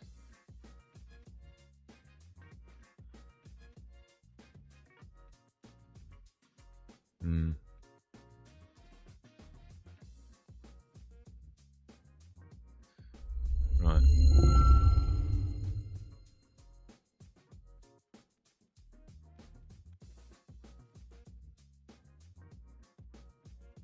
What is it doing? Is it doing it? It is. It's thinking about it. It's compiling the sketch. But hopefully what should happen is this 1, 2, 2 here. The distance between the 1 and the 2 should be vastly reduced. But we'll see. It's just a theory at this point.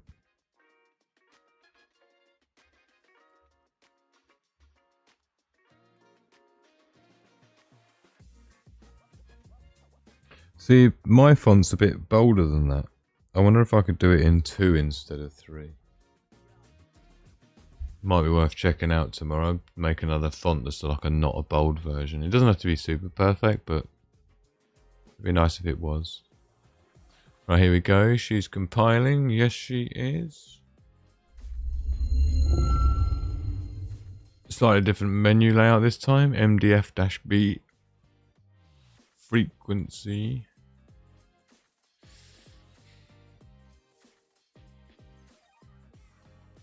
%. 3, 2, 1 reboot.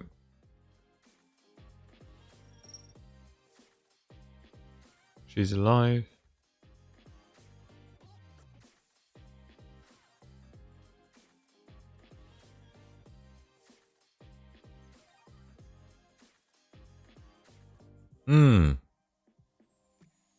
Okay, so the 128 is looking more like where it should be.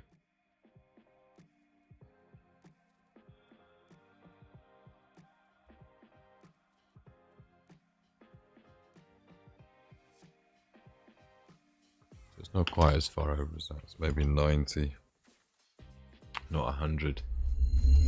In terms of number of pixels, over that was on 100. The x coordinate of the frequency, that's probably more likely to be. I'll tell you what it is actually. I think this is actually set to the right.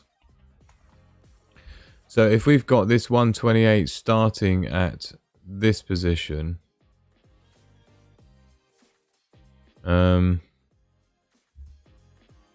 we could do with having the frequency start at that position less some.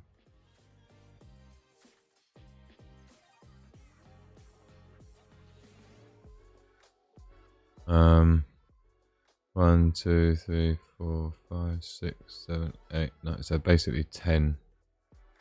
Roughly 10. So this minus 10, is it? I guess. Tricky.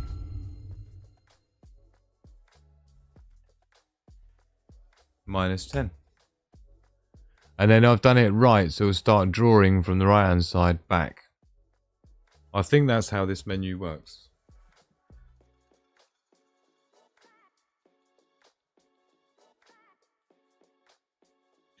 Ooh. Not categorically.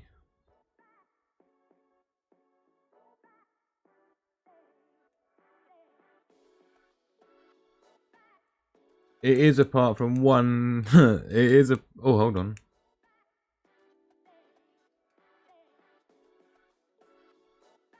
There's a few things where it's actually on the left hand side.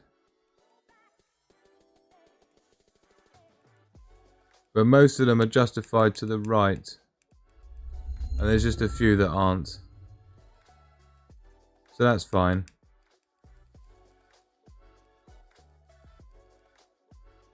Yeah. Confirmed. There's only 2 menu items. There's only 2 menu items that are where this lower thing here isn't up against the right hand side explicitly. You see when I go through? You see that one? Shift it over. The reset all is another one. Here we go, look. That's one block down. And the other ones are all up against that right hand side, look. So it's just the ID number and the reset all. ID number coming up and then reset all. Okay, so that's fine. In that case, as long as we know where that frequency wants to come. And I think it's going to be roughly there, but we're going to see. We're going to see. 10 away. And 10 away means that we've only got 10 pixels to get this 75 squeezed in. And that's 10 pixels there. How's that going to work then?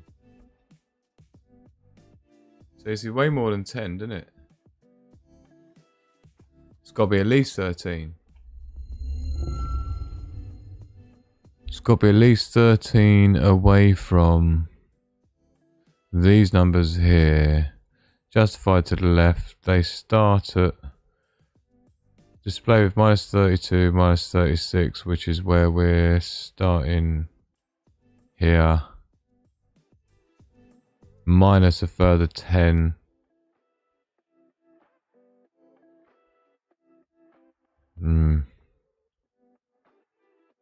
I'd go as far as saying 14.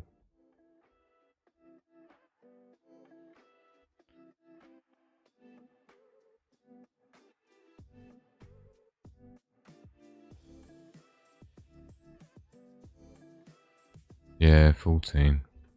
I might shrink down that font to be 2 width, not 3 width pixels anyway. So let's keep that as 14. Already started compiling it because I have to wait until it's finished so I can compile it again.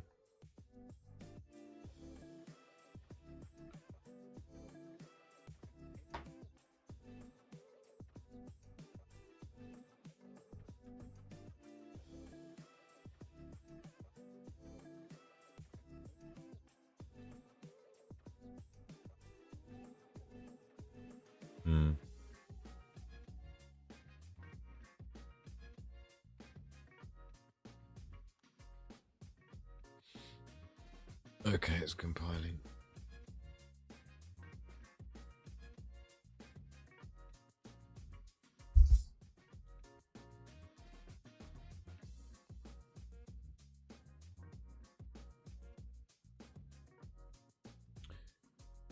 Right, 20 past 5 in the morning for me, so I'm going to rock and roll in a minute.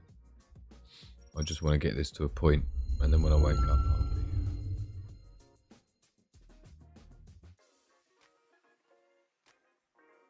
See how she looks. I have to compile it again because I've already changed it again anyway.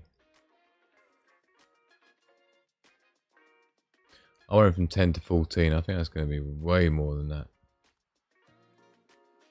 Can't say I'm going to fit another number in there somehow.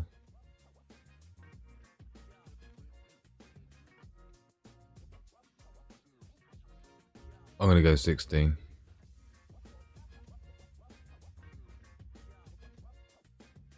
I think 16's better. It's because you got the 14 plus the 4, so it is already going to be 18, isn't it? Isn't it? Don't know. Yeah, there's no way you're fitting another number in there. So that's going to have to be way more than that. 20 pixels over. Right, it's upload. That's going to be loads now. I can just feel it already.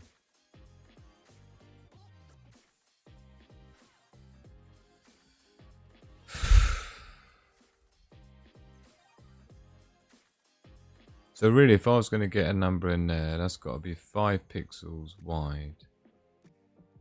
By 1, 2, 3, 4, 5, 6, 7, 8 pixels high. Then a gap. Then it. Okay, that's doable. That's doable. 8 by 5. Sounds like a job for maybe business bold. Or just business.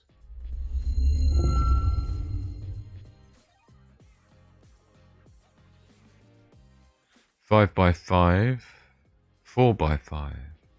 So that's 4 wide, 5 high. Ooh. Ooh, 1, 2, 3, 4, 5. Okay, so it needs to be bigger than that. Bigger than business. Business is a font that I made. I'm wondering if I've got a font that might be somewhat, you know, usable.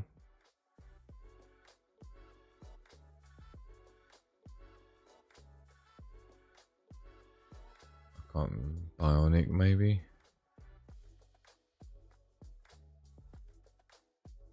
Is 10. 10 high. 10 high. 6 wide. 1, 2, so 1, 2, 3, 4, 5, 6. 1, 2, 3, 4, 5, 6, 7, 8, 9, 10. He's a little bit big. How are we looking on that? Has that finished doing its thing yet? No, it's still doing it. We should expect to see the text shift over a bit on the second bottom line is all.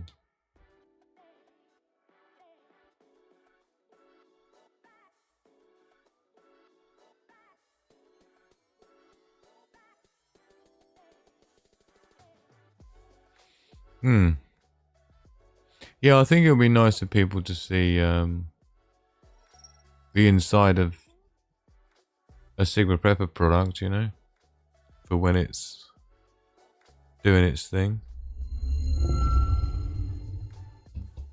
When it's on the shelves, people will know what's gone into it and that. It should be cool.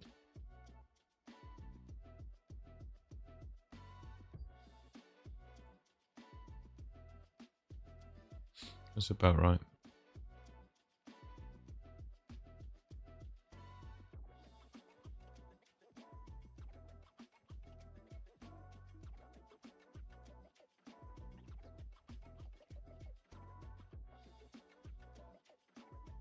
So maybe Freedom is a good font size. Let's just check quickly.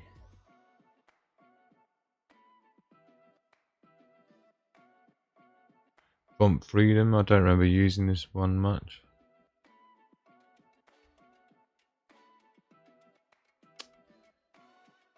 One, 2, 3, 4, 5, 6. 1, 2, 3, 4, 5, 6, 7. The size isn't bad.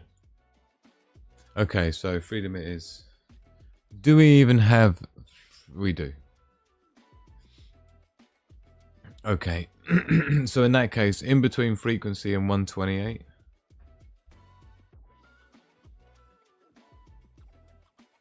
There's an even smaller number that goes in there, and I'm going to try and reproduce that now.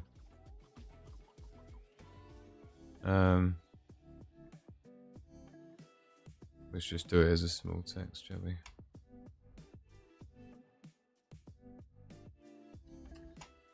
And then this will be slowly building up the small 25/75, I think is all it is. So this just shows the quarter frequencies in between.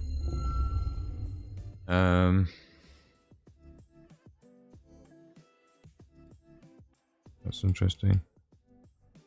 So I'm just looking at the way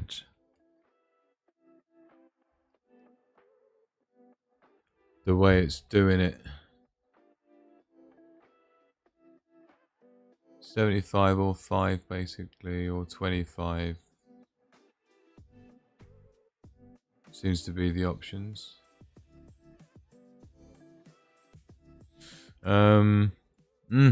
Nasty. So let's just do this as 25. It doesn't want to be that, it wants to be Freedom.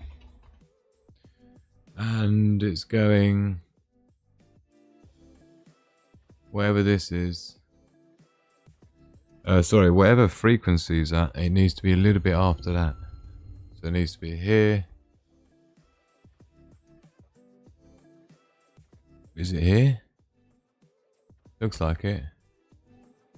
on the left, whatever that is, 14, so that needs to be minus 14.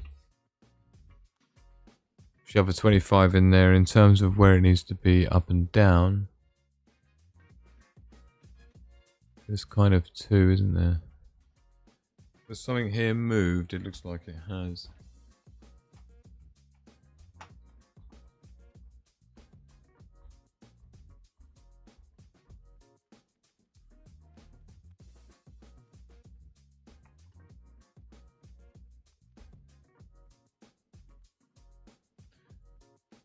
So it's kind of lower than the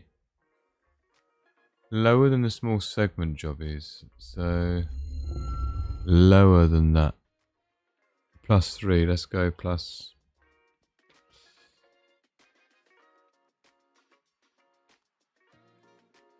+3, 8, an extra 5. Left hand side, freedom, same color, job done. Compile. And is this the... It is.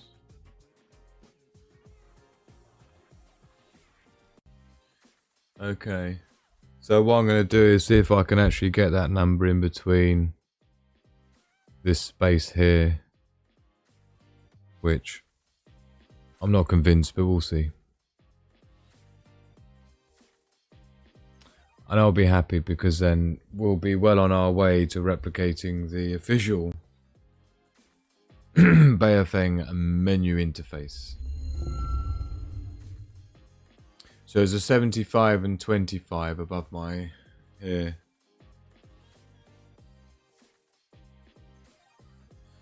Those bits there is what we want to try and slip in. The star's going to be tricky. Just because of the available number of pixels.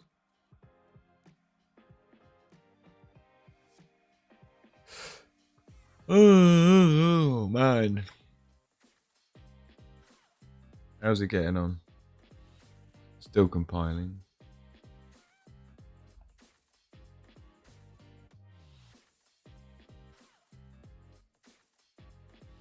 Okay.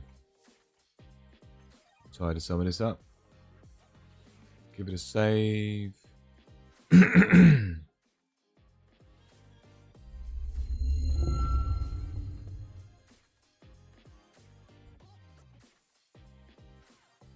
So the battery icon and all that, I'll do that another time. It's all pretty straightforward, these look.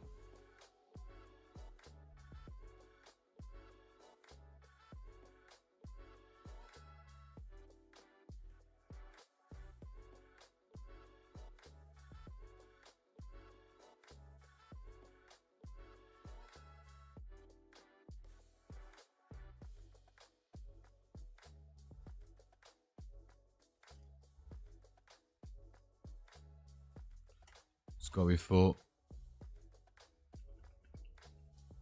Certainly is. It's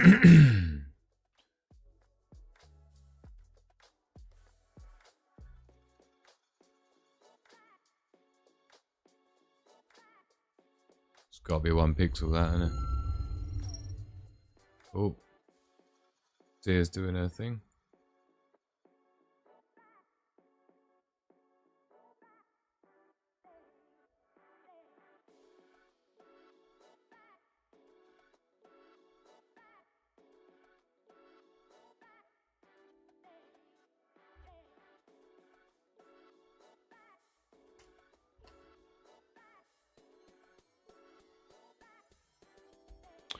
Is that basically what we're talking about, is it? It is, isn't it?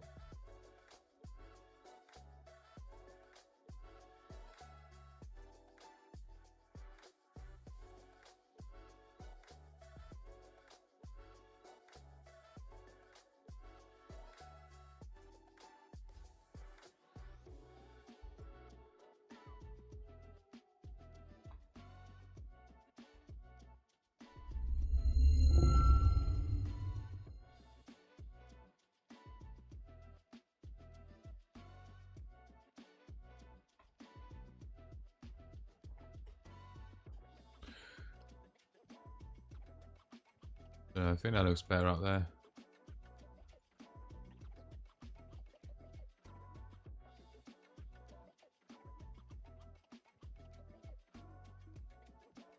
Yeah. So, and I would just carry along with that. Bloody hell, that's well out.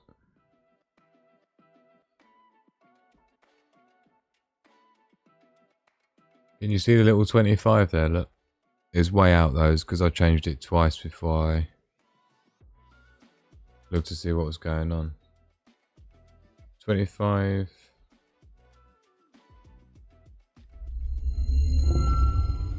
Minus 20. Minus 14. Don't understand.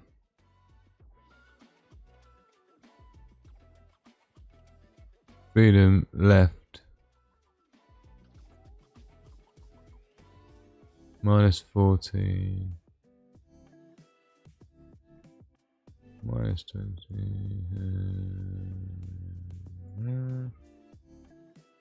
Oh no, sorry. It doesn't want to be minus 14 from that point, does it? It wants to be like lich. Like 3 or something. Not even that. Maybe even just 2. 2 pixels will do it. Do it. Okay. I think we're looking alright. If that works out, then I'll do another one below it. Which will be that. For the Y coordinate.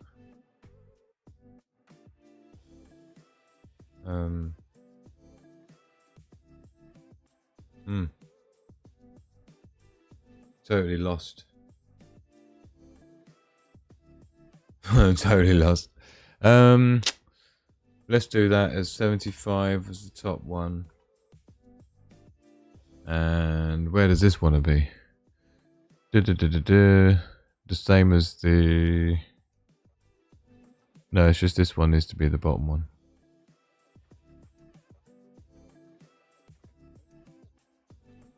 Which is going to be where the frequency is here. 29. So we want the plus 22. Oops. Plus 22. Plus 25 plus 8.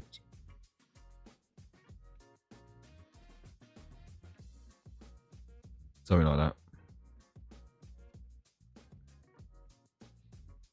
Okay.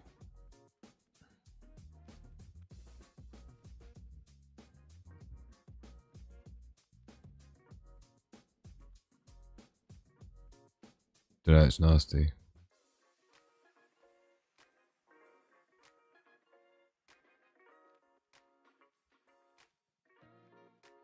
What's the plus 22?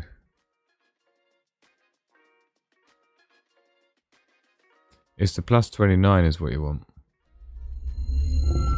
God knows. I can't wait until I get it out of like the code's in prototype form as well. That's why all the X and Y coordinates are like all over the place. At the end that gets tidied up, right? It's just compiling it now.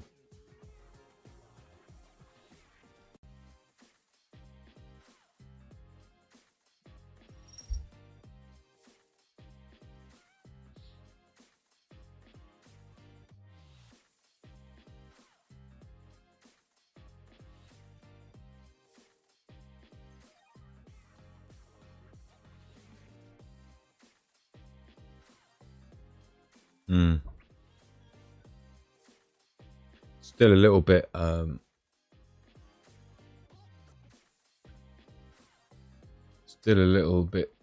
what do you call it?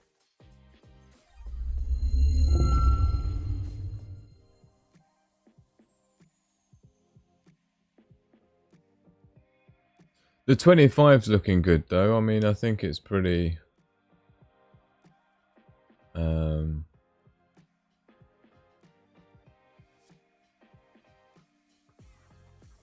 The 25 next to the 22 I'm talking about.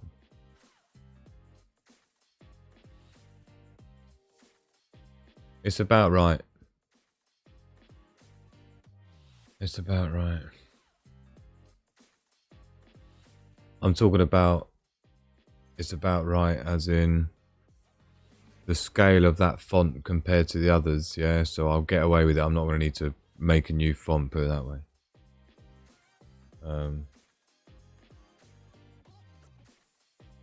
I've got a feeling it needs to be shifted over a bit more though. -2.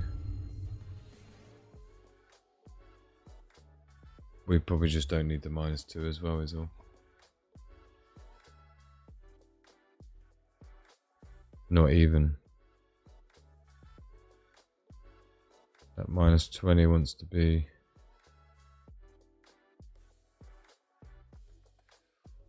Oh, nasty. -20 wants to be -24. How's that? Okay. I'm not getting a 75 anywhere for some reason. I don't care, let's just compile it again and then that's the last time, I promise. That's the last compile I'm going to do.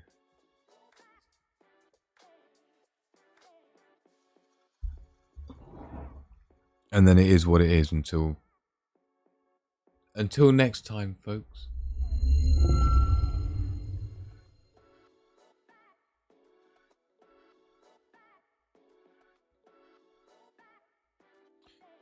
Gonna want to get the battery icon.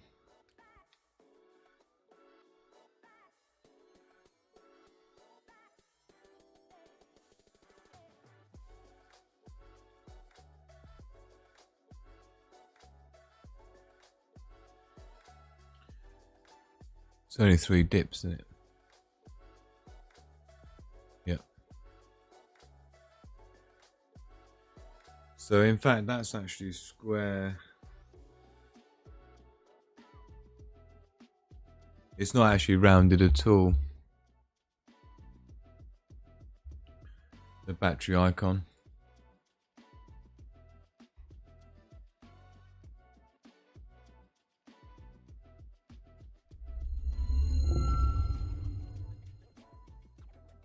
It's more like, oh, it's more like that.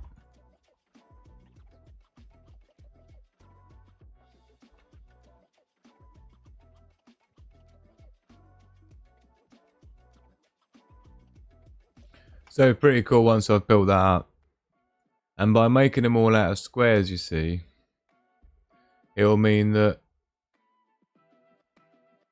I'll be able to increase the size of it sort of somewhat infinitely, right? For like print and things. Right? So I'll have it at full scale. Not like this nasty stuff here. It's like, look at this quality, the more you zoom in.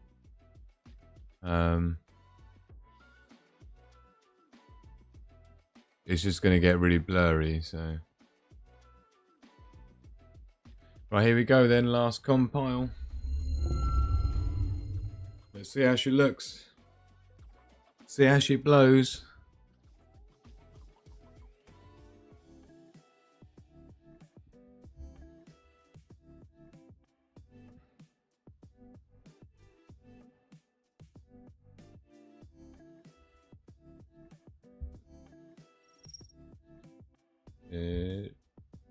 We got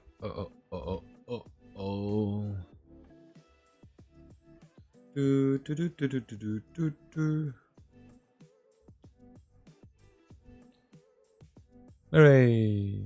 Hoopla! Need to get the Y coordinate working on the 75 and the 25.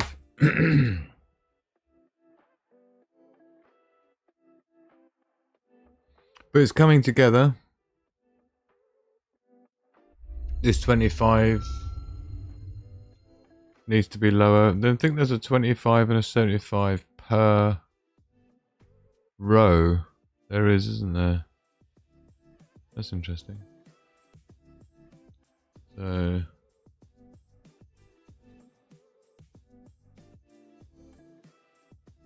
Okay, I'll have to figure that out. But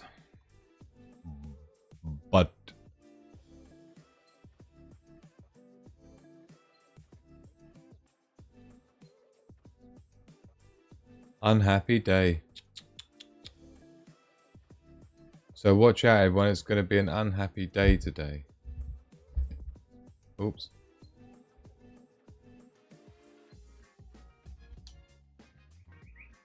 So diagnostics initiated. Oops. The time is 41 minutes past 5. Today's date is the 31st of May 2023. Today's sunrise 54 minutes past 4. Today's sunset 47 minutes past 8. Today is a waxing gibbous moon. Maximum expected illumination 82%, weather permitting. Current session uptime 37 seconds. Total combined uptime 163 days, 10 hours, 17 minutes, and 21 seconds.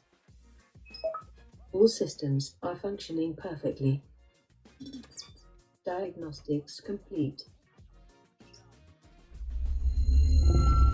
And that is how we do. Although the sunset she's talking about is not really sunset because it's a made up GPS coordinate. So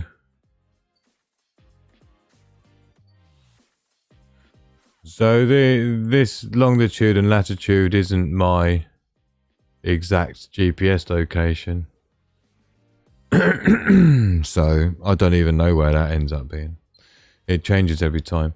But because I don't have a GPS plugged in, but it's roughly within a certain margin, so the sunrise and sunset is within about 20 minutes from there, I suppose.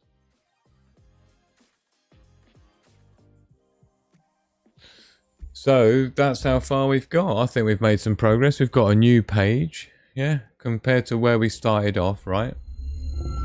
So let's see what we've achieved. Let's see what we've achieved in our time.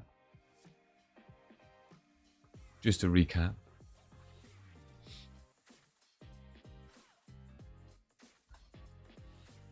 So we've made our new font, which is this one, that we made together.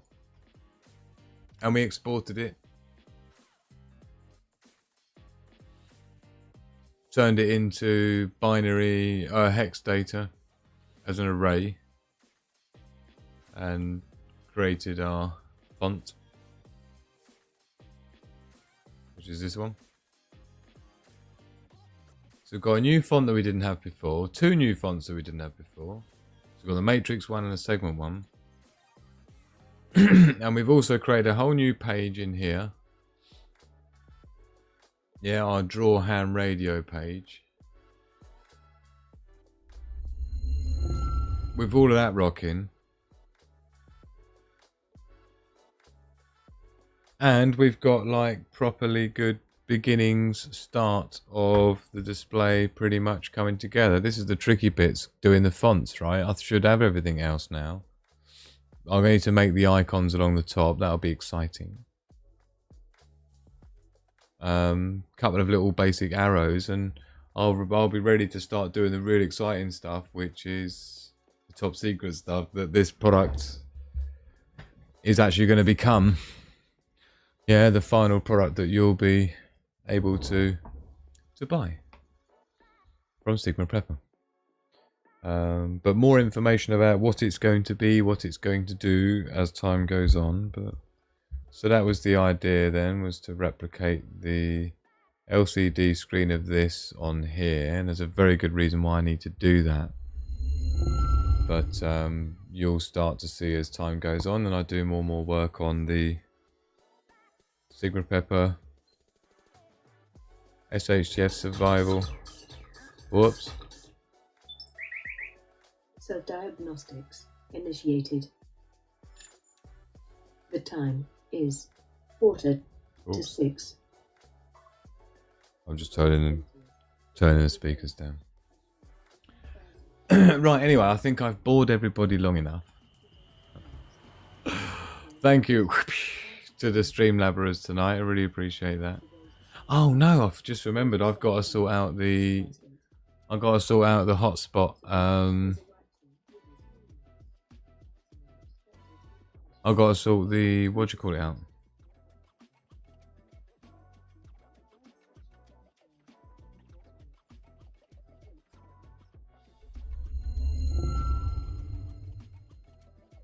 I've got to finish the design of this as well.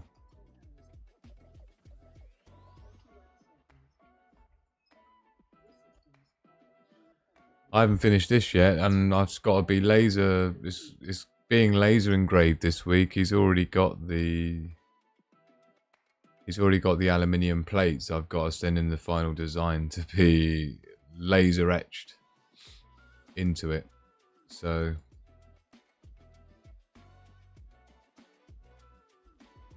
I'm kind of thinking that.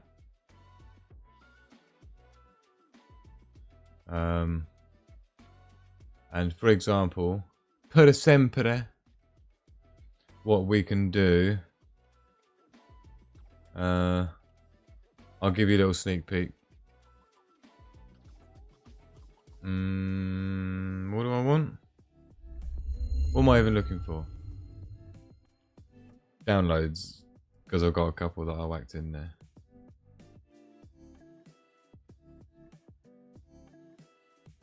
So this is what it looks like. I can't see what I'm looking at the moment. So this is what the cases look like, bare, naked, before laser engraving.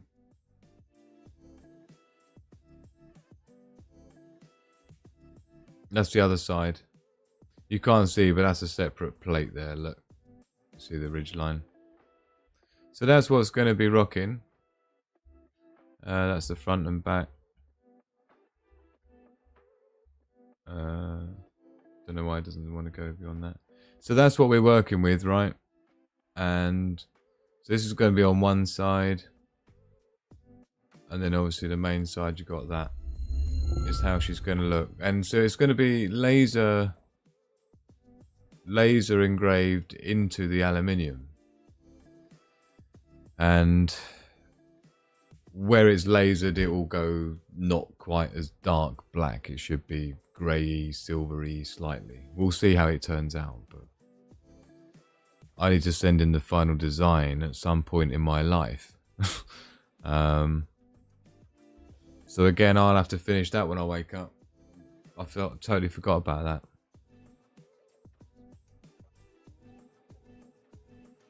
Oh well. Anyway, it is what it is. That's what we end up with. Let's close those down. Close some of this stuff down. Right, here we go. Connie Richards still in the house.